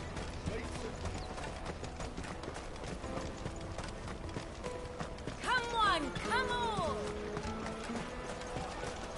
The caravan stops next. Juicy pears! Slake your thirst. What I really want to be. Here you are, Goods. Try not to lose it again. Me pass! You found it! Oh, thank you so much. Now I'll have to say thanks to Elle and Theo, too. So should you, Honza. You and your friends don't have to steal anymore. If anyone threatens you again, you know who to turn. We do. And we already have. Miss Elle's given us a job shifting the chocobo shit out the stables. It's hard work, and the pay isn't half what we got from the stones. But if we stick at it, we'll keep ourselves fed. You stick at it, then. And Goots, I'm sorry for stealing your pass. That's all right. I've got it back now. And I'll... You said you're trained to be a blacksmith, right? Well, I'm gonna be your first customer. I'm gonna save up all my gil and get you to make me a massive sword. I'll do me best. Till then, eh?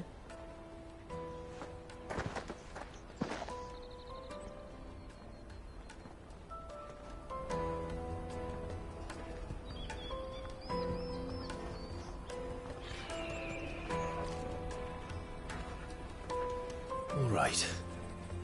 We have a place on the wagon.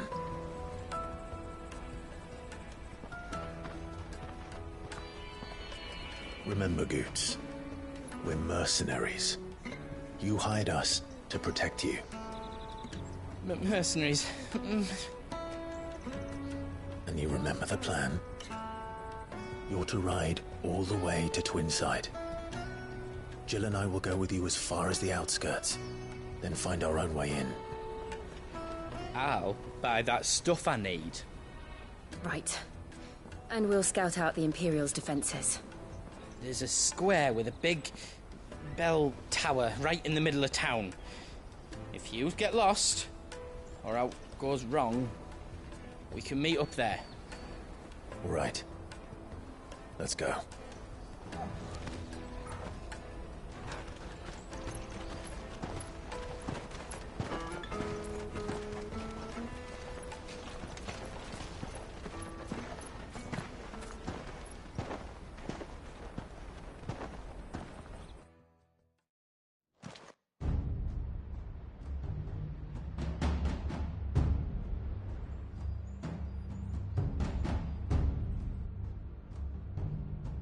I see. And you're quite certain your father has no knowledge of Ultima? I am. I have no difficulty believing a sinister force has come to exert an influence on Sanbreque. But be that as it may, it is yet to claim my father. For better or worse, his radiance speaks his own mind. Then the fiend works from the shadows. I confess, when first you told me of this fiend, I had my doubts. And more than a few at that. A beast that labors to plunge Valisthea into turmoil, all in pursuit of your brother. But that wound is proof enough that evil is afoot. Then I have your answer, Your Highness. You will join me in my fight.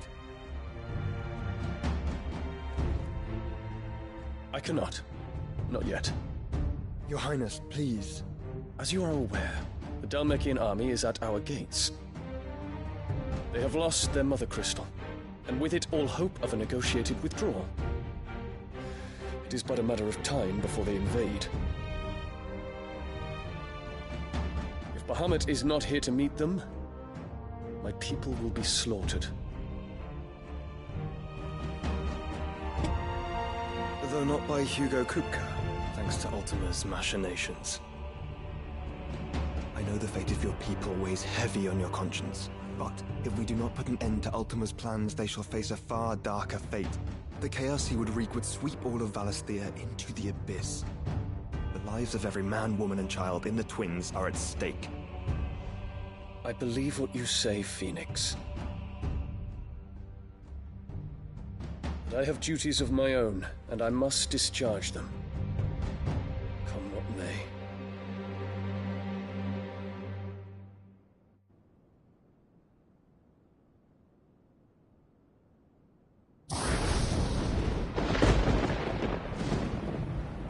What do you know of my blood?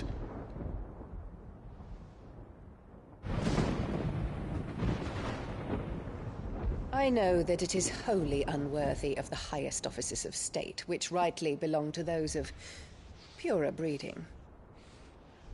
Alas.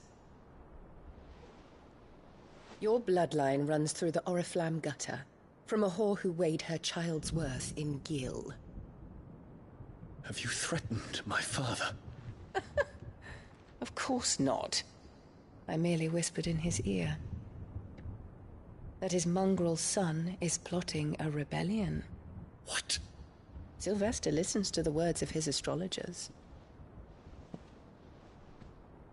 And they have ears too. You have been feeding them your lies! Should you remain loyal to Emperor Olivier, his radiance may yet crown your head with laurel, and not with tar. Fork-tongued witch!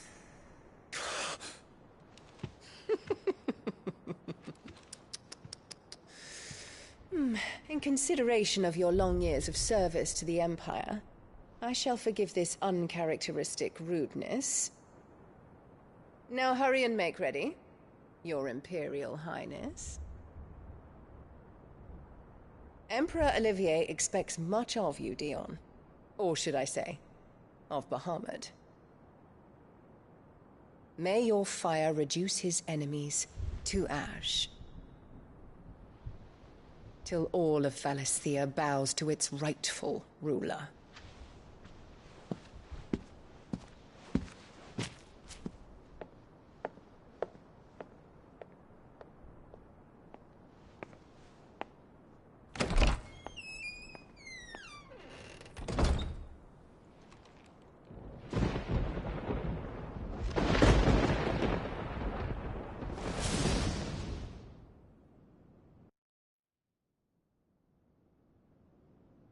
There is another darkness that has taken hold of Sanbreque.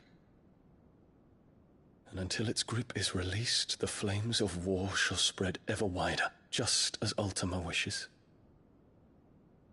Forgive me. My family has caused you much grief. You are not her keeper, Phoenix. This is a matter for the Imperial household now, And as a member of that household, it falls to me to resolve it. At such time as that is done, what strength I have shall be yours.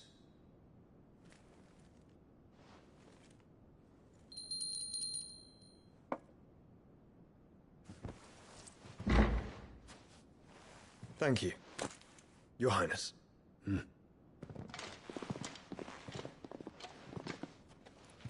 Let us take to the skies together, and bring a new dawn to Valisthea.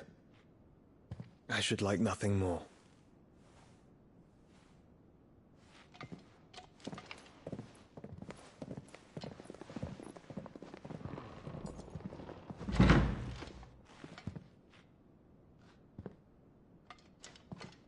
Terence.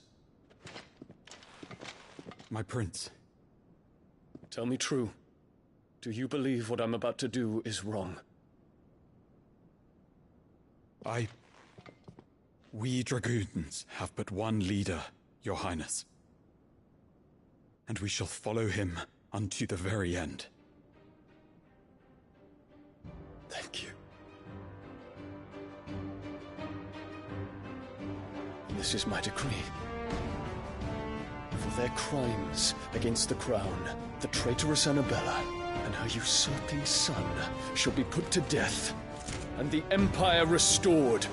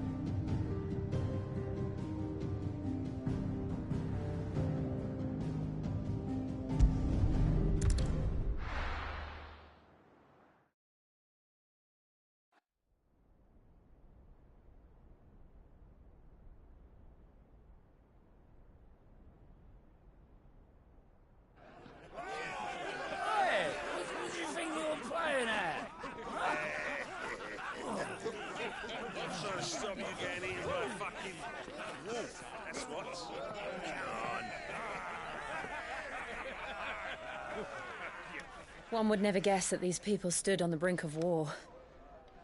And they're afraid. They turn to drink to forget their fears.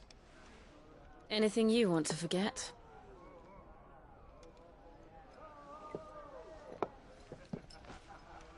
The harbor is empty, and half the market stalls too. The city may seem peaceful on the surface, but it's balanced on a knife edge.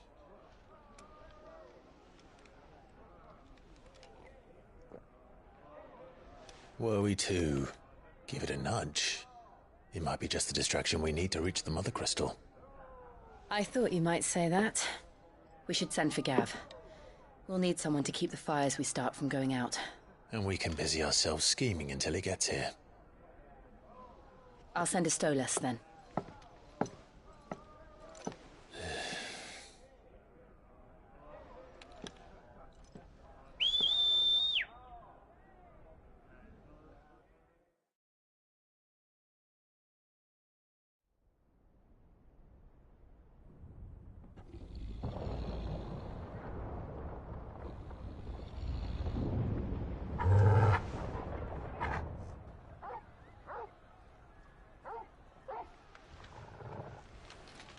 What is it, boy?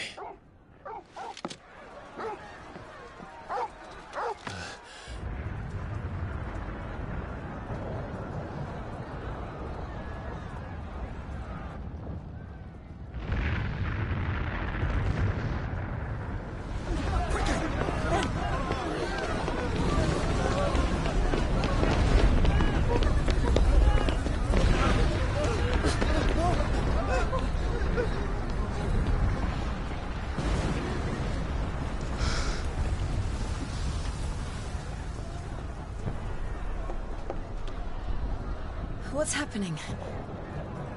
I don't know. Torgal!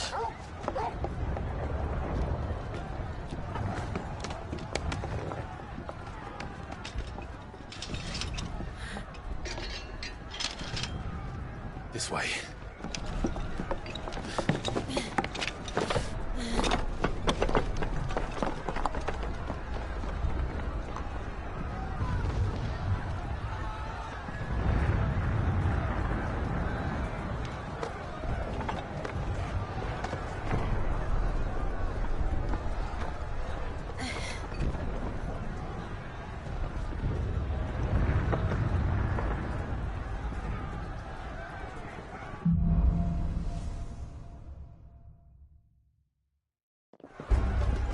The city's on fire.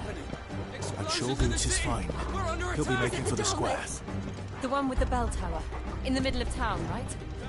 Watchman or sentry is to be slain on sight. But spare the citizenry. His Highness's orders were clear. Those were Imperial Dragoons.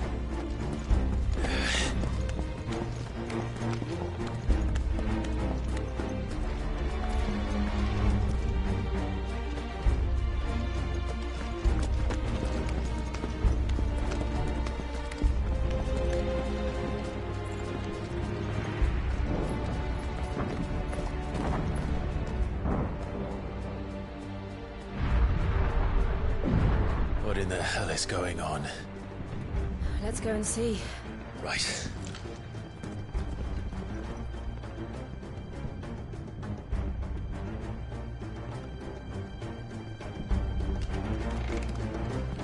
But first we find Goots.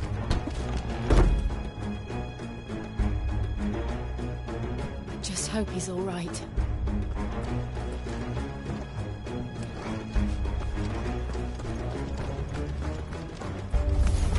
You there! Identify yourself!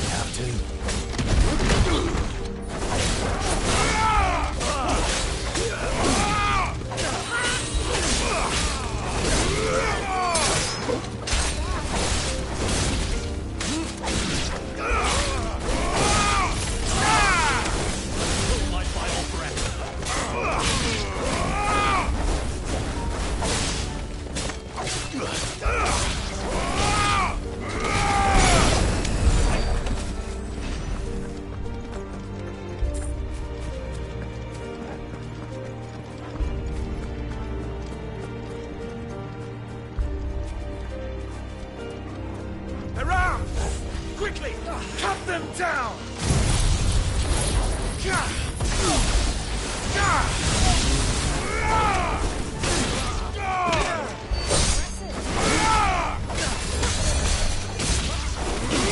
Stay down!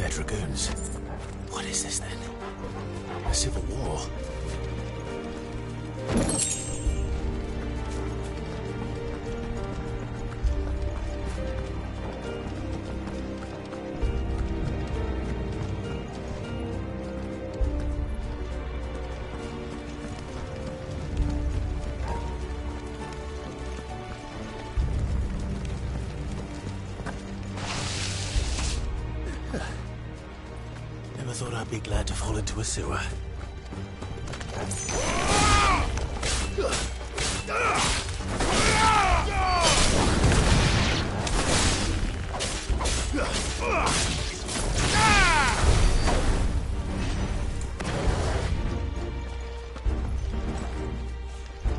Board secured, Captain. None of the Emperor's forces remain. But gather the men. You press on to the council chambers. Yes, Captain. What of the men and women in the market district? The evacuation is complete, Captain. Good. All that remains is dethrone the Pretender.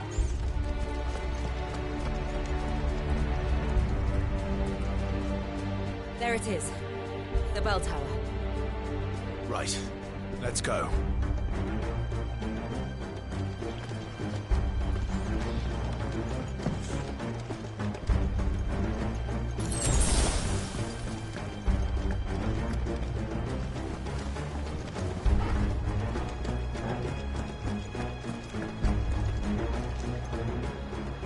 Ah, a goods lift.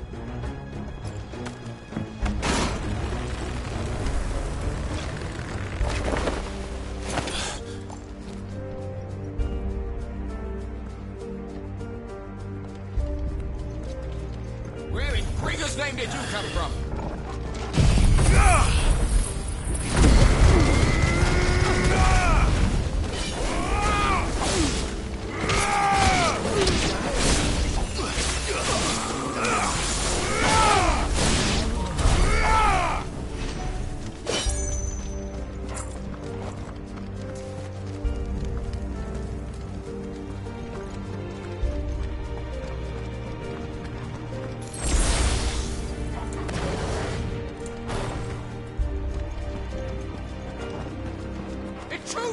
Don't get surrounded. Defend the gates!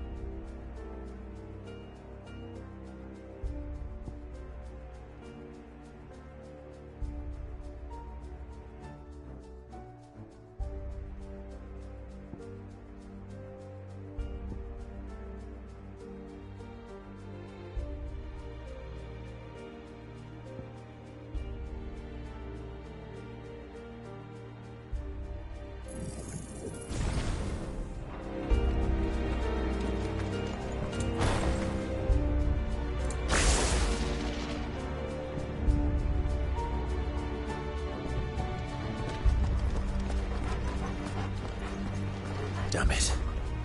We'll have to find a way around.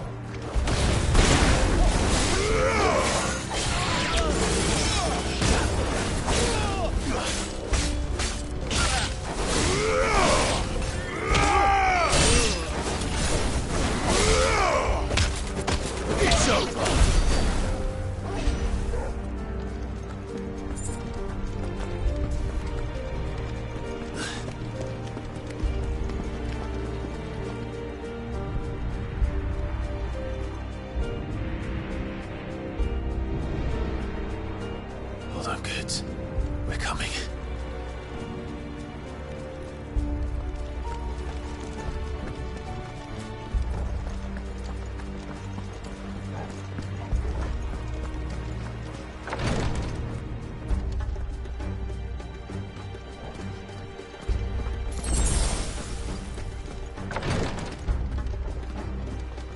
Who goes there? In the prince's name, none shall pass!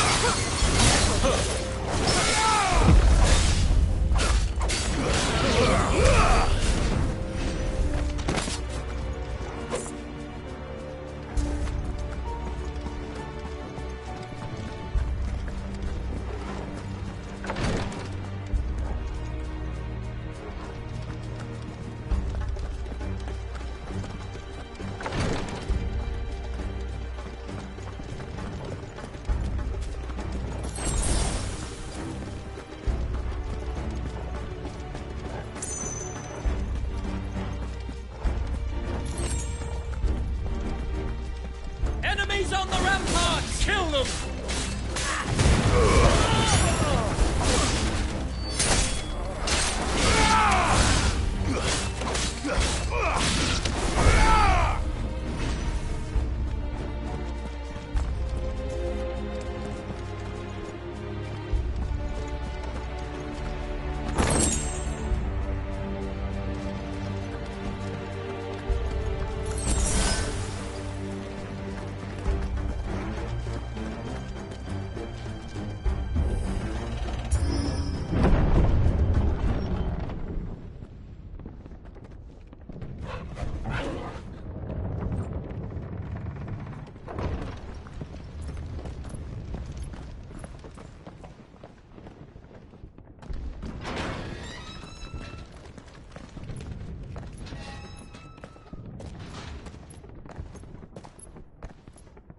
Can you see him anywhere?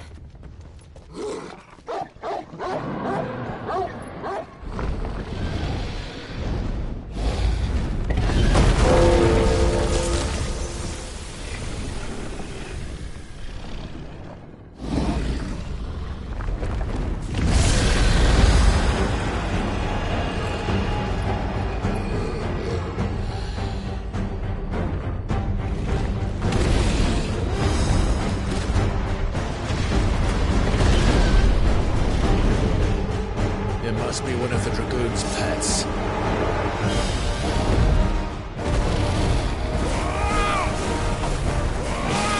Let's try.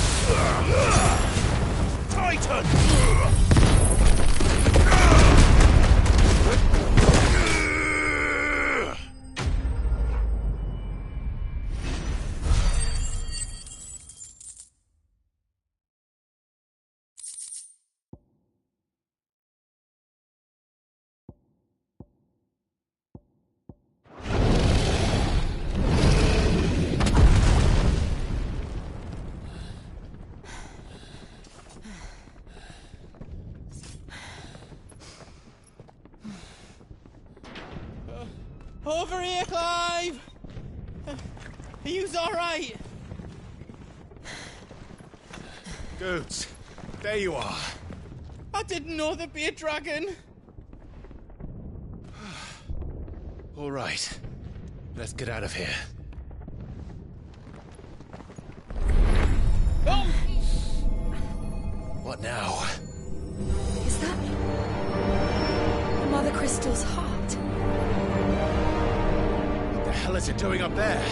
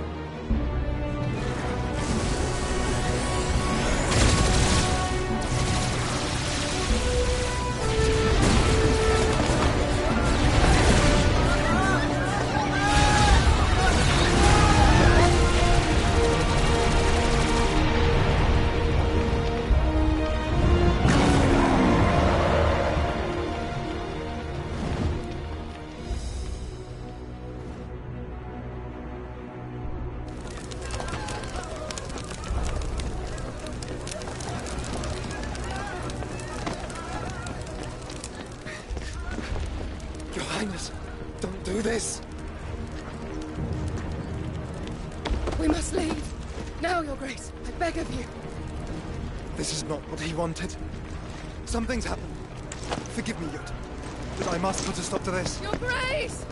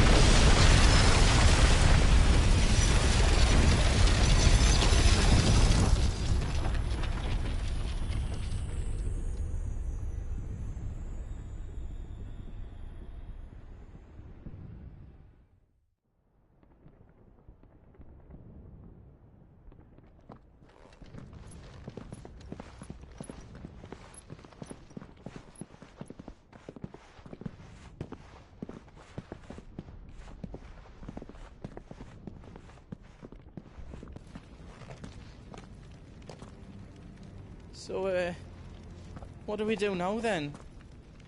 We destroy the heart. We might come back! As soon as the flames die down, the Imperials and the Dalmex will move in. This may be our only chance. And Bahamut has gone for now. You should get as far away as you can, Goots.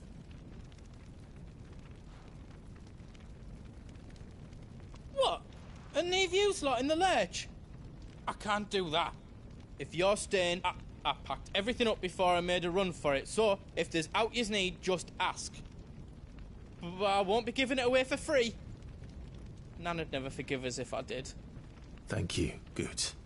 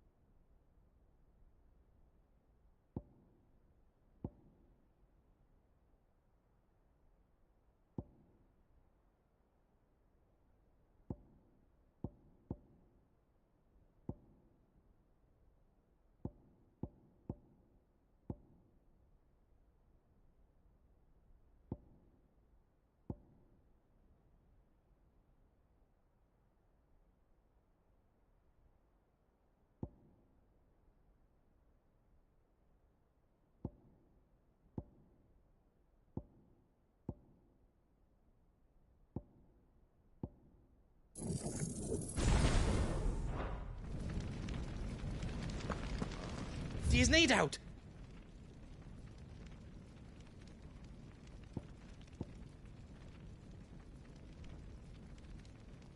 Give us a shout if you need out else.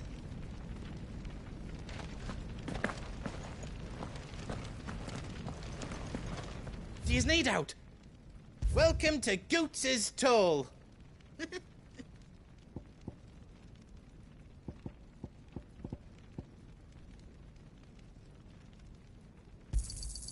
Righto, here you go.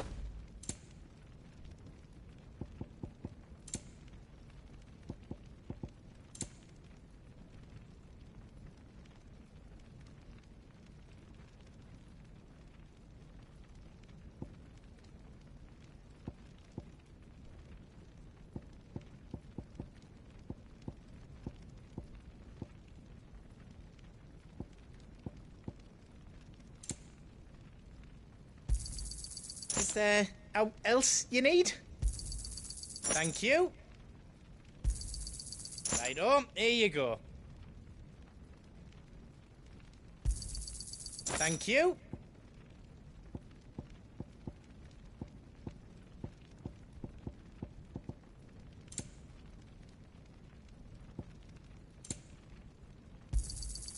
Righto, here you go. How else I can do for you?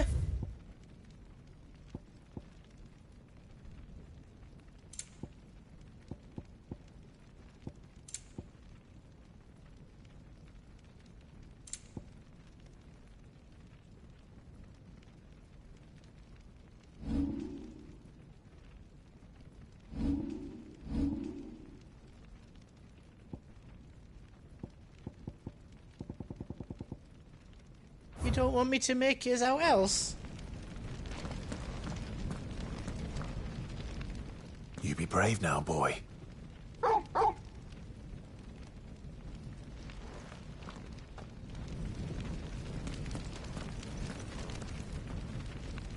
Drake's tail is right there, Clive. It's time to free Storm from the Crystal's curse.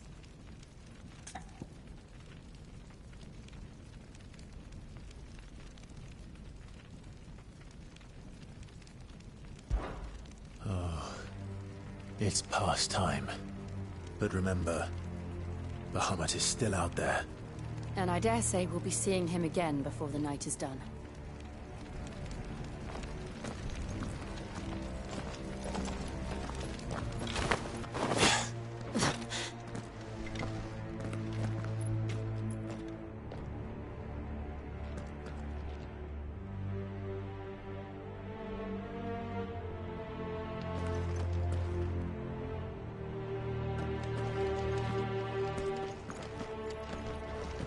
No more roads. We'll have to find our own path.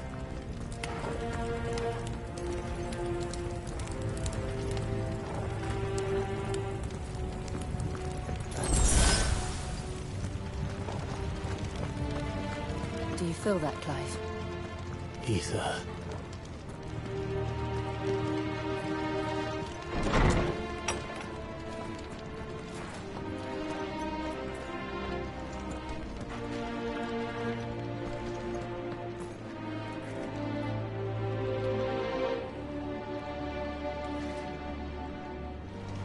Just what we need. Another flood. Already turned them. Then there's no reason to hold back. Stay down!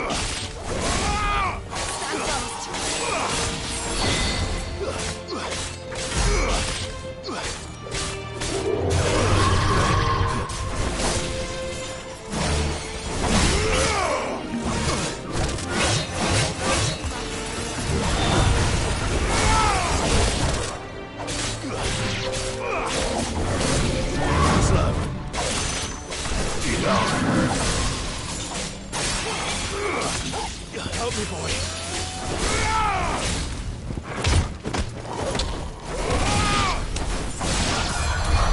There must be a way to climb up.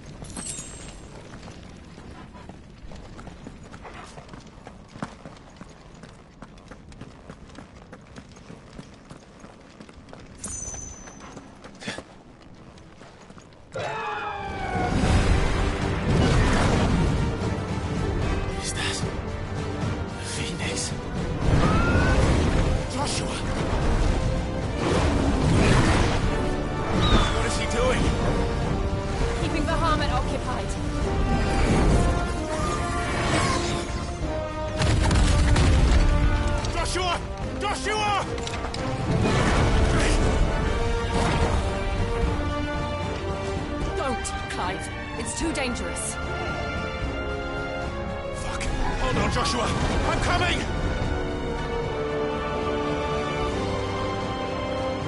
We have to save him.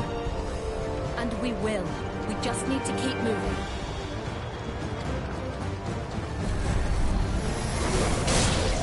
Abigail! Not now!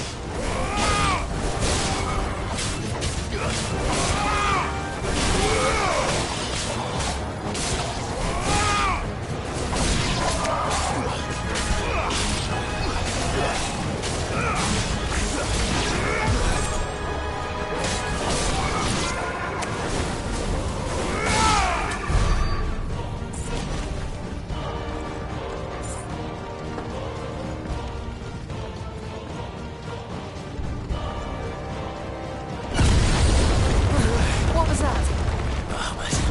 He'll kill us all.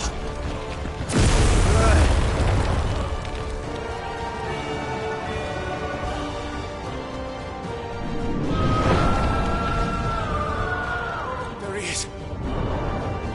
Joshua! I'm here, brother! Clive. He can't hear you.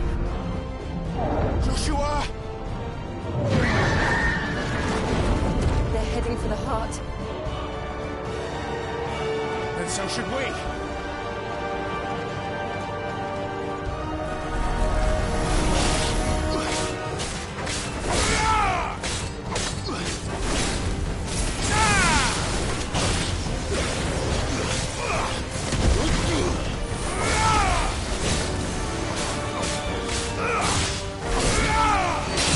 It's over.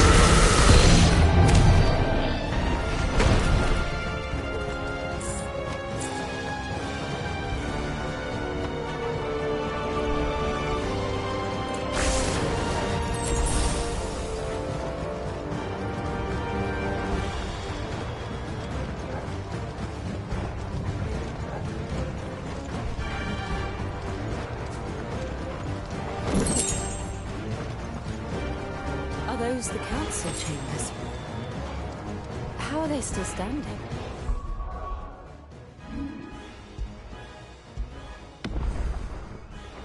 I don't know.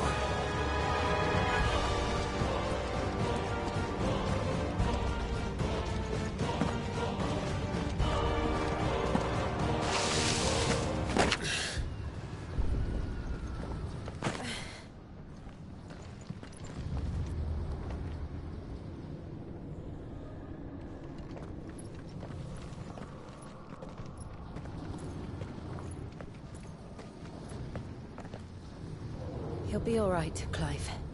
He's a survivor. We're getting close.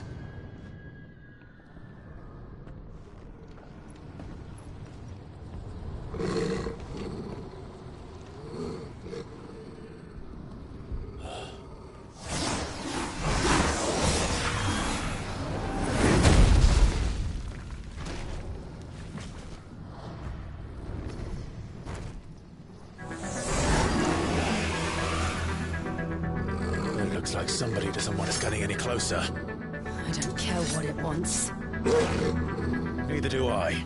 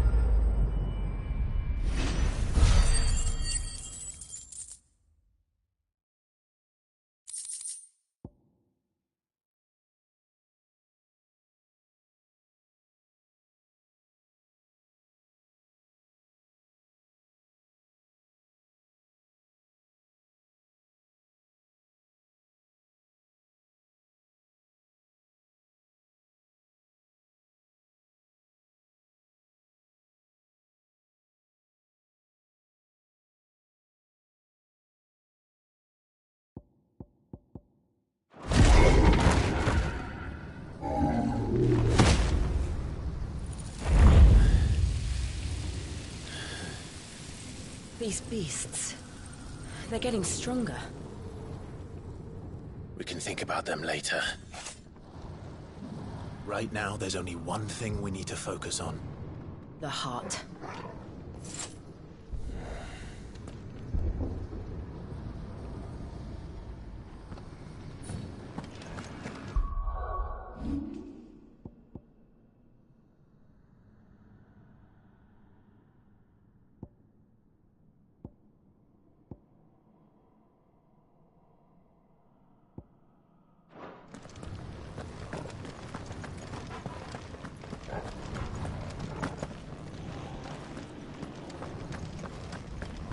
We might be able to get up through the building.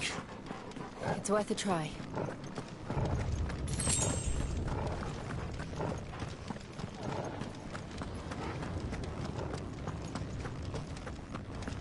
Quiet. There's someone up there. Is someone there? Mother. It's you. What happened here? He tried to take him from me. Oh, my boy. My darling boy. Is this the child you made with the Emperor? Why, Mother? Why did you betray us all? You have no right!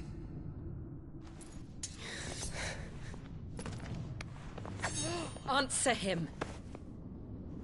We took you in, savage. Show some respect for those who raised you.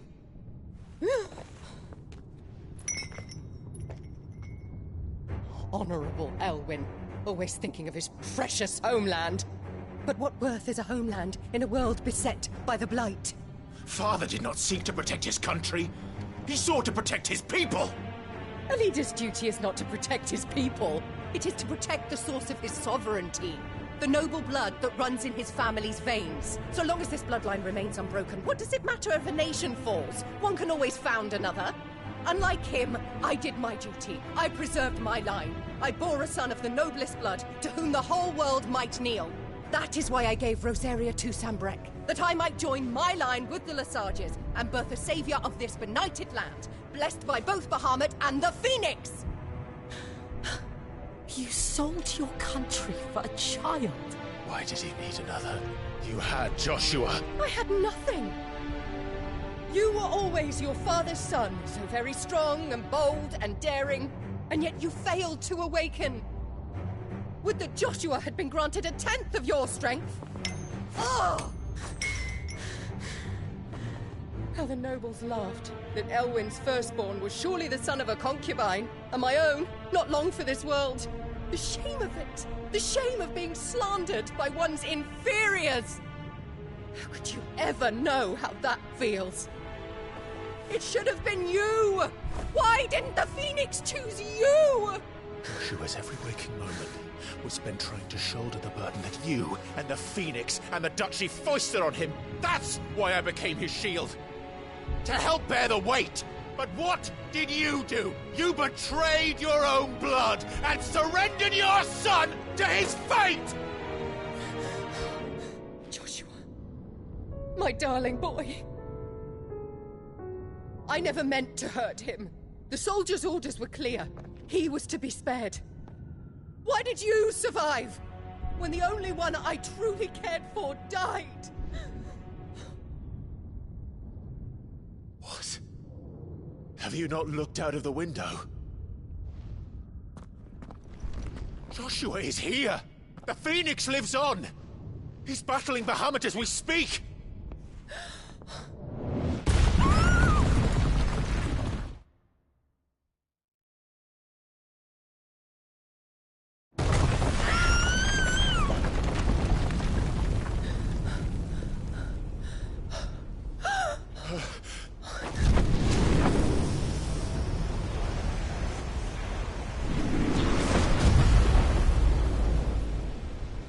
Joshua! Wake up!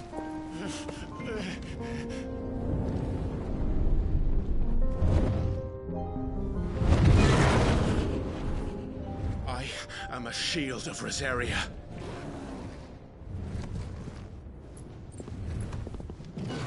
And I will do my duty. What are you...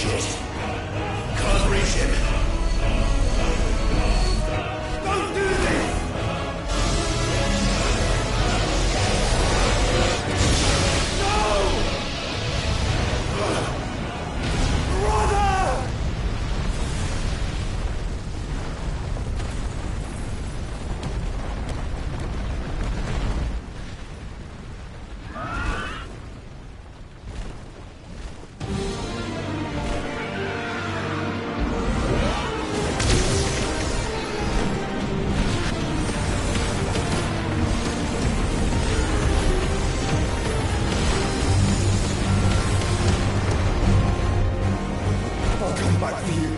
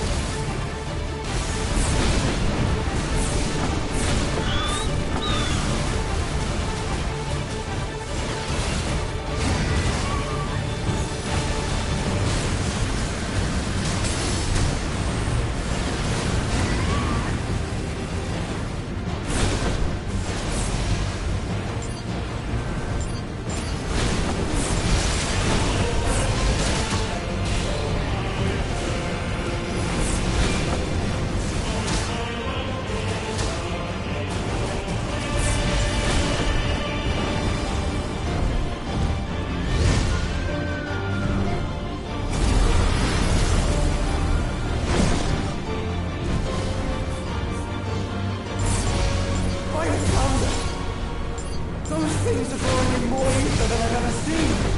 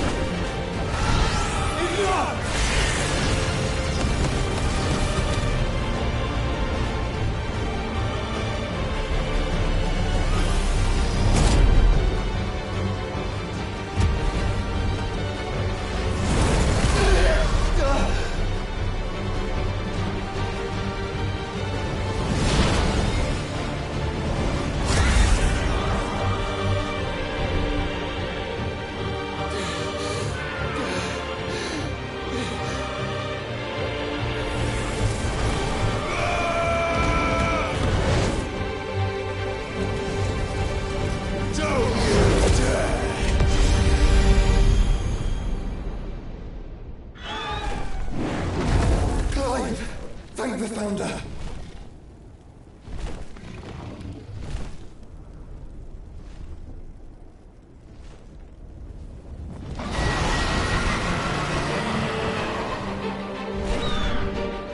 It's now or never, Joshua.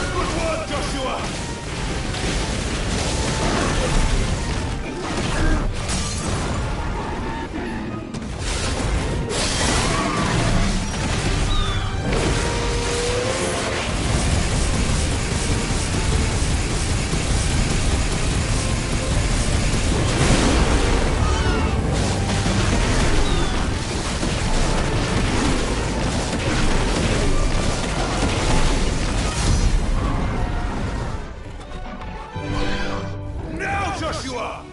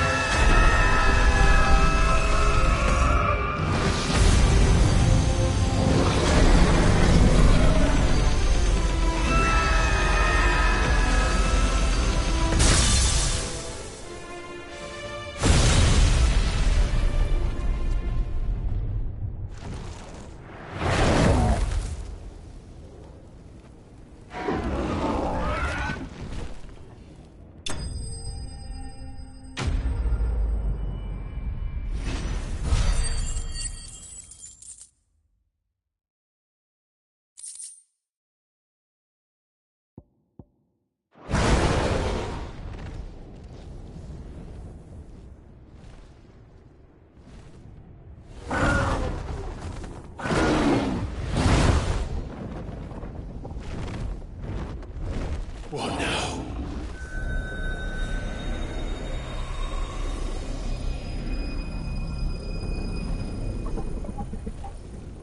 This is drinking the ether.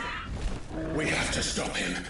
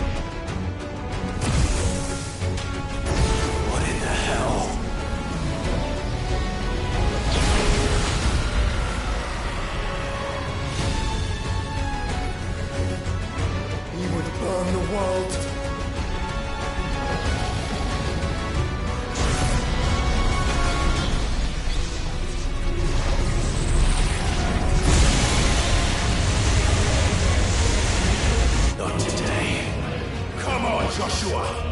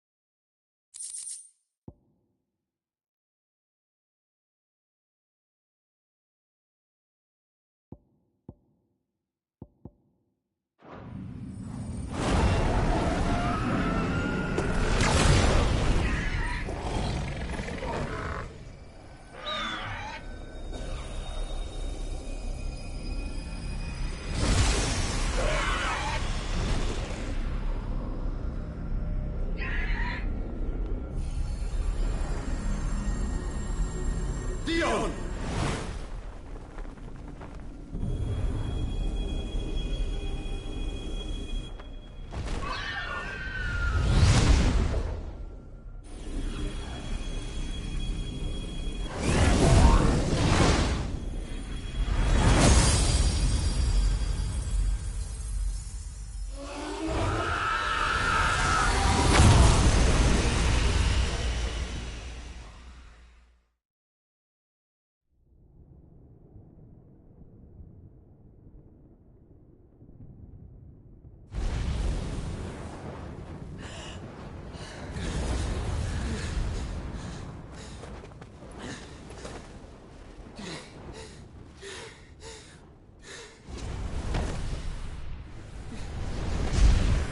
Joshua! Clive!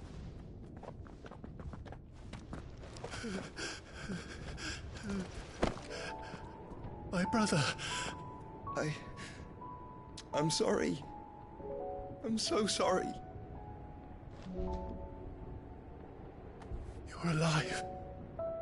We both are. Nothing else matters.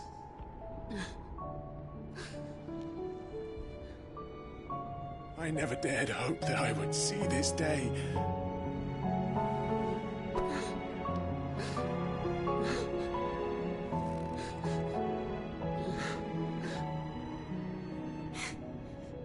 Reunited at last. Jill.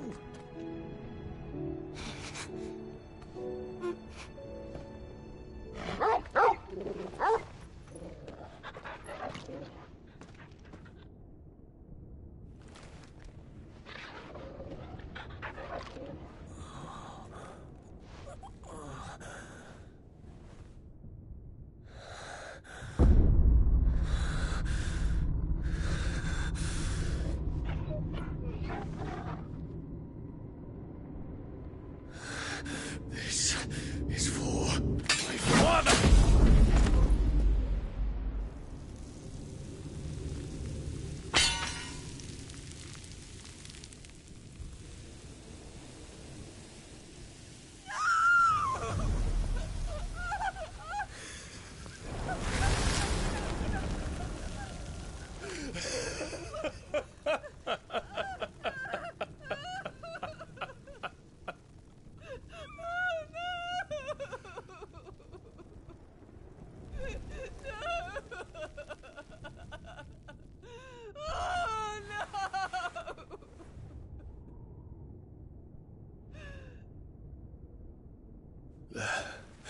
It is done.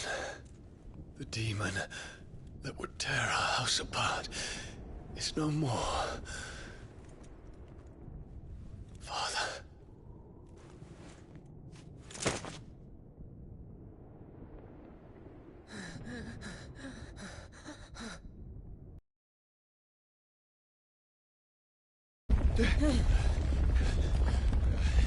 The Mother Crystal. It's collapsing. Right. We need to leave. No. Wait.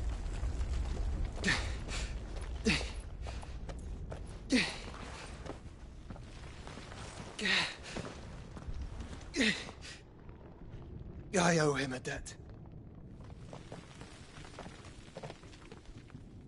Fine.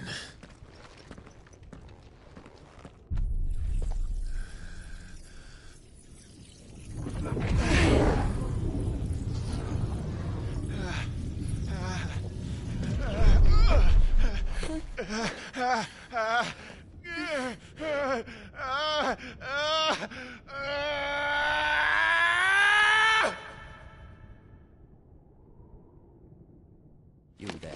Tell me what section. Don't reinforce the walls. Situation. Report, Captain. Can nothing be done to call them off?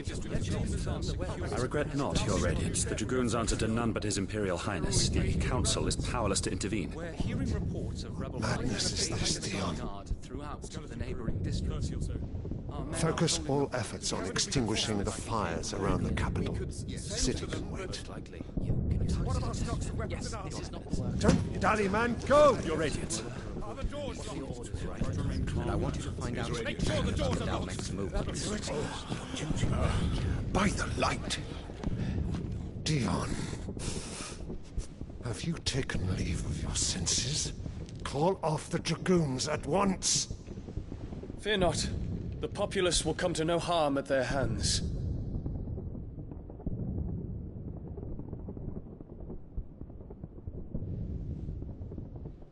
I am here to save you, Father. Save me? A creeping darkness hides in the heart of Sanbreque. It stems from your wife, the traitorous Annabella.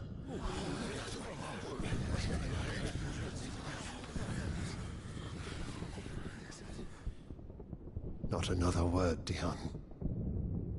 Father, though you may not see it, the darkness has taken hold of you. It has made you forget yourself. But I bid you remember, there was a time when you ruled not with cruelty, but with compassion. Why now do you turn your back on your people? Why now do you seek to stoke the fires of war? You too have borne witness to this change, Your Eminences. And you know, as well as I, who is responsible for it. A puppet now sits upon the throne, but cut his strings, and the Master loses the power! What? Dion, you bear steel before your Emperor? Guards! Take him!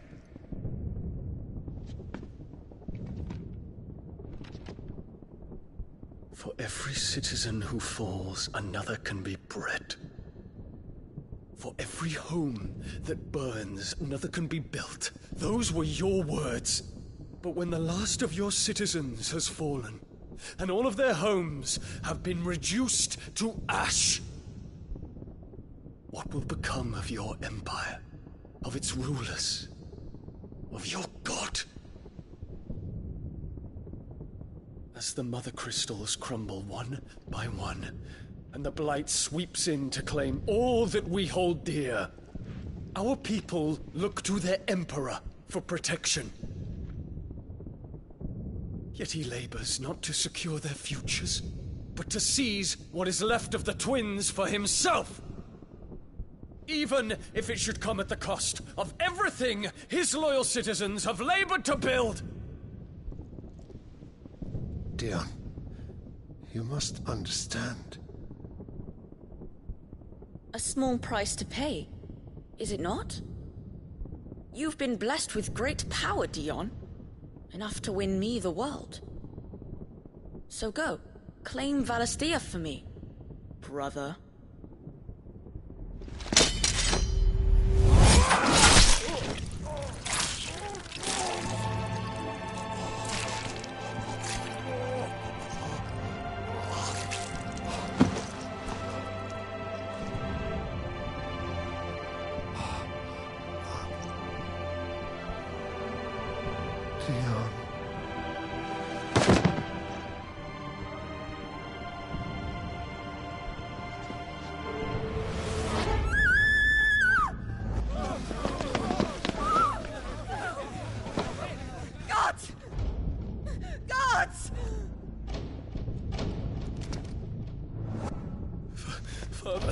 father. How he doted on his children. That he would die to protect me was plain. It was but a matter of when. You planned this? You did well to endure so long. But you broke in the end, as I knew you would. And now Muthos approaches. Put him to the proof. I would see if he breaks. Go, Bahamut. Kinslayer.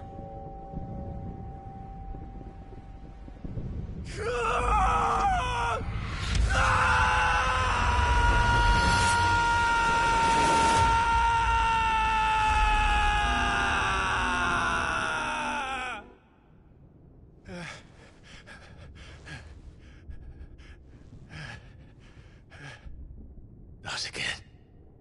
Brother? It's a long story.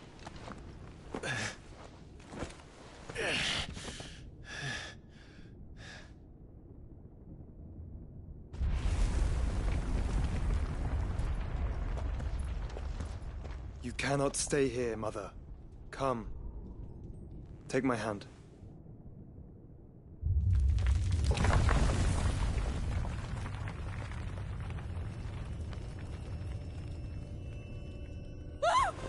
Get away from me! This is all just a dream, just a bad dream! You will not take me, Shadow! You will not take me!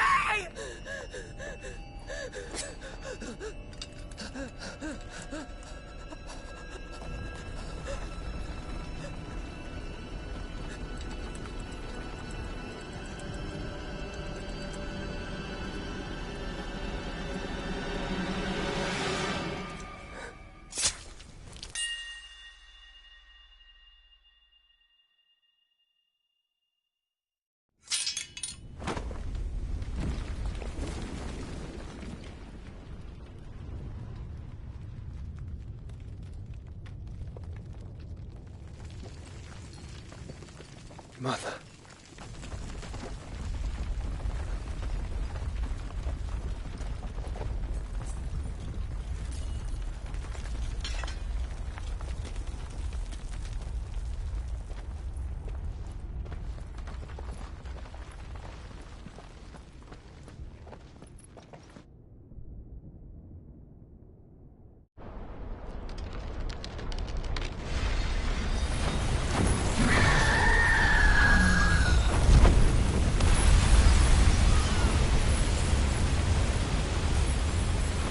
If it is consciousness that weaves your wills together, consciousness that blurs the boundary between your own will and that of others, then we shall set you apart once more.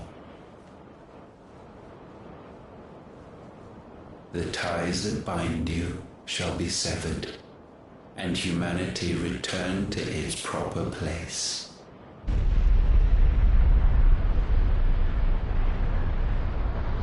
By primogenesis shall a new age of reason begin.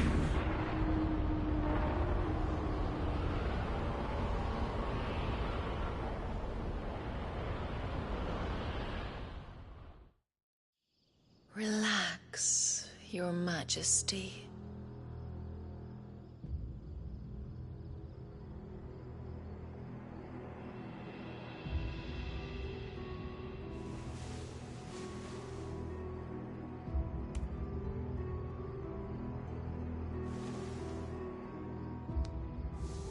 Don't you want to play? It's been a long time. If that is your wish. Men, you are as meek as all the others.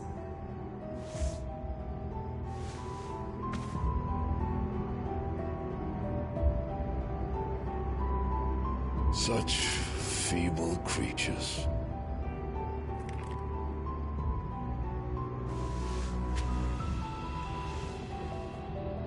tasted the power of icons, yet slaves to fickle emotions which usher you to your doom. And so you bind your fragile wills with strands of consciousness. The wretched handiwork of a wretched people. The Sons of Fire were united at last, and for but a moment, their flame burned bright. Soon, Muthos shall become our perfect vessel. And then shall the world be remade. Not before the bonds are severed, of trust, of respect, of love. Only when every strand of consciousness is cut away, may Muthos return to our side. By primogenesis shall all be undone. Mankind shall be rid of his wretchedness, and Muthos of his will. But while he yet clings to it, he has the power to forge bonds anew. And so we bid you, find Muthos, and sever every one. To destroy that which has no physical form, you ask the impossible. There is nothing your black blade cannot cut, Odin. We shall unite with Muthos, and bring forth a new world. So long as our vessel remains unclaimed by humanity. It shall be done, Master. My will is yours.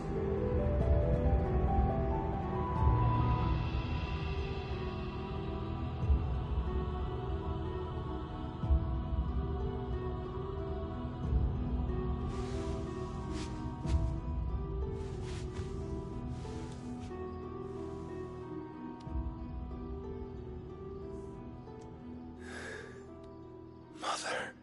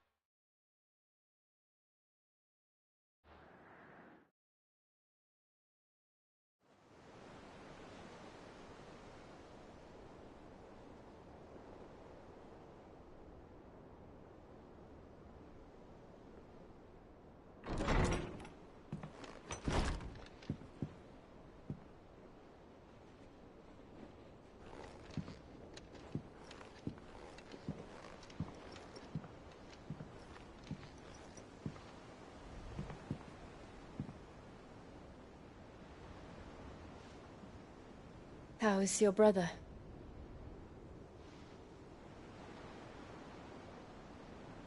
Asleep. since I returned from the Dominion. Taya says he should be back on his feet soon enough.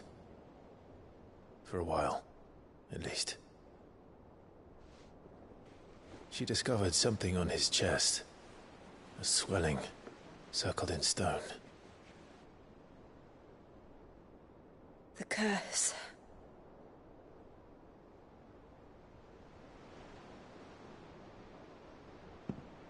For every mountain we climb, another rises up to greet us, doesn't it? It's never ending.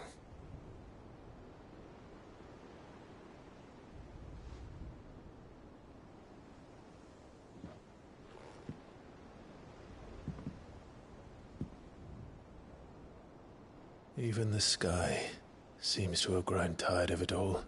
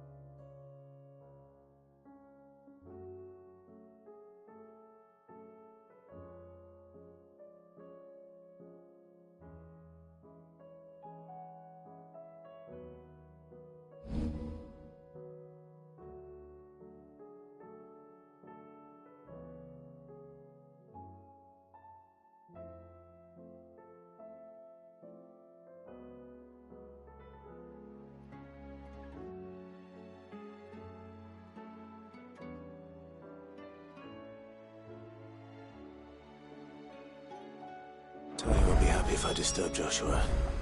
While he rests, I might as well see what Otto has to say. It will take time to come to terms with everything that happened in the Dominion. But time is the one thing we always seem to lack.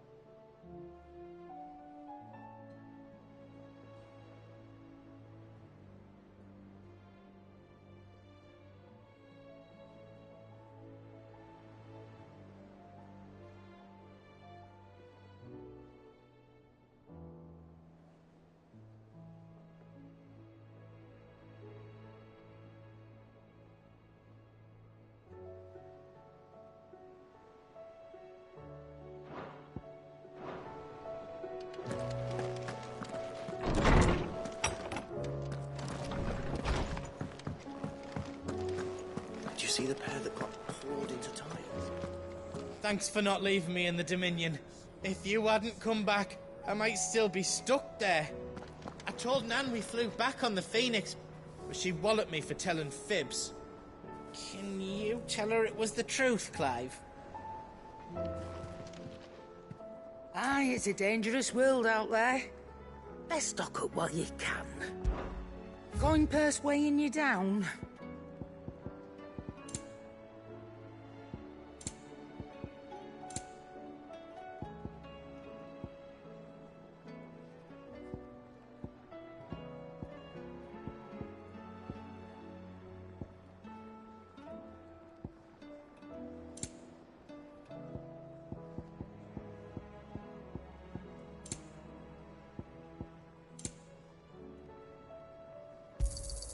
You'll not find a better price than that. You're rubbing me blind, you know.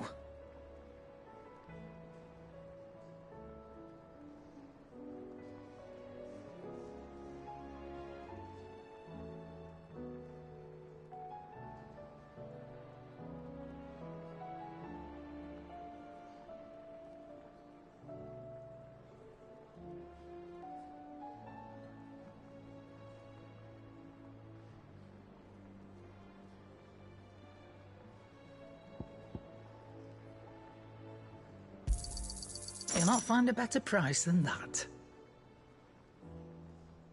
Finished, are you? Clive. The whole realm's in chaos. But as the old saying goes... Go on, then. Do us proud.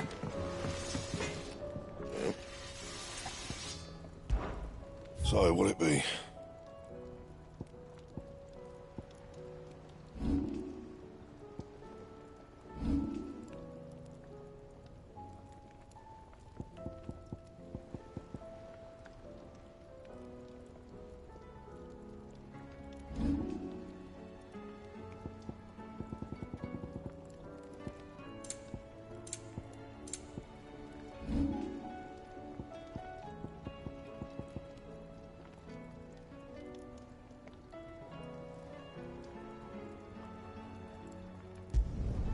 Should last you a good while.